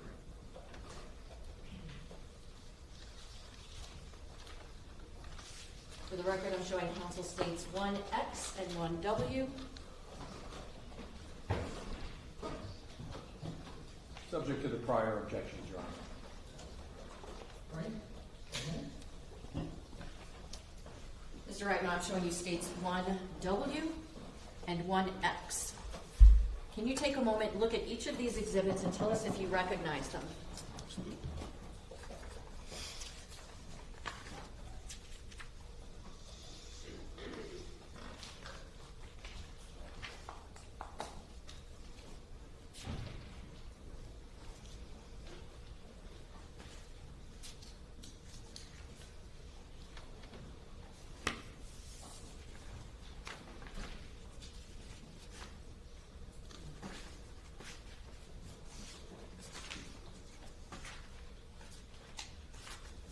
I recognize them, yes.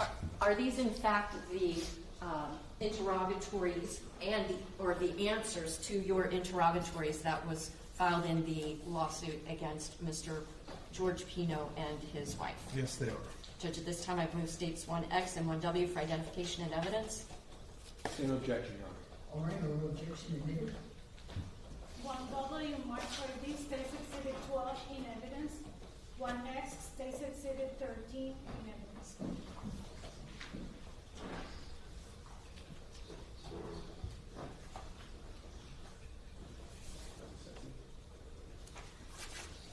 Mr. Wright, I'm showing you States Exhibit number 12. Whose answers are those for the interrogatories? This one is the answers of George I. Pino. All right. Now, I want to ask you, on the last page of that document, is there a place for the defendant to sign his name? Yes. Above the part where he signs his name, is there something known as a jurat? Yes. Can you explain what is a jurat? So the jurat is where the oath of the declarant comes in. Florida rules allow you to either affirm under oath or to make a declaration under the penalties of perjury, which is what this one appears to be under 28 U.S.C.A. 1746. Could you actually read to the members of the juror what it was that the defendant signed off as far as the truthfulness of his answers? Sure. According to this jurat, it says, pursuant to 28 U.S.C.A. 1746, which is the statute I just referenced, I declare under the penalty of perjury, under the laws of the United States of America, that the foregoing interrogatories are true and correct to the best of my knowledge. On. And what was the date that he signed that document? This is dated October 19th of 2023. Now, the boat crash that was the subject of this litigation, that was on what date? September 4th, 2022. So this is more than a year after the boat crash, correct? 13 and a half months, correct. Now, let's go over a couple of the questions that were asked and the answers. I want to direct your attention to question number 5. What was the question that you were seeking an answer to in interrogatory paragraph number 5? The question on number 5 is describe in detail how the incident described in the complaint happened, including all actions taken by you to prevent the incident. What was Mr. Pino's answer under oath and penalty of perjury? It was pursuant to Florida Rule of Civil Procedure 1.340 subsection C.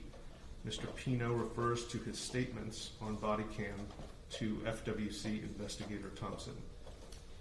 What question did you ask in paragraph number 6 of this document? Want me to explain what that 1.340C is? Sure. Oh, sure.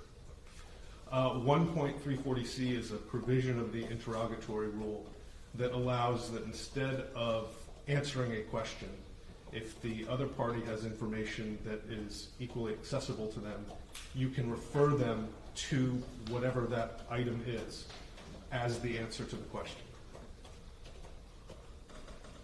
I practice criminal law, so correct me if I'm wrong, but does that basically allow a person in answering an interrogatory to say, hey, what I said that time, that's my answer? Yes, that's Okay. exactly what it is.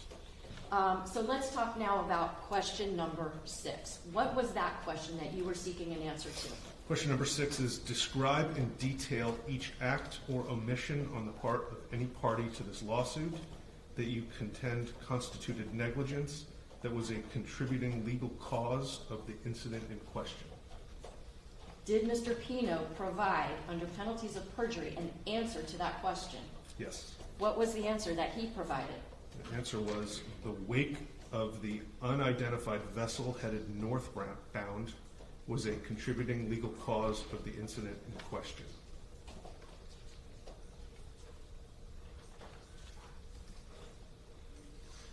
I want to direct your attention to paragraph number 17.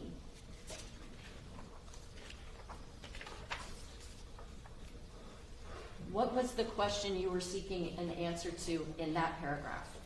Question 17 is, did you consume any alcoholic beverages or take any drugs or medications within 12 hours before the time of the incident described in the complaint?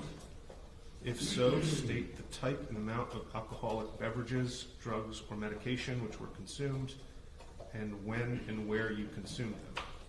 What was Mr. Pino's answer? As disclosed to the FWC on the date of accident, Mr. Pino consumed 2 beers in the 12 hours before the incident described in the complaint. Mr. Pino took no medications or drugs within the 12 hours before the incident described in the complaint. Did you also ask a question of Mr. Pino, the defendant, in paragraph 18? Yes. What was that question? That is, did any mechanical defect in the vessel which you were riding at the time of the incident described in the complaint contribute to the incident? If so, describe the nature of the defects and how it contributed to the incident. And what was Mr. Pino's answer under penalties of perjury? No mechanical defects were known to Mr. Pino prior to the voyage. Unknown at this time whether a mechanical issue with the vessel contributed to the accident, the defendants have been unable to inspect the vessel as it remains under seizure with the FWC.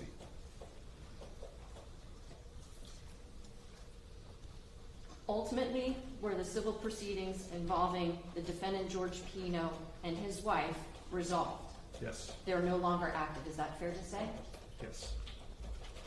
No other questions, Your Honor. Ross? No questions, Judge.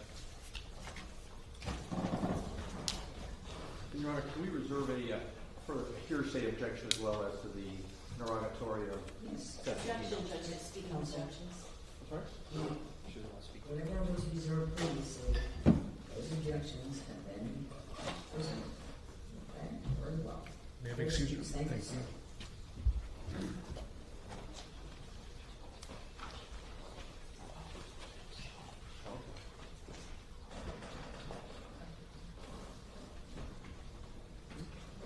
State your witness. Yes, Judge, the state calls Araceli Alvarez.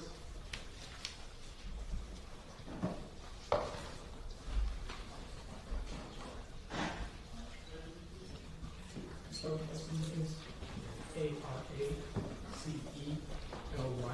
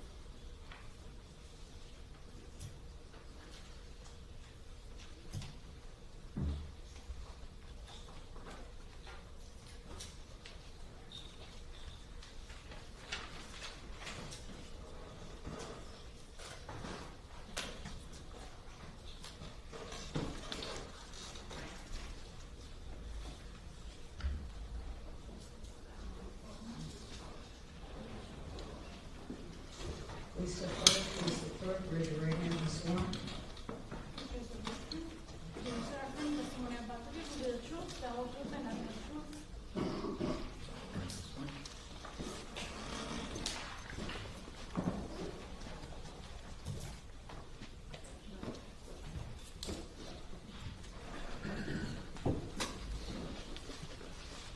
Please keep your voice up. Microphone is in one direction, jury is in another, so it's a little bit louder. Okay. Thank you.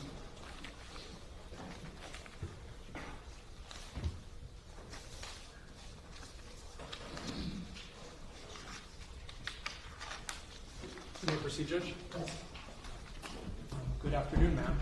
Good afternoon. You have a microphone in front of you, so you could just use that and keep your voice up, okay? Okay. Ma'am, can you please state your full name for the record and introduce yourself to our jurors? Hi, good afternoon. My name is Araceli Alvarez. And Araceli, do you go by Shelley? I do go by Shelly. Okay. So, ma'am, who do you work for? Currently for Playa Largo. Well, Current Playa Largo. And is Playa Largo a resort? It's a resort. Are you an event planner? I am. How long have you been an event planner for? Since 2022. So, before being an event planner at Playa Largo, were you an event planner at Ocean Reef Club? I was. How long were you employed at Ocean Reef Club in general? In general, off and on since 2006. Okay. And so were you working there full time? Yes, when I worked for Ocean Reef, I was full-time.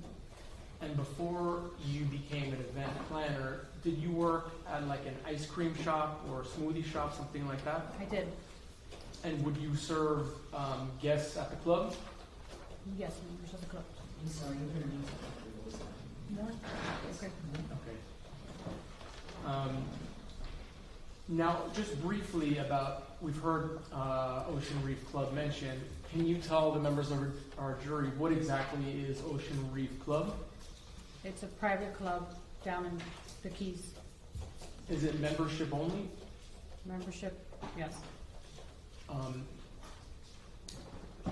Are there like large events, weddings, things of that nature hosted at the club? Yes. Are there like villas or houses that can be rented? Yes. And is there a fee to become a member?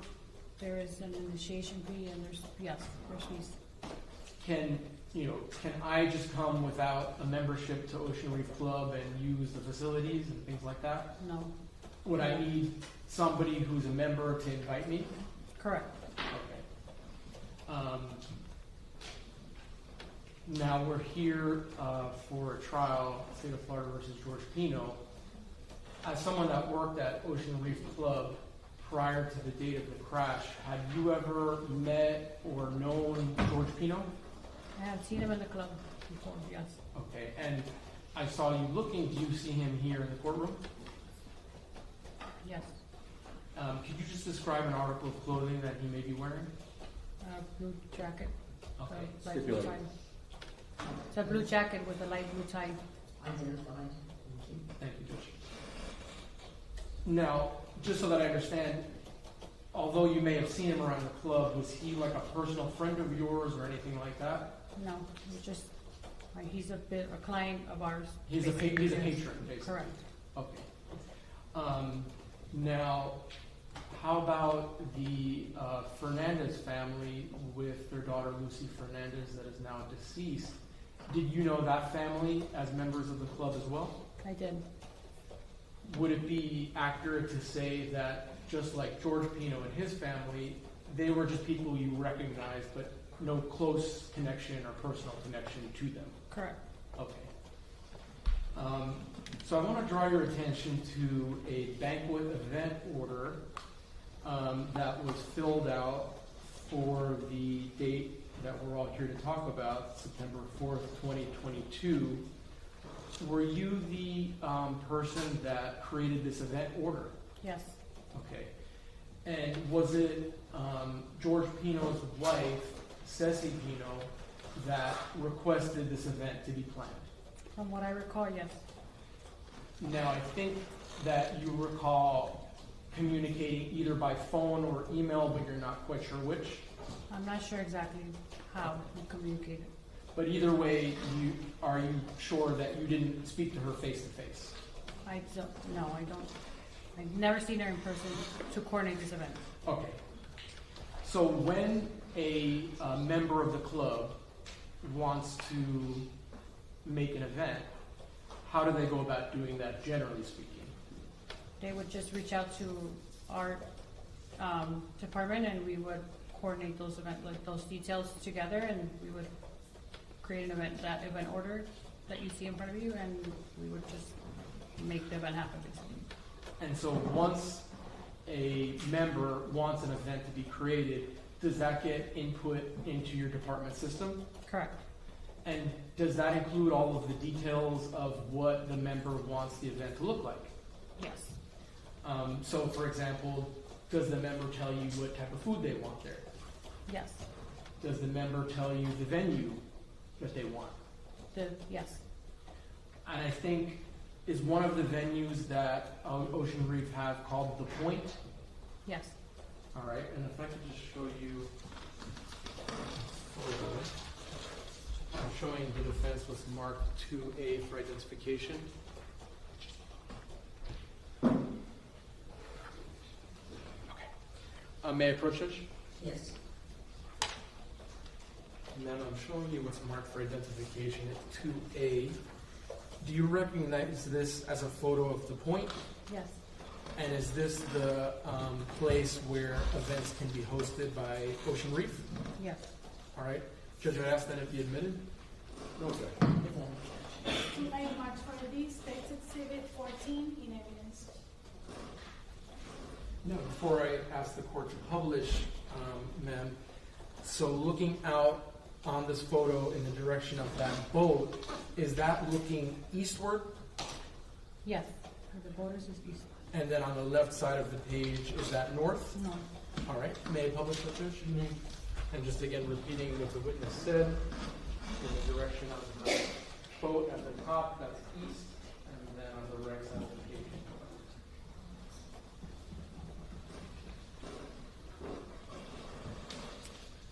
And so the jurors will have a chance to look at that in evidence, but what type of events happen at the Point? We can do anything from a simple cocktail party to a ceremony for a wedding. It's an open space, so we can practically do any type of event. Now, as far as the billing, is your department also responsible for the billing? Our sister department, basically, our banquet department is in charge of that. Was in charge of that. And then I guess I should also ask, for catered events, do you yourself go to cater the event, or is there staff that does that for your department? There's a different department that does that. Okay. So, to be clear, you basically take the event requests, you document the order, input it in the system, and then let the banquet people know what to do. Correct. All right. So I'm going to show you some records, Matt, that I think you've seen before. This is states 1Y and 1Z for identification.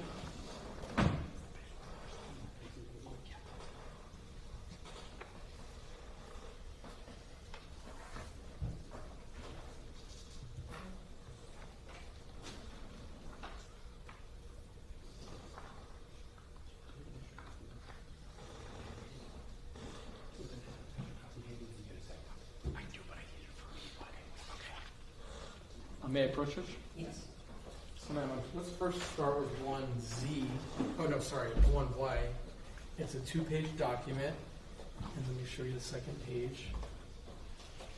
Is this the banquet event order that was generated for the Pino party to be hosted September 4th of 2022? Yes. And some of the details on it, are you familiar with based on your coordination with the Pinos? Basically information that they gave to you and you inputted. Yes. All right. And then also 1Z, is this the receipt for the banquet that corresponds to the banquet event order form that we looked at? Yes. Okay. Judge, I'd ask that these documents be admitted. No objection. Without objection. C1Y March 4D, State's Exhibit 15. I'm sorry, what number? 15. Thank you. 1Z, State's Exhibit 16.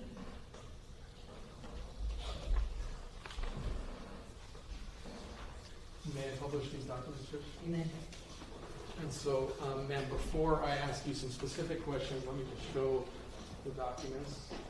So this is the state 16 and receipt.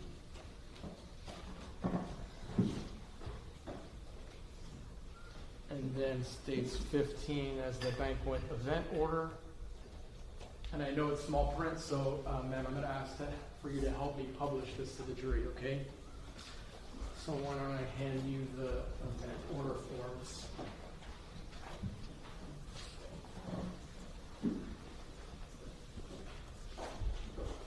So, am I correct that this event was for 24 people Yes, at $52 a person? yes. Okay. Now, was there also a cocktail reception set up for the Pinos? So we just named it a cocktail reception, but yes, this is basically it. And by cocktail reception, all I mean is, was there the ability to order alcoholic drinks? Yes. All right. Now, for this event, would the guests have to pay for the drinks themselves, meaning the host isn't giving an open bar? The host is giving juices, waters, and soft drinks, and then the alcohol was going to be paid by the guest. Okay.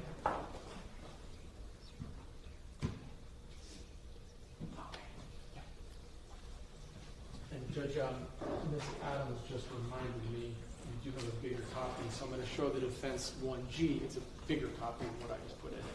Yeah, for the people. Okay. I don't believe the defense has an objection to admitting this, Judge, just as it's bigger. No problem. Thank you. 1G, marked for a D, State's Exhibit 17. Okay, and since it's bigger, I'll just republish this, please.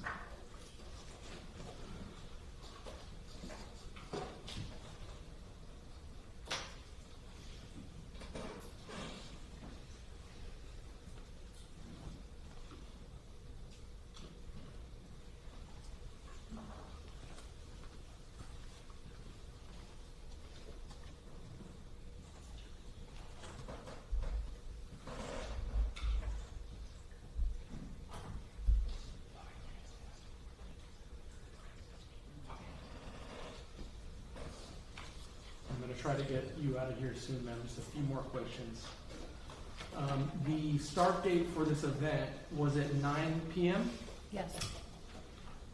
And the time that the event was supposed to end was 11 p.m. Yes. All right. And is there information in these documents about the cost and the amount that's supposed to be paid by the Pinos? Well, or is that on the receipt? It's on the receipt, but basically the price point that you see here would have been paid for them, by them, sorry. And if you could look at the document that has the receipt, was the amount for the event $1,878.72? Yes. And this transaction, did it actually go through on or about 9:57 a.m. September 4th? The transaction itself? Yes. Okay. Now, do you learn, ma'am, that this event, it never took place? No, I didn't. Was the food cooked? Yes. Were the tables set out? Yes. Did any guests come? No. Just one moment, George. Thank you so much, ma'am. I appreciate you being here. I have no more questions for you. The defense may have a few, but otherwise, thank you so much.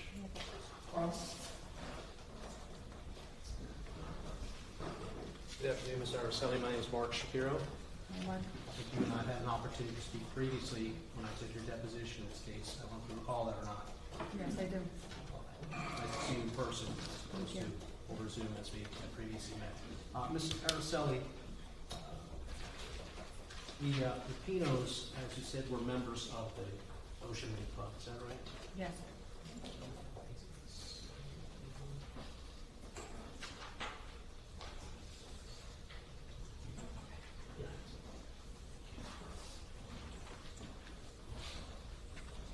And members of the Ocean Reef Club, they have certain benefits, one of them being a member to begin with. Is that right? A member to what, sir? I mean, having membership at the Ocean Reef Club brings with it certain benefits, does it not? Yeah. For instance, being able to make a reservation at the Point Restaurant, correct? The Point isn't a restaurant, but yes, they have an ability to make reservations at a restaurant. Well, where the banquet was to be taking place, they have the benefits of membership by being able to reserve that space, invite guests, and enjoy the food and beverages that the guests would be providing, correct? Yes. All right. Now, on this particular reservation, it was set for September 4th, which was the Labor Day weekend. Is that right? Yes. I think we already established that. And Mrs. Pino, you testified, was the person who actually finalized the transaction, securing the location. Is that right? From what I recall, yes. All right. Well, on the receipt that you referenced a moment ago, we have.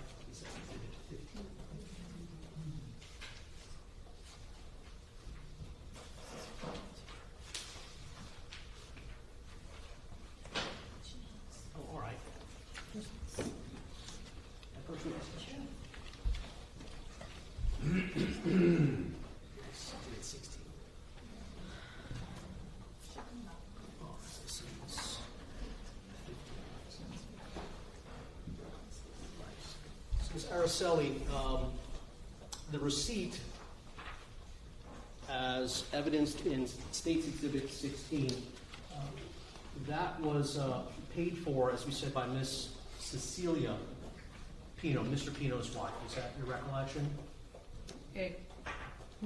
What do you mean by paid? Well, I have a receipt here. I thought that the state asked you when you answered their question about who it was that planned for the event. Oh, yeah, right. Who coordinated the event? Yes. Her. That was Mrs. Cino? From what I recall, yes. All right. And that receipt for payment in State's Exhibit number 16 has a date stamp of September 4th, 2022, right? Yes. Is that correct? Yes. And I think I recall you saying that the time that the receipt was paid for was at 9:57 a.m.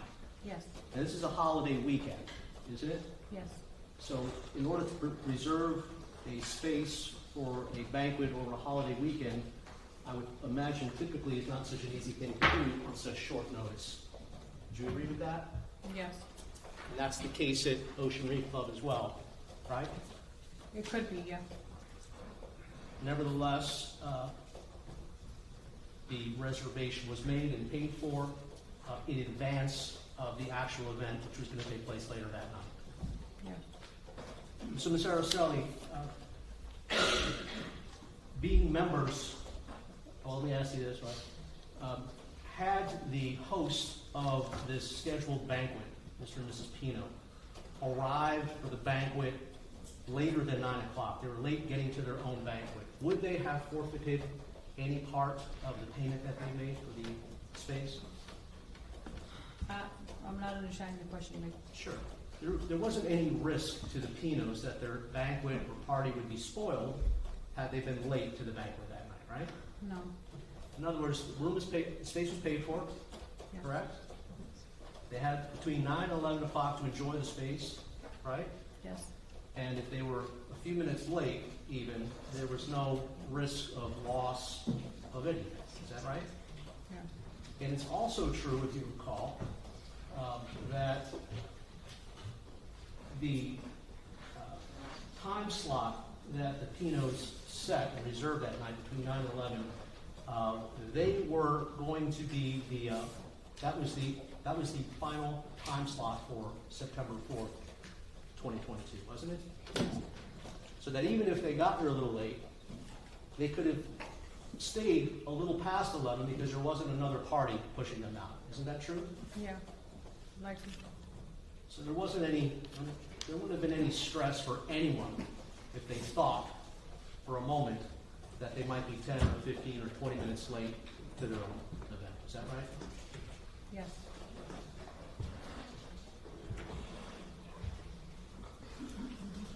Just a moment, please. All right, thank you, Ms. Araceli. Nice to speak to you. Anything to that?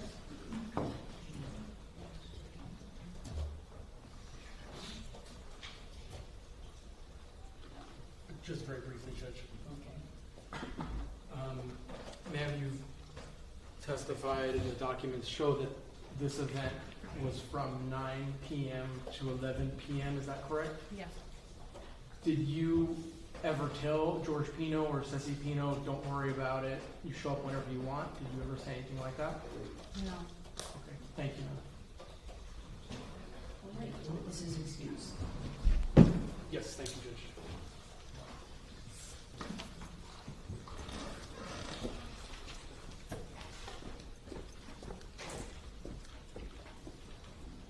All right. Ladies and gentlemen, we're going to take our mid-afternoon, a little comfort break. We have some coffee for you and some snacks. You can leave your notepads, these inside your envelopes on your chairs. Renee's going to take you out in about 15 minutes. Please remember not to discuss this case with each other, anyone else, and no research or efforts to gain information outside the courtroom. None of that is evidence. And we will be back here at 4:15. Okay? All right, very well. Let's let the jury leave for a second.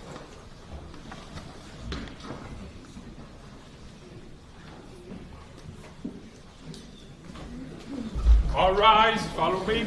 Leave your envelopes.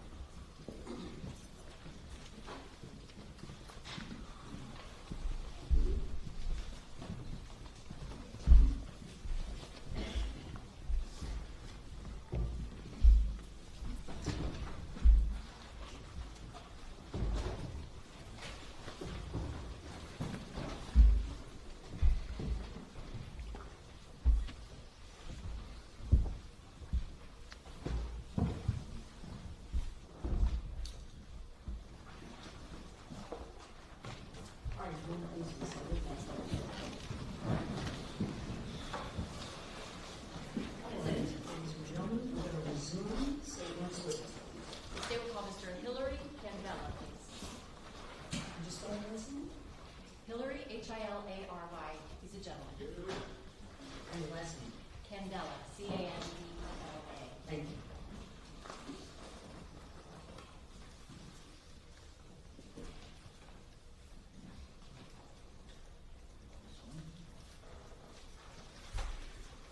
All right, sir, would you please step over, face the clerk, raise your right hand and be sworn.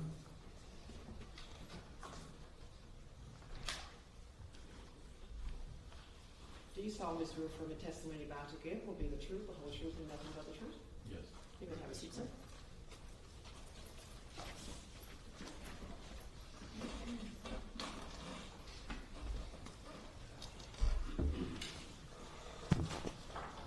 And so just keep your voice loud because the microphone is in one direction and yours are in another. Thank you so much. Good afternoon. Would you please introduce yourself to the members of the jury? My name is Hillary Kendall, What do you do for a living? insurance. Mr. Candela, I want to take you back to September 4th, 2022, the Sunday of the Labor Day weekend. Do you recall if you were on a boat that afternoon? I was. Who were you on a boat with? James Gassenheimer. Who's he? He's a friend of mine. Okay. What does he do for a living? He's a lawyer. Were you all, what brought you two together that day? James had just become a member of Ocean Reef. I used to be a member of Ocean Reef with my parents as a child, and I was Hold on thinking. one moment. Did you know if I close that door?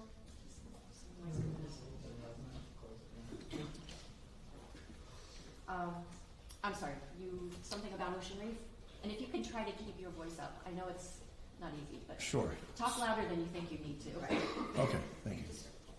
So James had become a member of Ocean Reef, and I was thinking about becoming a member of Ocean Reef again. I used to be a member as a child with my parents growing up, and so that's why we were there. Okay. Did there come a time when you and Mr. Gassenheimer go out on his boat into and past a part of the waterway called Angelfish Creek? Yes. Do you remember about what time of the day it was? It was dusk. It was not dark. Okay. What had you been doing earlier in that day? We were touring Ocean Reef with the Gassenheimers and another couple. Who's we? So it was James Gassenheimer's wife, me and my wife, and another couple. Okay. Where were you guys going to be heading to as you leave Ocean Reef at dusk that day? Where were you? We were taking James's boat back to Coconut Grove. Okay. As you leave past Angelfish Creek and make the turn to go north, like up toward Coconut Grove area, can you tell the jurors what is it that you see? We saw a collection of boats and something strange that was white coming out of the water. Okay. Did you later get a chance to see what in fact that white thing coming out of the water was? Yes, it was. What was it? It was a capsized boat. For the record, I'm showing counsel states 1K for identification.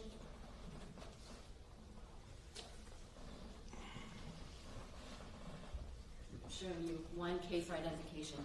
Does this appear to be photographs of that same capsized boat that you saw only in the daylight? Yes. At this time, I move states 1K for identification and evidence. No objection. Without objection. State Exhibit 1K, previously marked identification, will become State Exhibit number 18.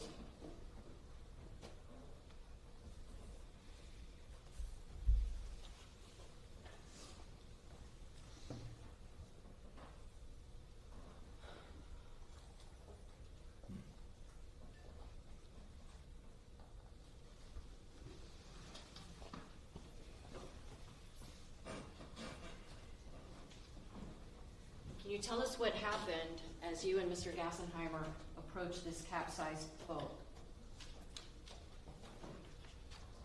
There was a lot of yelling to slow down, that there was a missing 17-year-old girl, and as we slowed down and we began to drift north, we were heading in the direction of the capsized boat. Do you see if there's any people in the water at that point in time? I do not.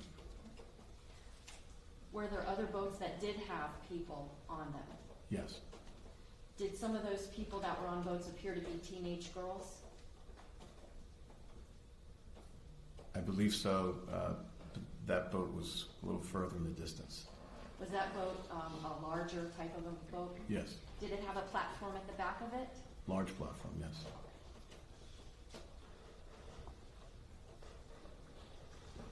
As you get closer and closer to this capsized boat, do you see if there's anybody near it? Yes. Who? The defendant, What is his name? George Pino. I want to ask you, did you know George Pino from before that day? Yes. How did you know him? We were friends. Tell us about what happens as you approach that boat. As we approached the boat, I asked George if it was him, and he said it was. I asked him what happened. He said that they had hit a marker. I asked if he was okay. He said he was. And then he said that they were looking for this 17-year-old girl. Do you see George Pino in the courtroom today? I do. Can you please point to and describe an article of clothing that he's wearing for the record? He's over there. He's wearing a blue suit with a white shirt and a blue tie. Stipulated. All right, so I Do you remember what part of this capsized boat you saw the defendant next to? He was holding on to the bow of the boat.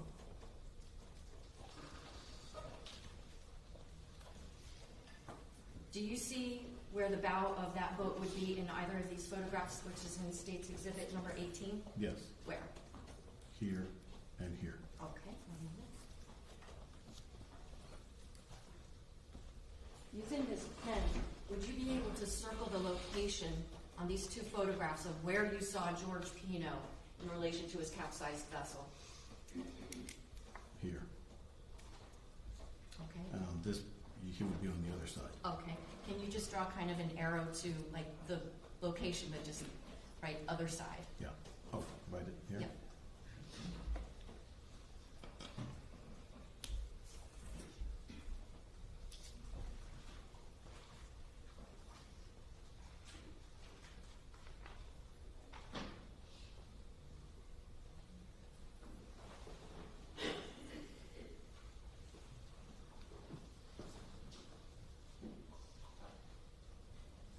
In the lower photograph where we see all the damage, is that the port side of the boat or the starboard side? That would be... I know it's tricky because it's upside down. Yeah, that would be the starboard side. Okay. And so you saw him on the port side, front of the boat? Mhm. Is that yes? Yes. Okay. Sorry. That's okay.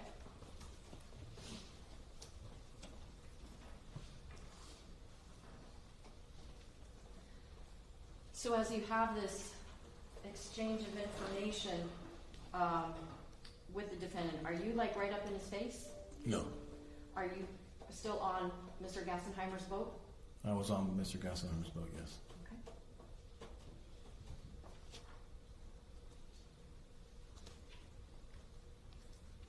Now, when you see the defendant holding on to the front left side or the port bow of that vessel, let me ask you something.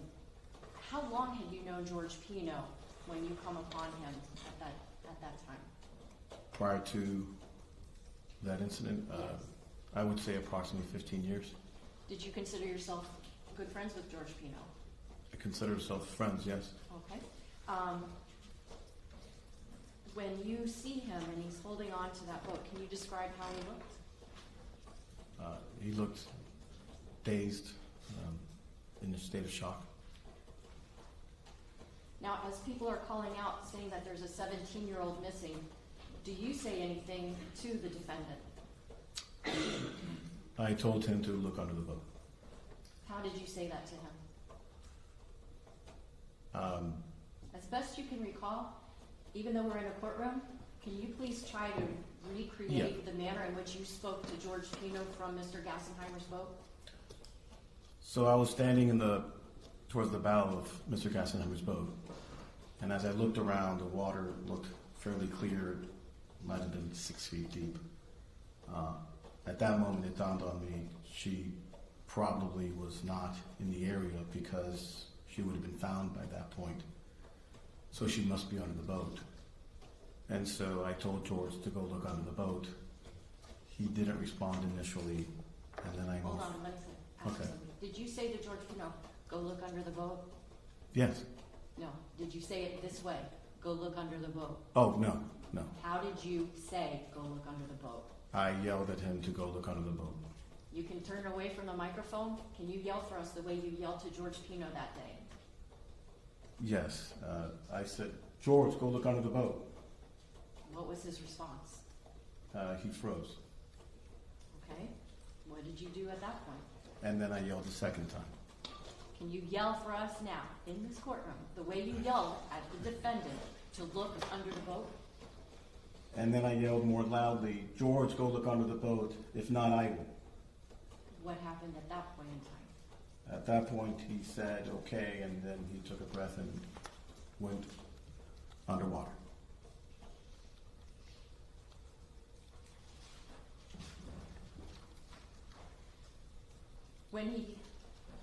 Did he come back up from underneath the boat?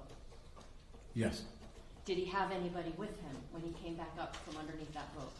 he had Lucy. Tell me about, who is Lucy? Lucy was the 17-year-old missing girl.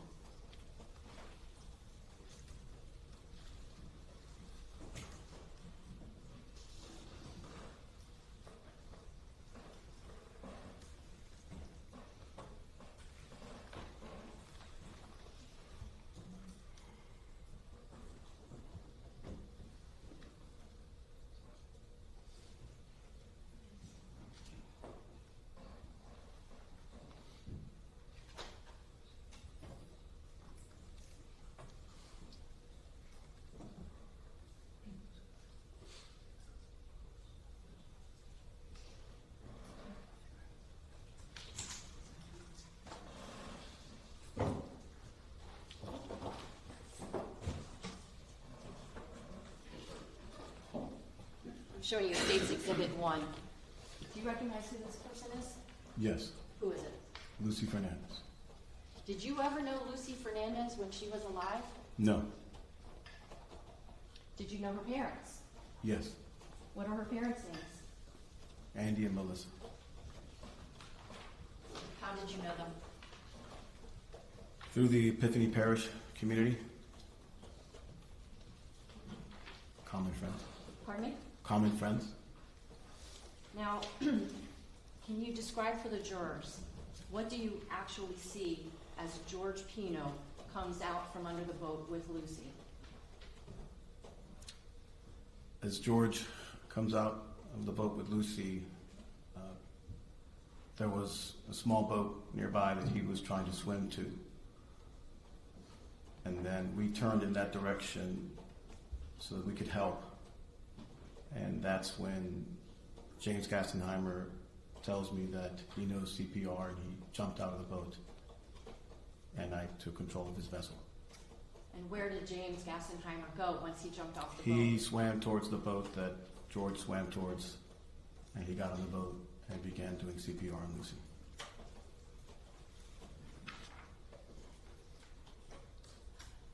Did you see any helicopters over this area during this time? Yes. What did you see with the helicopter? They had a rescuer from the Coast Guard on a cable. He was dropped into the water. He swam over to the boat. He got onto the boat, and then he took over for the CPR. Okay. Does that boat remain in the same place? Or let me rephrase that. Does Lucy remain on that small boat? Not for the entire duration, no. Okay. At some point, is she transferred to another boat? Yes. Okay. And did you see that boat leave? Yes. Did you follow that boat? No. What did you and Mr. Gassenheimer do once Lucy had been transferred and was escorted away from that location? We heard a cry for help that there were two girls that needed attention. did Mr. Gassenheimer come back onto the boat? Yes. Who actually piloted that vessel in the direction of where allegedly there was more help that was needed? James Gassenheimer.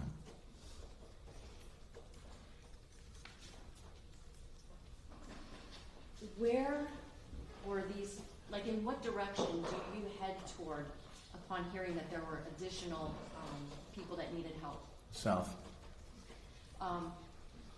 Were they further south of Mr. Pino's overturned vessel? Yes. Did you see that boat, or do you remember if you saw that boat when you first were coming up toward where you found George Pino? Yes. At that point, when you saw that boat, did you know that there was anybody in need of medical care? No. Can you describe what that second vessel was that you wind up going to with Mr. Gassenheimer? It was a large vessel, I would say over 50 feet. It had a blunt bow. I call those style boats Van Dutch boats. Okay. Very wide, had a large bow and a large platform deck. And just in case somebody here doesn't know what a platform deck on a boat would be, can you describe that for the jurors? So on the transom, the rear of the boat, it has a very wide platform deck, 5 feet from the transom to the end of the deck, and probably 12 to 14 feet wide. Are you yourself a boater? Yes. What's a transom? The transom is the rear of the boat. Okay. As you approach this large vessel and are getting closer to it, do you recognize anybody that's on that boat? Yes. Who is it that you see on that boat that you recognize? I see Gallo Monterrey, and I see Ceci Pino. How did you know who those two people were? Because I know the parents, and whenever we would get together, we knew the daughters. I mean, their daughters. Do you make inquiry about whether anybody else is missing? Yes. And was anybody else missing based on what you were getting told? I asked where the rest of the girls were, if they were all accounted for. They said yes. I asked if anybody was injured. They said yes. There were 2 girls unconscious on the platform. Did you learn who those 2 girls were? I did. Who? One girl was Kathy Puig, and one girl was Mia. I didn't know her at the time. Mia, I think the last name is Rodriguez. I'm not sure. Did you know Kati Puig? Yes. Can you tell the jurors, how did you know who she was? Kathy is the daughter of Rudy Puig. And who is Rudy Puig to you? He's a friend of mine. At that point, are you able to make a call to Rudy? Yes. What do you tell him? I told him that there was a boating incident and that his daughter was unconscious on the platform.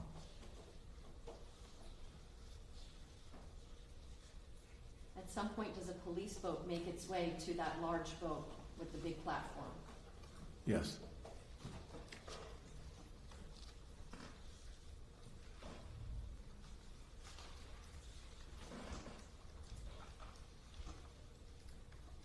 Had you seen Kati Puig earlier that very day? Yes. When you are out on the waters with Mr. Gassenheimer that afternoon going into the later hours, what was the weather like? It was very pretty. We commented as to how beautiful it looked. It was very calm. Without getting into any details, is Kati in the same condition now as she was before No. this crash? No. No other questions?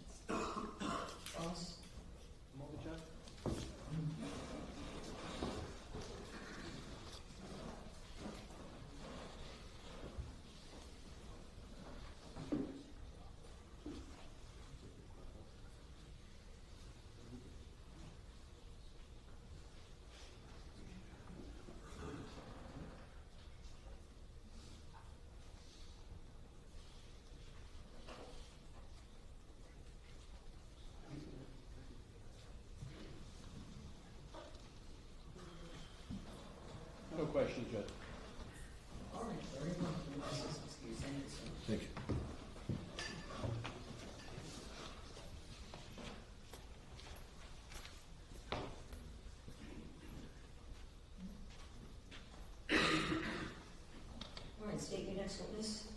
Yes, Judge, thank you. The state calls Robert Bruto, Spell the last name? Brutto.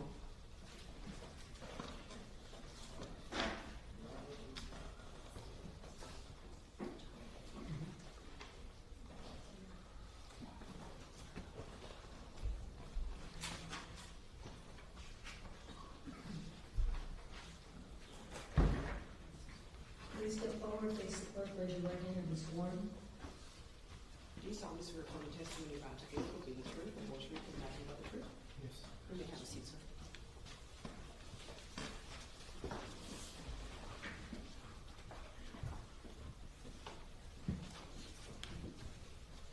Please keep your voice low and clear into the microphone.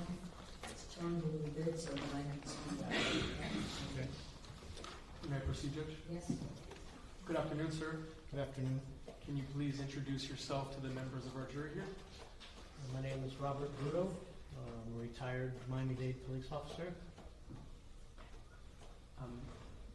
Mr. Bruto, when did you retire from the Miami-Dade Sheriff's Office? November of 2024. How long did you serve? Approximately a little over 31 years. Congratulations on your retirement. Thank you.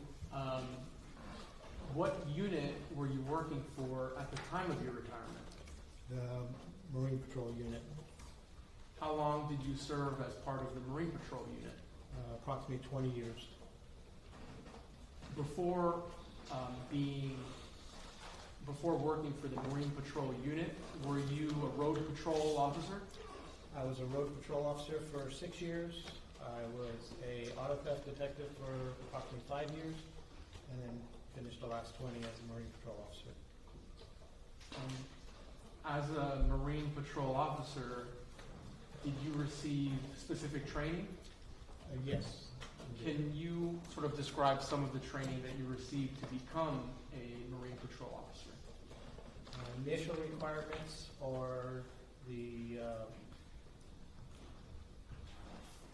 Florida boating course put on through FWC. It's required by every boater born after January 1st, 1988. Was one of the first requirements that I had to complete.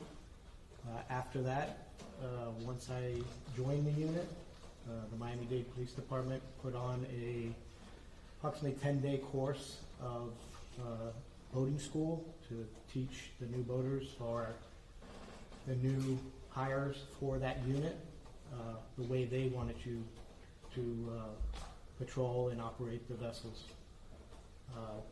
Throughout my career, there were numerous other agencies that put on trainings, Coast Guard, FWC, some outside agencies that I had attended for various different boating courses, as well as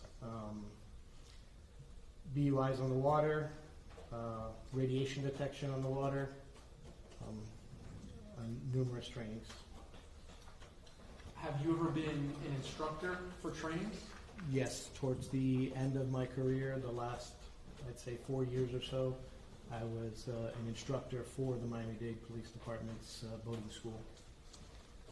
As part of training, would navigational safety be discussed? Yes, it would be as part of the course. And just for the benefit of the jurors, were you a boater as a civilian growing up? Yes, I pretty much grew up my entire life here in South Florida. Went on numerous boats my family owned, as well as myself that I owned, as well as neighbors. Pretty much from probably the age of 7 or 8 years old, I've been on a boat. And even though you are now retired, do you still boat? Yes, I do. I have my own vessel that I go out on. All right. So, Mr. Bruto, I want to talk to you a little bit about September 4th, 2022. Do you recall the events of that day? Yes, I do. Was that Labor Day weekend? Yes, it was Labor Day weekend. Can you describe to the jurors what boating traffic is like over holiday weekends versus a regular weekday? Like night and day. During the week, very little traffic is out there, very few people go out on the water. Weekends are busy. The marinas are usually filled up by noontime. There's no more room for vessels to put in the water at the marinas. Holiday weekends are even worse. They actually open up additional parking, so there's even more boaters out on the water. Have you responded to emergency situations during the course of your career with the Marine Patrol? Yes, I have. Have you received training on first aid? Yes, I have. Have you received training on emergency response? Yes. Can you describe some of those trainings to the jurors and what you learned? Through the department, they put on a CPR course and a refresher course every year through trained instructors that we must pass and go through. CPR, first responder, first aid, as well as the Marine Patrol itself implemented training, various different types for our unique needs out on the water. So pretty much my entire career, we've been training for that. When did your shift begin on September 4th, 2022? I don't recall exactly because sometimes our normal shift is 7 a.m. in the morning till usually 7 p.m. Holiday weekends, sometimes they adjust it so we can work a little bit later in the evening. I don't recall exactly what our shift was that particular day. Can you give us just a general estimate? I would say maybe 9 a.m. to 9 p.m. Unless something happened and we would hold over. So where do you go when you are going to begin a shift with Marine Patrol? That particular day I was assigned to Black Point Marina. The county has 3 assigned marinas for the Marine Patrol unit. One in the north end, Pelican Harbor. One in the middle of the county, roughly, Matheson Hammock Park. And then the south end is Black Point Marina. Did you know that you would be beginning your workday at Black Point Marina? Yes, I did. How often had you been assigned to that area, Black Point Marina? At that point, approximately maybe 8 years. And can you give just a general description of what Black Point Marina looks like? When you first get there, it's a large parking area off to the right for vehicles with boat trailers. On the left-hand side is just for vehicles itself. When you travel all the way down into the marina, you'll come to what used to be a little guard booth that collected the money for parking fees. They no longer use that, but you pass through that, and directly in front of you are the boat ramps. Off to your left is a restaurant and the park offices, and off to the right of the actual boat ramps is a large privately owned storage facility for vessels. And is Black Point Marina on the mainland? It's part of the mainland, yes. Okay. So can you tell the jury some of the duties and responsibilities that were assigned to you on specifically this day?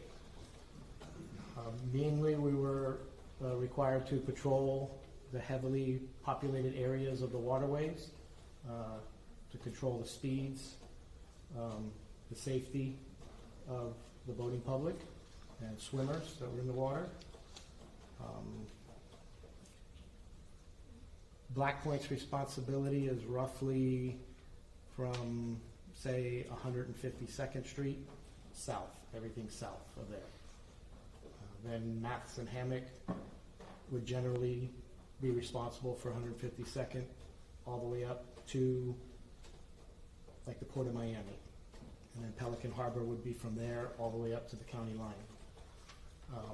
Not to say we can't go across to help each other out or further, or even into either Monroe County jurisdiction to help them out, or possibly up into Fort Lauderdale to help them out if need be. Are you wearing like a normal patrol uniform? We have the standard polo shirt that some of the road units wear as well, but we wear shorts instead of long pants out on the vessels due to the heat. It gets hot out there. It's hot. Did you have a partner on the vessel? Yes, that day was Officer Marvin Friels was Flores. Marvin Flores was my partner that day for Labor Day weekend. Had you worked with Officer Flores before? Yes, he was my regular partner during any other work day. So when you get to Black Point Marina, are you assigned a particular vessel? We were. Generally, it's the senior officer or the supervisor picks the vessel they want to use for the day, and then the next senior on down the line will pick whatever vessel they want to use. Generally, it's only 2 officers working normally on a day, and we'll just pick whatever boat best suits the conditions for that day. But on a holiday weekend when everybody comes in, it normally goes by seniority to pick the vessels. I was going to say, you were pretty senior as far as time in. Yeah, but the supervisor kind of trumps seniority all the time. Understood. I understand that. So what was the vessel that you wound up taking? We wound up in what they call the 850 Impact. It's a boat built by Brunswick Corporation, which is a subsidiary of Boston Whaler. 850 is the metric equivalent to approximately 25, 26 foot vessel. What is the top speed that that vessel can go? That particular vessel does approximately 52 to 54 miles an hour. And would you go at that speed if you were to respond to an emergency? If the conditions were correct or conducive to that, we would. It just depends on the conditions that we were presented with, whether it be weather, sea conditions, boating traffic conditions. It just depends on the totality of the circumstances that we're in. What was the weather like on September 4th, 2022? It was clear, clear skies, light chop on the bay, no rain, so it was a nice day out. And just to give a little bit of insight, when you say light chop, how does that affect boating? It's just the amount of wave that the wind produces on the water. Smaller vessels, it's going to affect more than larger vessels. So it just depends on the direction they're going in and which direction the boat is traveling in. Did the weather conditions or the conditions of the water, did it impede you at all in conducting your duties and responsibilities on that day? No, it did not. Was there anything unique or unusual about the weather conditions or the water conditions on the day of the shift? No. So, throughout the day, did you respond first to an unrelated medical emergency? Yes, we responded as a backup unit to one of the other units that had a medical emergency. Around what time of day was that? And you could estimate. Approximately 2 o'clock in the afternoon, maybe, or 1:30 it started. So, how do you communicate with dispatch? We have our radios that are programmed, and they're programmed to a specific frequency to communicate with the dispatch. We also have our handheld radios that we carry on us that we usually put on a side frequency specifically for Marine Patrol so we can communicate with each other. We also have our VHF radios. It's a boating radio. Any boater is able to have that radio as well, so we can communicate with them or Coast Guard or each other, as well as fire rescue. That's a good point. Does the Marine Patrol unit work with other agencies in protecting the safety of people on the water? Yes, we do. Numerous other agencies. Can you just name some agencies that assist with that? Down in the Black Point area, the main one would be Biscayne National Park officers. Also, Florida Fish and Wildlife has vessels in the area. As you get further north, you have Coral Gables Police Department that has some vessels. Key Biscayne has vessels. Coast Guard also patrols the area, just to name a few. And you mentioned earlier that for Miami-Dade on holiday weekends, there's more officers working. Usually they bring in officers on an overtime basis to help out because of the amount of boating traffic there is. Do you know if that's the case for these other agencies as well? I couldn't say for sure, but the majority of them usually do. Okay. So let's talk about the unrelated medical emergency. Do you respond to that? We responded as a backup to secure the landing zone for the air flight from Miami-Dade Fire to airlift the patient out because we're out on the water. Does your vessel have a stock of medical supplies? We do. We carry a first aid kit with basic first aid stuff. We carry a backboard up in the vessel. We also carry AED, an automatic defibrillator, on the vessel as well. What is the purpose of having a backboard? Backboard is usually to stabilize somebody that possibly could have back injuries, spine injuries. We usually put them on that board to stabilize them so they can't move and cause further injury and strap them down to it. Fire rescue commonly uses it even with the gurneys they use. They put people on the backboards when they suspect back injuries, neck injuries, or something where they need to immobilize the patient. Is that especially important when the patient is on a boat that moves? It would be. If we suspect they might have back injuries or neck injuries, we would want to stabilize it the best we can and strap them down because the boat is constantly rocking in the water. And you mentioned a defibrillator, saying it right. What is that?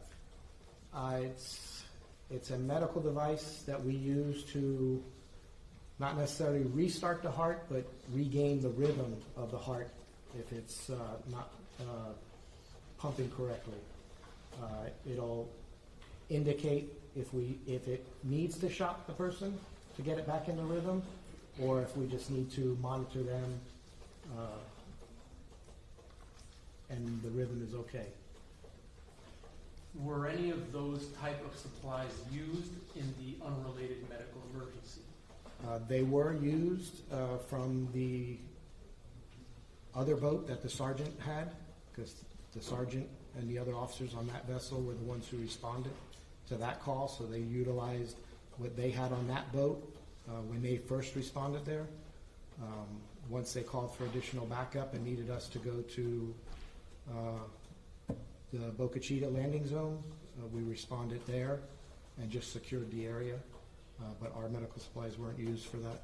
Okay, so the Boca Chita landing zone, what caused you to go there? We were asked to go there to secure the area so there would be no vessel traffic or pedestrians walking on the island where the helicopter needed to land life flight to pick up the patient. So after you attend to this unrelated medical emergency, what do you next do? We all the vessels that responded there, which was all from Black Point mainly, we all responded back to Black Point Marina. At that point, we were breaking to have a little something to eat and try and restock the vessel that used the medical supplies with medical supplies back in there because it was such a busy holiday weekend. We wanted to make sure we were prepared if anything else occurred. How long were you at Black Point Marina restocking medical supplies before another call comes out? I would say 3 to 5 minutes, if that. We had just walked upstairs and just walked in the office. Did you go into emergency mode? At that point, we jumped back on the boats. The call that came out was a boat overturned with a female in the water that they could not find. So we all jumped back in the boats. We had 3 vessels working at a Black Point Marina that weekend. Our boat, the sergeant's vessel, and then a boat with divers on it. When the emergency went out, since there was a possibility of someone being in the water, instead of the divers taking their boat, they just split up between our boats and jumped on our boats, and we all responded to where initially the call went out. The vessel accident or overturned vessel was by Boca Chita Island. Did you respond to Boca Chita Island? We responded to Boca Chita Island moments before we were pulling into the harbor they have. We received additional information that the boat was possibly somewhere along Elliott Key, but Elliott Key is a very long island, approximately 10 miles long. So it didn't give a specific location, so we immediately turned southbound and started traveling down along Elliott Key to try and locate it. Is that uncommon for the location of the emergency to be difficult to determine initially? Most boaters aren't aware of the exact location of where they're at, unless you've been boating many years and know the areas. And even at that, there are some boating maps that call one area something, and on a different style map made by a different company, they'll call an area something different. And then there's areas that are designated as a specific location, but people go there and make up a nickname for it, and some of them stick, some of them don't, and they'll call it the nickname. But it just depends on who's calling in the call, whether they know exactly where they're at, or they just give a nickname or some type of coordinates. So it's not uncommon that they'll give out an information or say, we're 3 miles from Turkey Point, but they don't give a direction of 3 miles where, north, south, east, west. They'll just say we're 3 miles away from Turkey Point. So it's happened more often than not. How much time passed between the initial call and when you and your partner pulled up to Boca Chita Island? If you could estimate. Maybe 15 minutes from Black Point Marina to Boca Chita. It's approximately 10 miles. So it's a good distance, even on the water where there's no technically speed limits or streets that you have to follow. There's still wave conditions, other boating traffic, and it's just 10 miles is a long ways to travel. You mentioned that you were traveling south down Elliott. Yeah, once we got additional information that it was possibly along Elliott Key somewhere, we turned southbound and started heading along Elliott Key. When do you all come across the crash site? We continue to receive more updates. I believe the next update said it was closer to Caesars Creek, which is the south end of Elliott Key.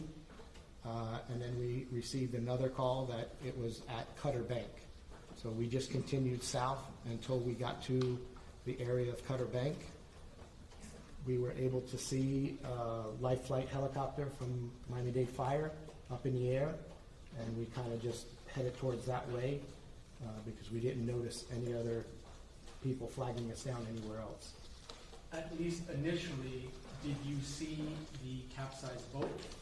Once we got through the channel markers along Cutter Bank, closer to the south end, we saw the initial overturned vessel, but we were being waved down and saw the helicopter above a smaller white open fishing vessel. There's been some testimony already, but can you just describe Cutter Bank and what it is used for? Cutter Bank is just a shallow shoal that kind of divides where Elliott Key is, southbound towards like the Florida Keys. There is a channel marked that they put up markers on either side of it to travel through where it's dug out deeper, so you don't get stuck in the shallow areas on either side of it. It's a long channel and a wide channel. And all of these locations that you're discussing here in court, are they locations that you are familiar with? Yes. With the court's permission, I'd like to use what's already in evidence. It states to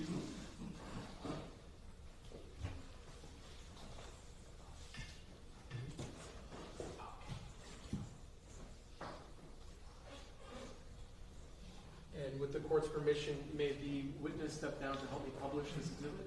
Yes. All right.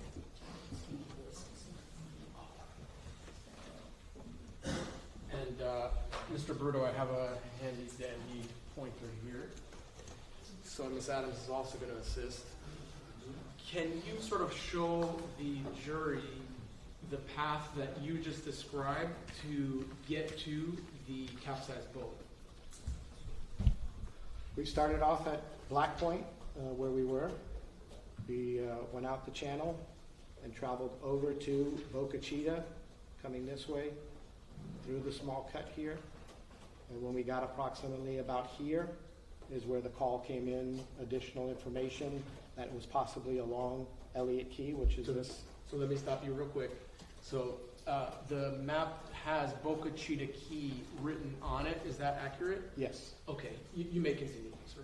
Once we got the additional information, we changed course and headed southbound through the channel markers and along Elliott Key.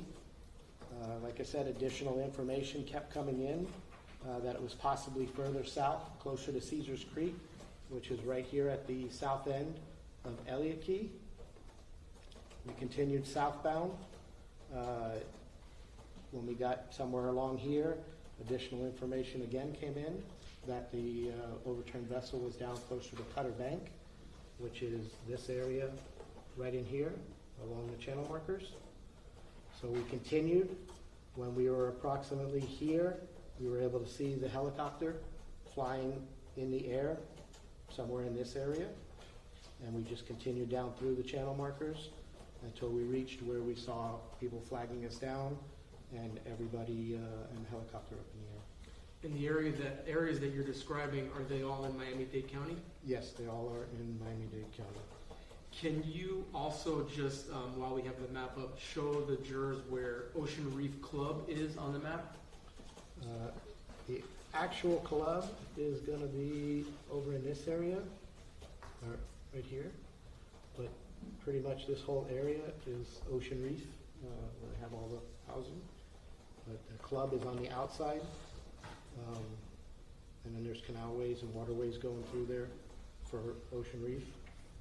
Can you show the jurors how someone, if they wanted to go from the area of the channel markers to Ocean Reef Club, how they would get there? From here you would have actually two different choices. Once you pass through the channel markers, you could either cut through Broad Channel and come around, or you could cut through Angelfish Channel through this way and then come around to get to the outside to where the club is. Have you ever been to that club? I've been to the marina, not necessarily. Are you a member? I'm not a member. You can have a seat, Mr. Bruto. Thank you, Ms. Adams.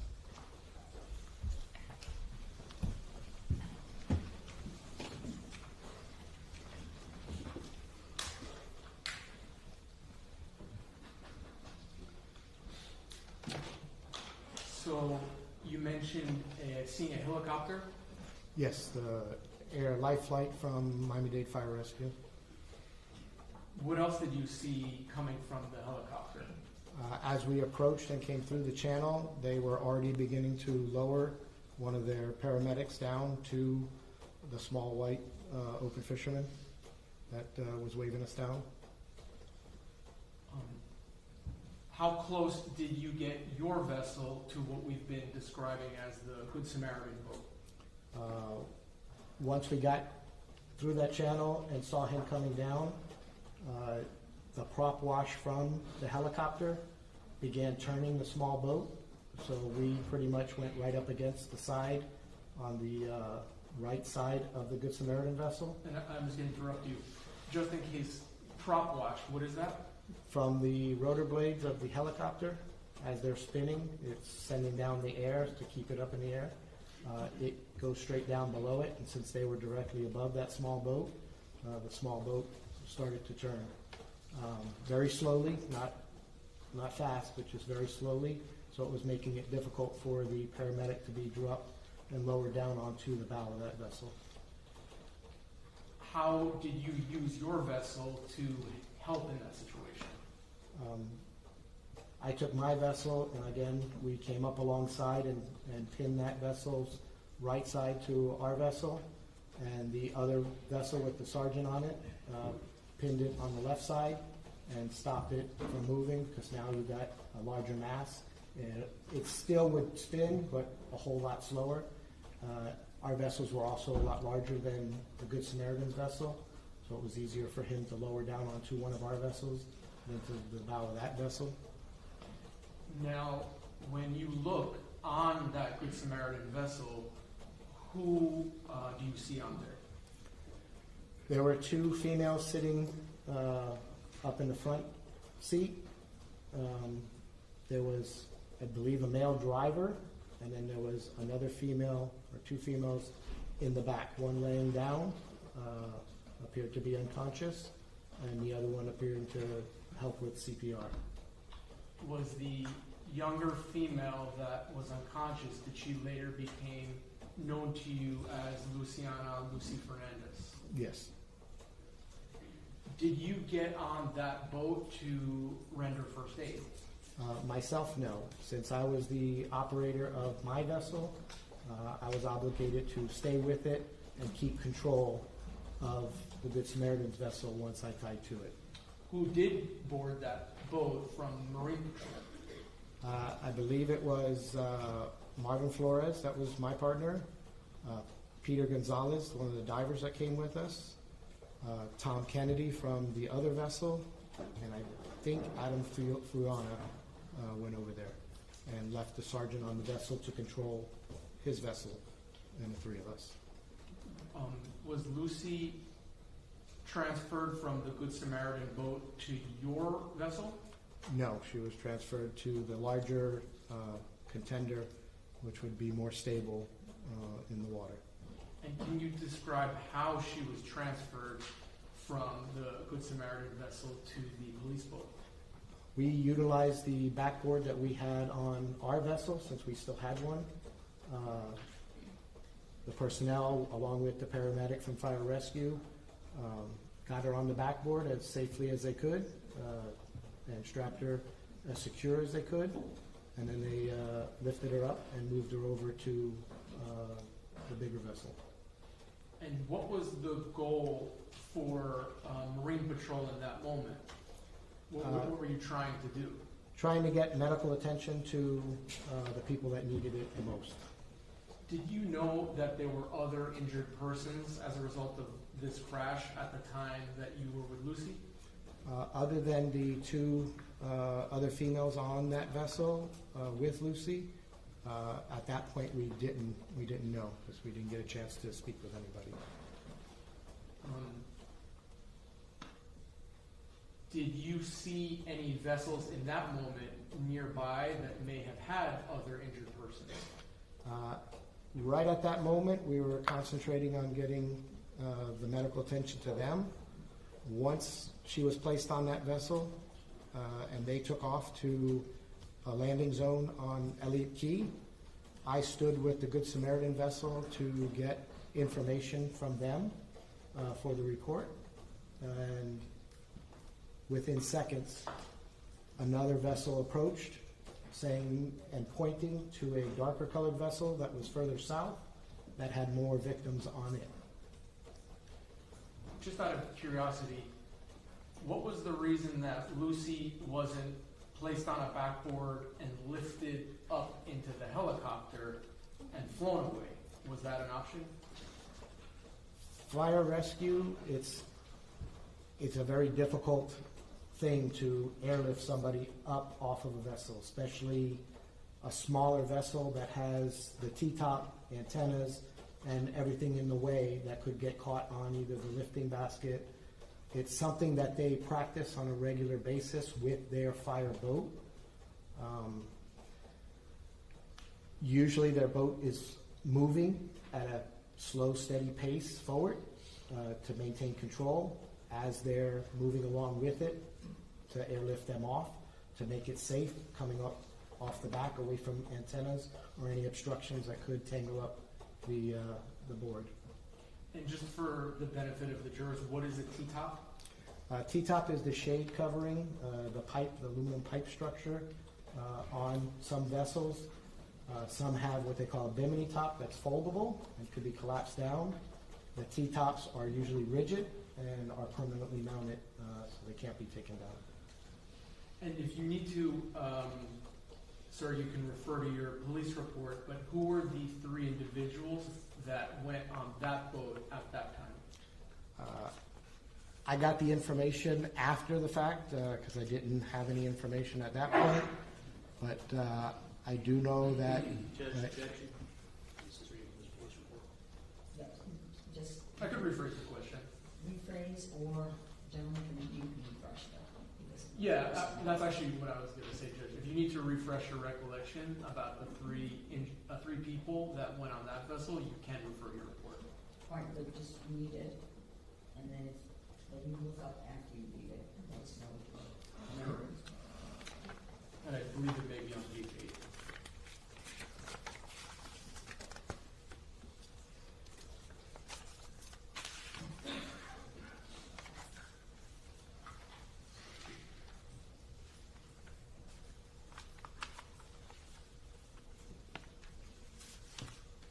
Okay. Did that refresh your recollection? Yes. And who was that? Lucy Fernandez was one. A C. Pino was a second one, an adult female. And then P. Garcia, a juvenile. Thank you, sir. So you mentioned the larger vessel that you were alerted to. Do you immediately respond to that larger vessel? Yes, I do. I advised the Good Samaritan vessel to just try and maintain where they were at, that someone would be along to get their information, and I immediately respond to the larger vessel that was further south. Can you estimate the distance between the boat with Lucy and this next vessel? I'd say anywhere from a quarter mile to a half mile away from where Lucy's vessel was. Now, when you arrive at the second vessel, are you now alone? I was alone. Everybody who boarded the vessel from my vessel to help out went with the larger vessel over to Elliott Key to render the aid. When you get to that larger vessel, what do you see? Immediately I see 2 females in what I describe as a rescue position that we usually do for first aid, or a fetal position you'd call it, laying on the back of either a swim or dive platform, depending on what you want to call it, of that vessel, along with a lot of other juveniles and adults in the vessel as well. Was it clear to you that those young ladies were injured? The 2 on the back seemed to be injured. The ones inside, I couldn't tell if they were injured or not.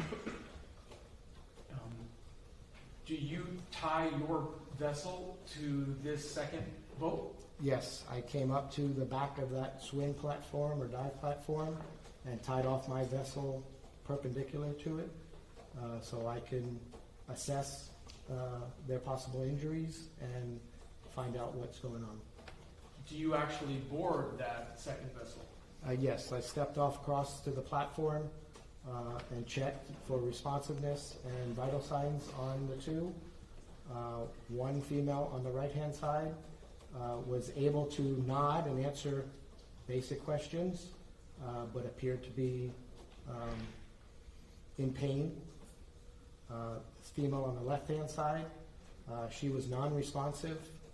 You could hear the labored breathing she had, and very shallow, and her pulse was very weak.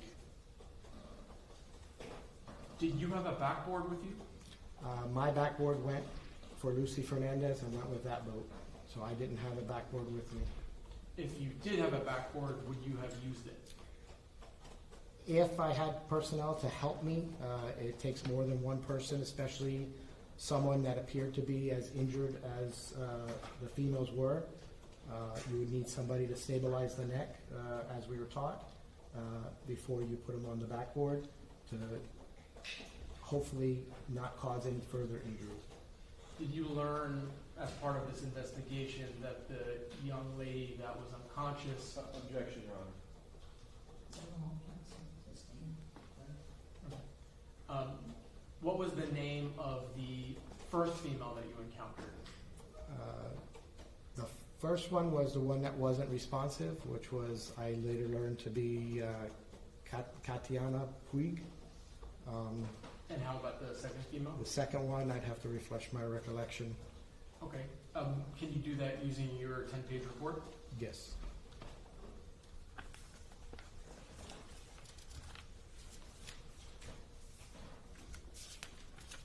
And I think it may be on page 9, if that helps. Page 9, line 4.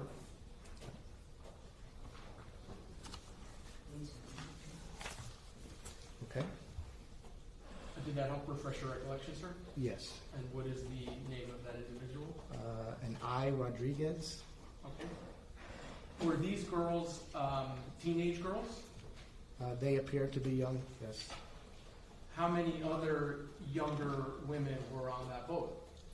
I believe approximately 9. And were there any adults on that boat when you first got there? Yes. Did you speak with them without saying what they said? Did you speak with them? Yes. Did they provide you information about, what they had done prior to you arriving? Yes. Are you using your radio to try and get help? Yes, I immediately radioed back to dispatch that we needed medical personnel, possibly an airlift at that point, being we had a larger vessel, so it's more stable, to airlift at least Ms. Puig, because she was unresponsive and very seriously injured. I radioed back to dispatch as well as on our side frequency, the marine frequency, to my supervisor who were setting up a kind of triage first aid area on Elliott Key. Elliott Key, is that the ranger station there? It's approximately in the middle of the key. Like I said, it's about 10 miles long, so approximately in the middle they have a ranger station and another building along with bathrooms and a large area that they can use as a landing zone for the helicopter and dockage. Mr. Bruto, at the time of this crash, when you responded, were you equipped with body-worn camera? Yes, I was. Did you activate your body-worn camera at some point that day? Yes, I did. Yes.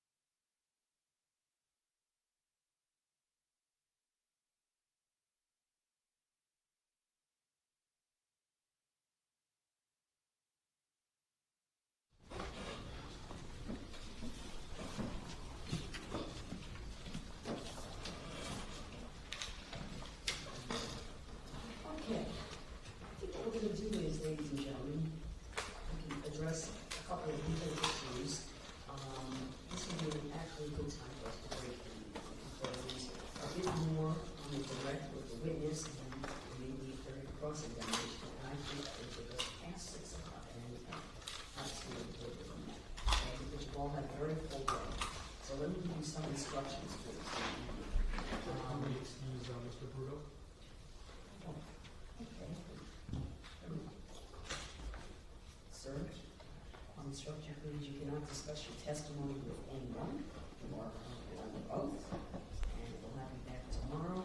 I think I'm going to be back here at 9:30. Okay.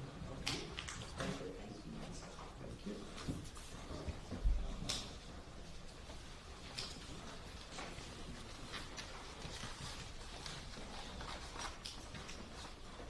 All right, ladies and gentlemen, you put your notepads. I think you're getting the routine now. Put your notepads inside the envelope so you can give it to Renee and leave the courtroom. Same instructions. Please be very vigilant about following these instructions. Insulate yourselves. If you think you're hearing something that has anything to do with these proceedings, ignore it, don't listen to it, don't watch it, don't read it. Okay? Please don't go on social media to either post any comments or read anything or try to gather any kind of information as well. No research, no investigation. There is information that is outside of this courtroom that is not evidence and is not for you to consider. The only thing you can consider is the evidence presented in this courtroom and the law that I will instruct you on and ultimately you change your decision. So be very, very cautious about it.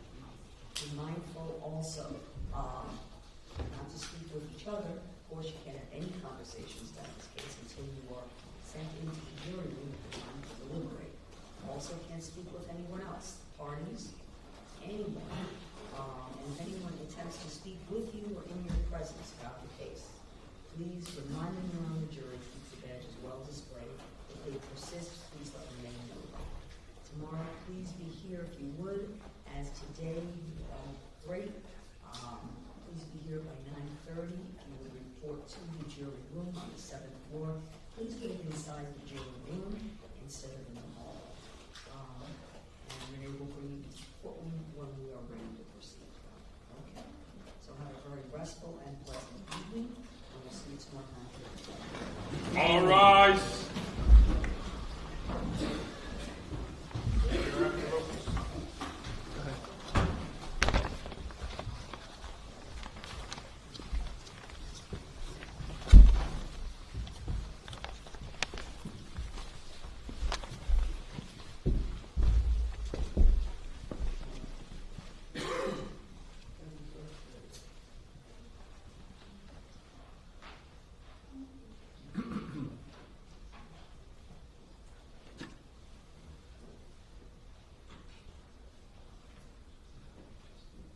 Just give me a minute to get down the hall. You can all be seated. Thank you. We're going to recess for the jury, but I would like to have a few minutes. If you counsel here address the one matter. I can view the information now, or alternative two is you can send it to me again, we can look at it, and then I can address the issue tomorrow. We prefer to do it now, and we have a matter we need to address with you at sidebar. Okay, would you like to address the sidebar matter first? Sure. Okay, come on over.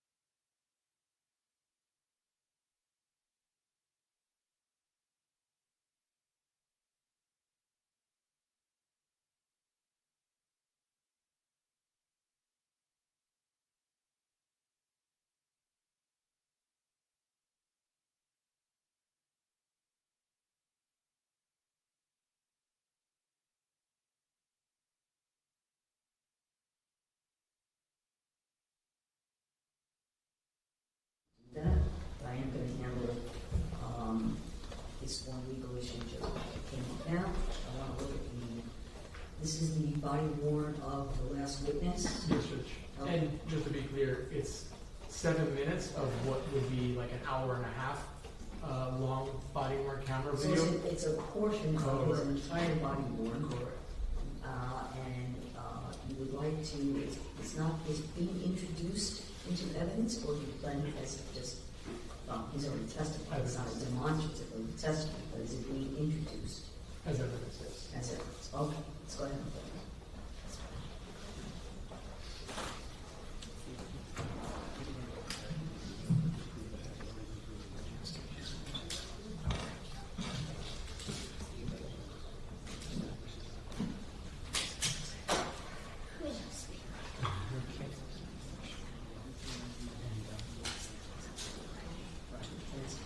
Judge, it is marked 2B for identification. I know we don't have a jury, but just for the record.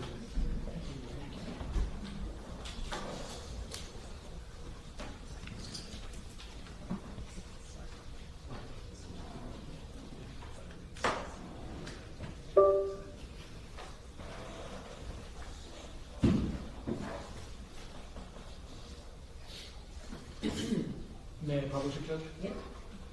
It's 7 minutes, 3 seconds.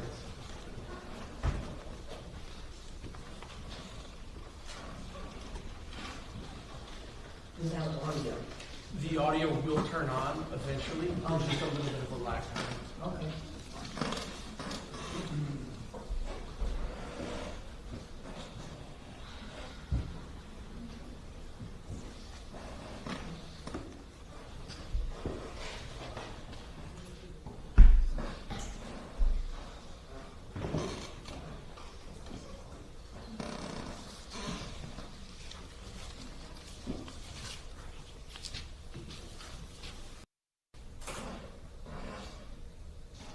Is that the arm of the witness? The arm of the Yes, it is. Okay. Yes.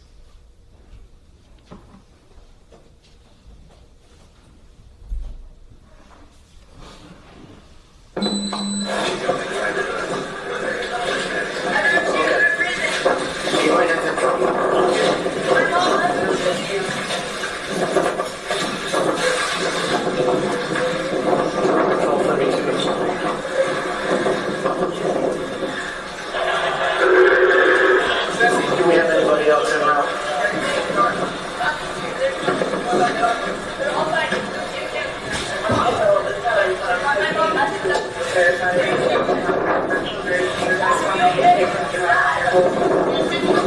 I have 2 more. I haven't moved them yet because of possible trauma. I don't have another backboard. 1. She responsive. She answered me. Yes. You're breathing touch though. You're breathing touch. So 2 victims. 1's responsive. The other one's not responsive. Is breathing. Very labored.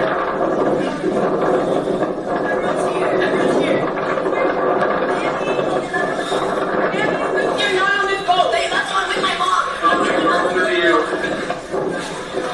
Yeah, I need a backboard for sure. 1, possibly 2.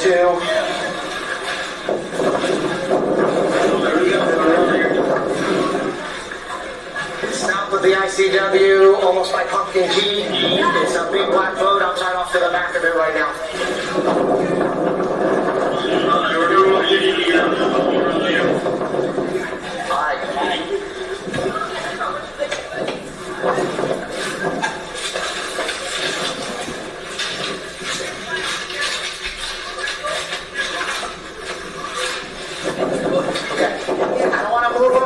Anymore. I've got someone coming with backboards and all, so just let them stay. As long as they're still breathing, we'll just keep monitoring them for right now. We're getting rescue here. Like I said, here comes another chopper, so hopefully... Did anybody here witness what happened? In the water? Okay. Do we know if we have everybody? Yes. From the other people? There's 2 parents and a friend. So this is the guy? Yeah, this is the guy. Okay, was he on that boat? Your mom and Lucy. Right here. No, I can't help. I can't. Do we have everybody that we know of? I didn't see them leave. Okay. We took 1 female from that boat and 2 other people. I know one was a female, but I'm not sure if the other was a male or female. So there were 3.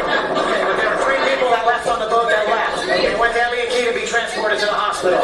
So your dad, so we got, everybody's accounted for then, right? Everybody's accounted for.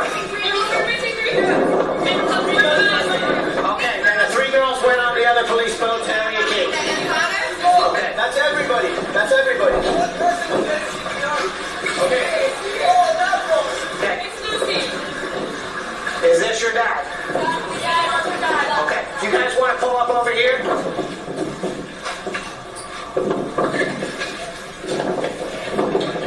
Marine Patrol 32. I'm with some of the parties that were on the vessel that overturned. They're advising everybody is accounted for.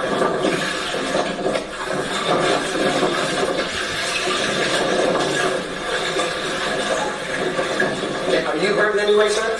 Okay, so please do me a favor, just have a seat for right now so you don't fall down and get any further injured. Okay, just have a seat. Okay, we've got 3 going to the hospital there. I've got more rescue personnel coming.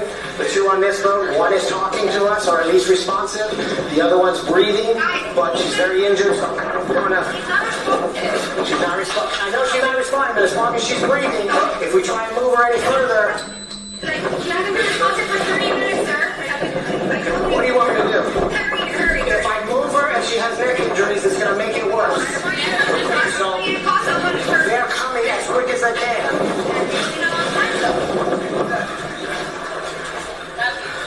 Not sure.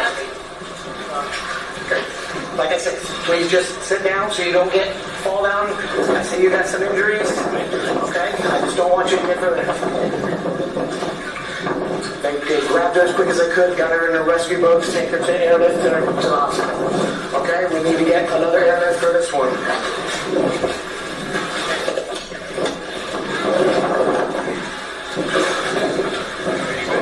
Marine Patrol 32.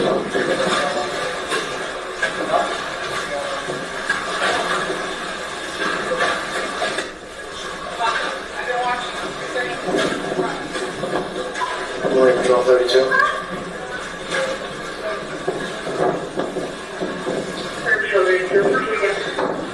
Can you check the fire, see if they have another air rescue that can maybe respond down this way? We got one that's in really bad shape.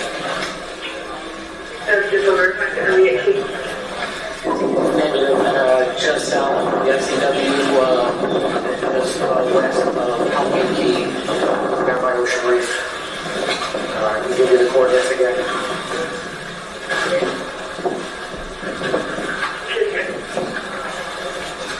25-2-1-397-080-17394.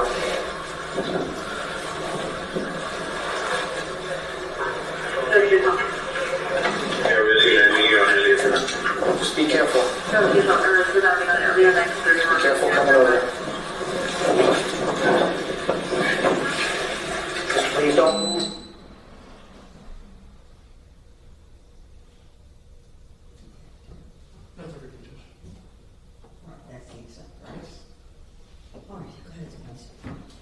So with regard to the observations of the injured passengers, it doesn't seem to offer anything relevant for the jury that's at issue in the case.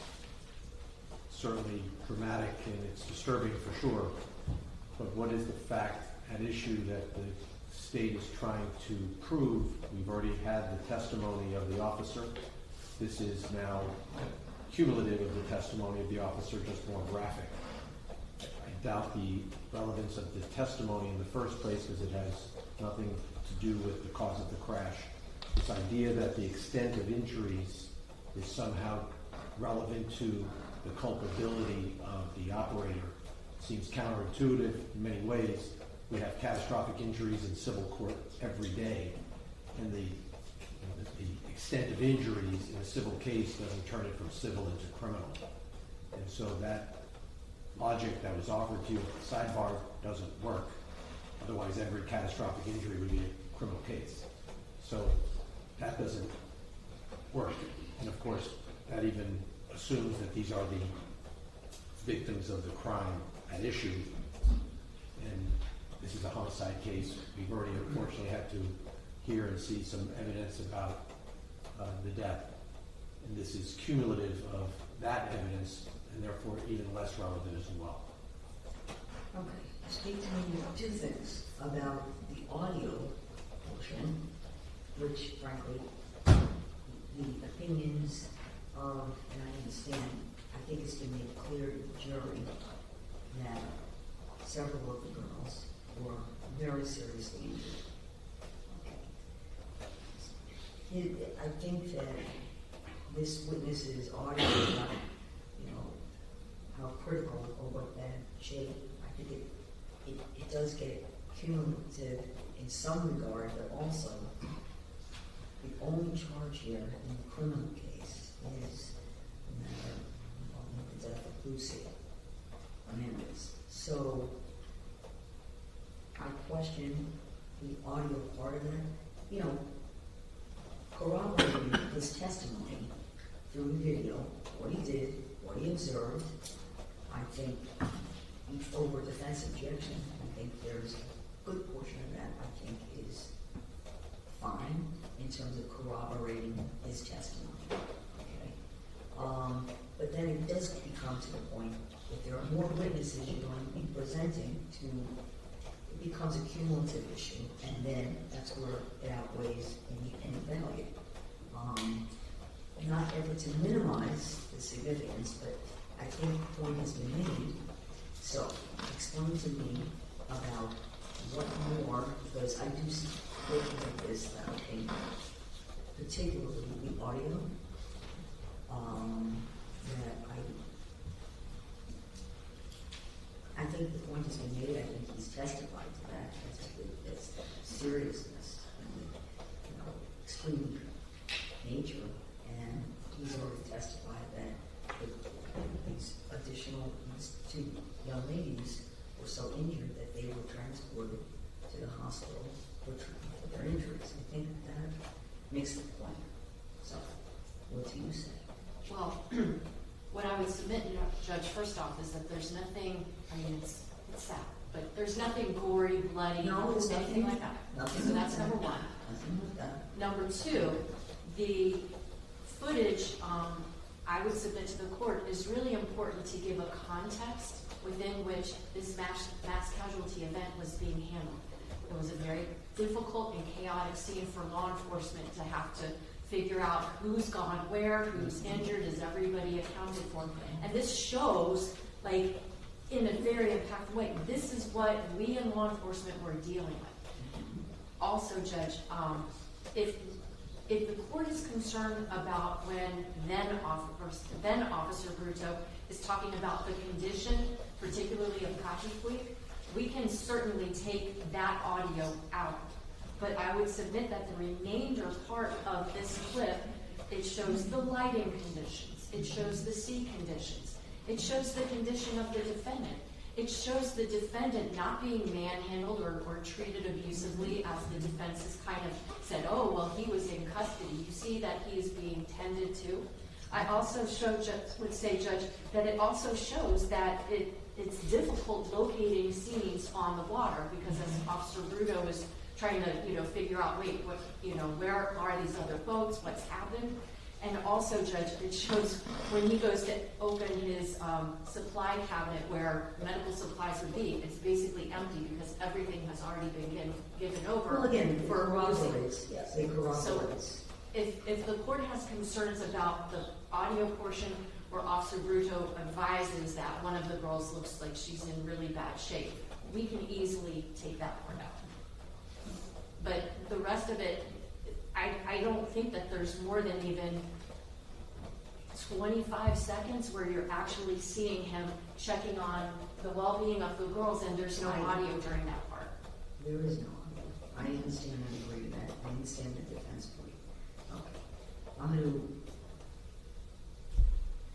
gonna think on it, but I would like you to exercise it, or you can actually, for purposes of playing for the jury, which I will allow, in terms of the audio can be turned on. I have to give instructions anyway regarding, and this would be the first instruction, of these body-worn cameras, because there's going to be excised portions.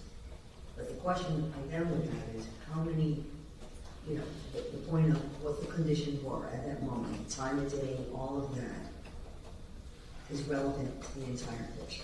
I agree with you there. How many of those body-worn cameras, because we have a lot of witnesses with body-worn cameras, and I know I'm going to see, and the jury's going to see more of them. So my caution is to the point where it becomes cumulative. I understand that, Your Honor. What we deliberately did in this matter was we selected Officer Bruto's video clip, which only pertains to when he has already attended to Lucy. Lucy has already been transported off. He's the only remaining officer that now goes to the second vessel. Got it. So we didn't. And is he the gentleman that has the first contact with Mr. Pino from law enforcement after the crash? Yes, because what happens is Mr. Pino is picked up by this other vessel, right, and then is brought. So as Mr. Pino's vessel is being brought to where all the other girls are, then you see Officer Bruto saying, "Hey, let's get him on here. You know, sir, sit down. I don't want you to fall, etc." Okay, but that's the first point of contact with any law enforcement with Mr. Pino. Correct. From the moment of the crash. This is the first point. That's correct. Okay. All right. So what I would like to do then, because I am very nervous that in the courtroom that we would play the BWC without having that part actually removed, because I don't want to take a risk that we hit the mute button. I don't want you to do that. So what I would like to do, with Your Honor's permission, is although we have marked this clip, what we'll do is we'll make another clip with our litigation support team tomorrow morning that will remove the portions where the officer is communicating that one or more of the girls is in, very bad shape. No, his opinion, I don't see any prejudice. I'm not prejudice taking that out at all. I just want to make sure that's what Your Honor wants. That's what I want to do. No problem. And everything else would be over a defense objection. I'm still objecting, I'm assuming, to the entire portion, anything showing the two other girls with injuries. Right, we don't object to the portion where Mr. Pino comes into frame. We agree that that's appropriate. You're objecting to the portion, whatever number of minutes or seconds it is, where there was any video of two other girls that are injured that the witness talked about being laying on the platform.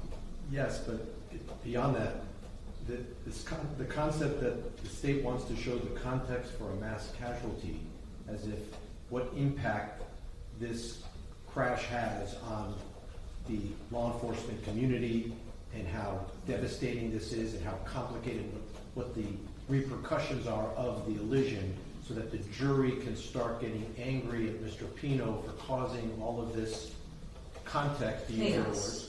Chaos, I think, is another word they use. Well, and so that is now. In terms of how you ask the question. Can I explain though?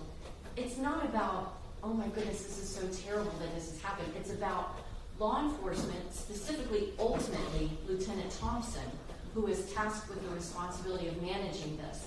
He's getting information piecemeal because the police that get there before he does are getting information piecemeal. And I think that ultimately is going to factor into the manner in which he communicates with the defendant. And because his statements have been ruled admissible, and because one of the instructions the court would give, if we do in fact admit these statements, is that a statement alleged to have been made by the defendant has been placed before you, and it is important for you as jurors to measure and weigh that evidence with great care to make sure that it was voluntarily made. So this goes into that concept that what he is saying is not a product of, and I know it's a legal, issue, whether it's coercion, but the jury has to make a finding that it was voluntarily made. And so seeing these interactions and how the police have had to marshal their resources to try to collectively figure out what they had, I think really goes to explain what winds up happening subsequently at Elliott Key. It's not that, oh my gosh, so many people are injured. We're really not getting into these injuries much at all. I think it's the use of the term mass casualty. It's, again, horrific, even though it's a choice of words. And I think But- that, well. Yeah, okay. If you Yeah. don't want us to say it, but. Multiple people, one individual dies as a result of this act, of this crash. 2 other girls are seriously, very seriously injured. I understand that, but this is a terminology that police use when they're talking about handling a scene like this. When there are multiple Well, there's people different injured, areas of- it's considered a mass casualty event. So if I were to say to somebody from FWC, did you respond to what turned out to be a mass casualty event? Yes. Okay, well, what does that mean? It means that there were more than one person injured. You know, that's what they call it. But to the point, I understand the defense position to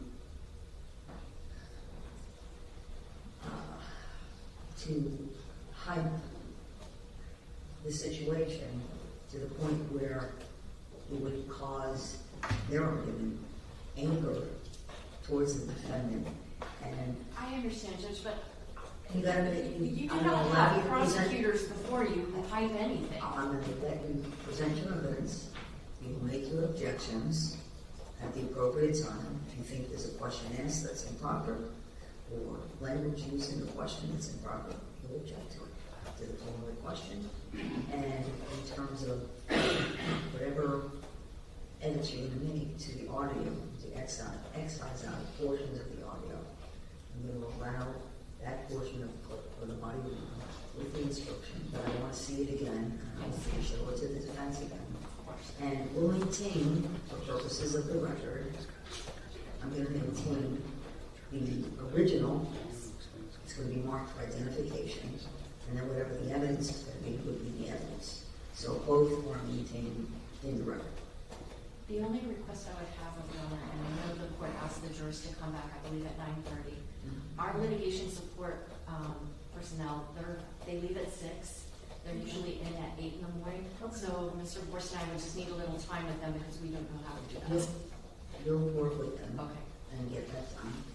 Would it be okay if we came here at 10 in the morning instead of 9:30? Because I'm not sure we can get all of that done and disseminated to everybody by 9:30.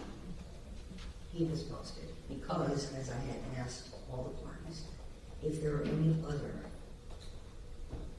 objections to any other portions of body worn that we know the state has provided, and we all have them, I gotta get that before. Okay, so can you review?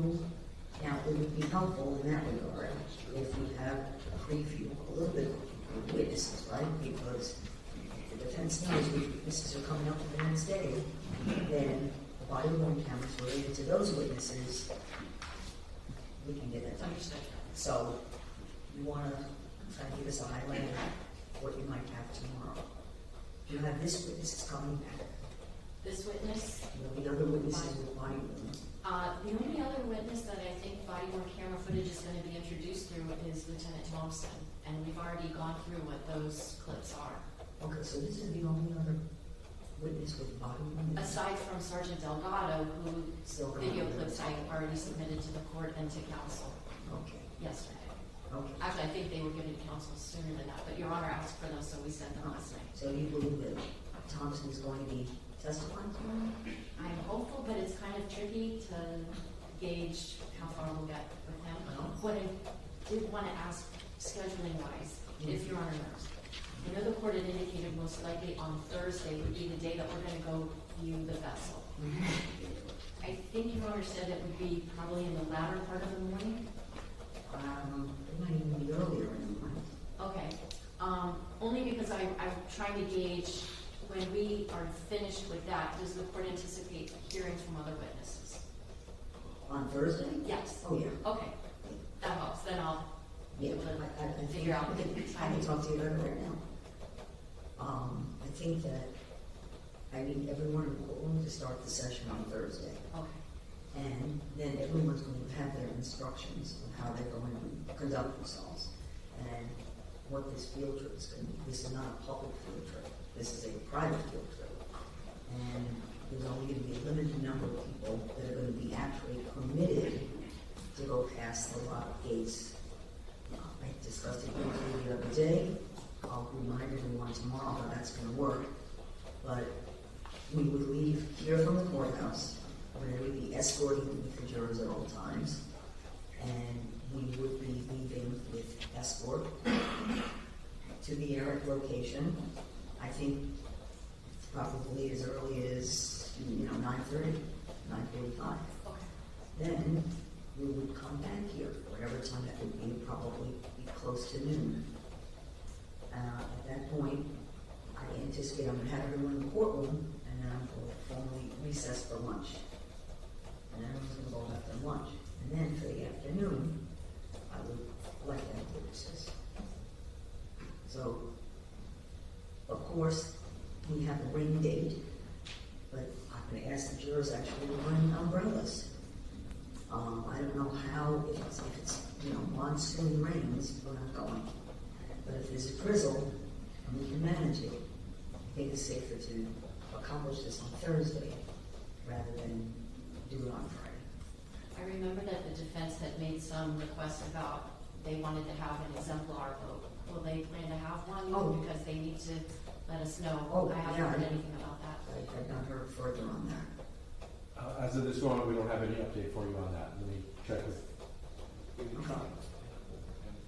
Well, those arrangements would have to be made, like, I would say by midday tomorrow, because there's a lot of moving parts, and whatever exemplar vote, if there was one, would have to be placed at a fair point at the same location, at the FWC yard, what they call it. So, you'll let me know that, please, before midday tomorrow. Okay. And again, we won't have it done until tomorrow morning. Okay, so we'll be able to review it. Now, the other thing is, perhaps, one of you or someone else, your law clerk or someone else, might continue to work on that. Perhaps you can get into other areas that you might have questions on, and then circle back. Okay. So, we'll just see how it goes. Yeah. Okay? All right, have a good night. Thank you. We recess.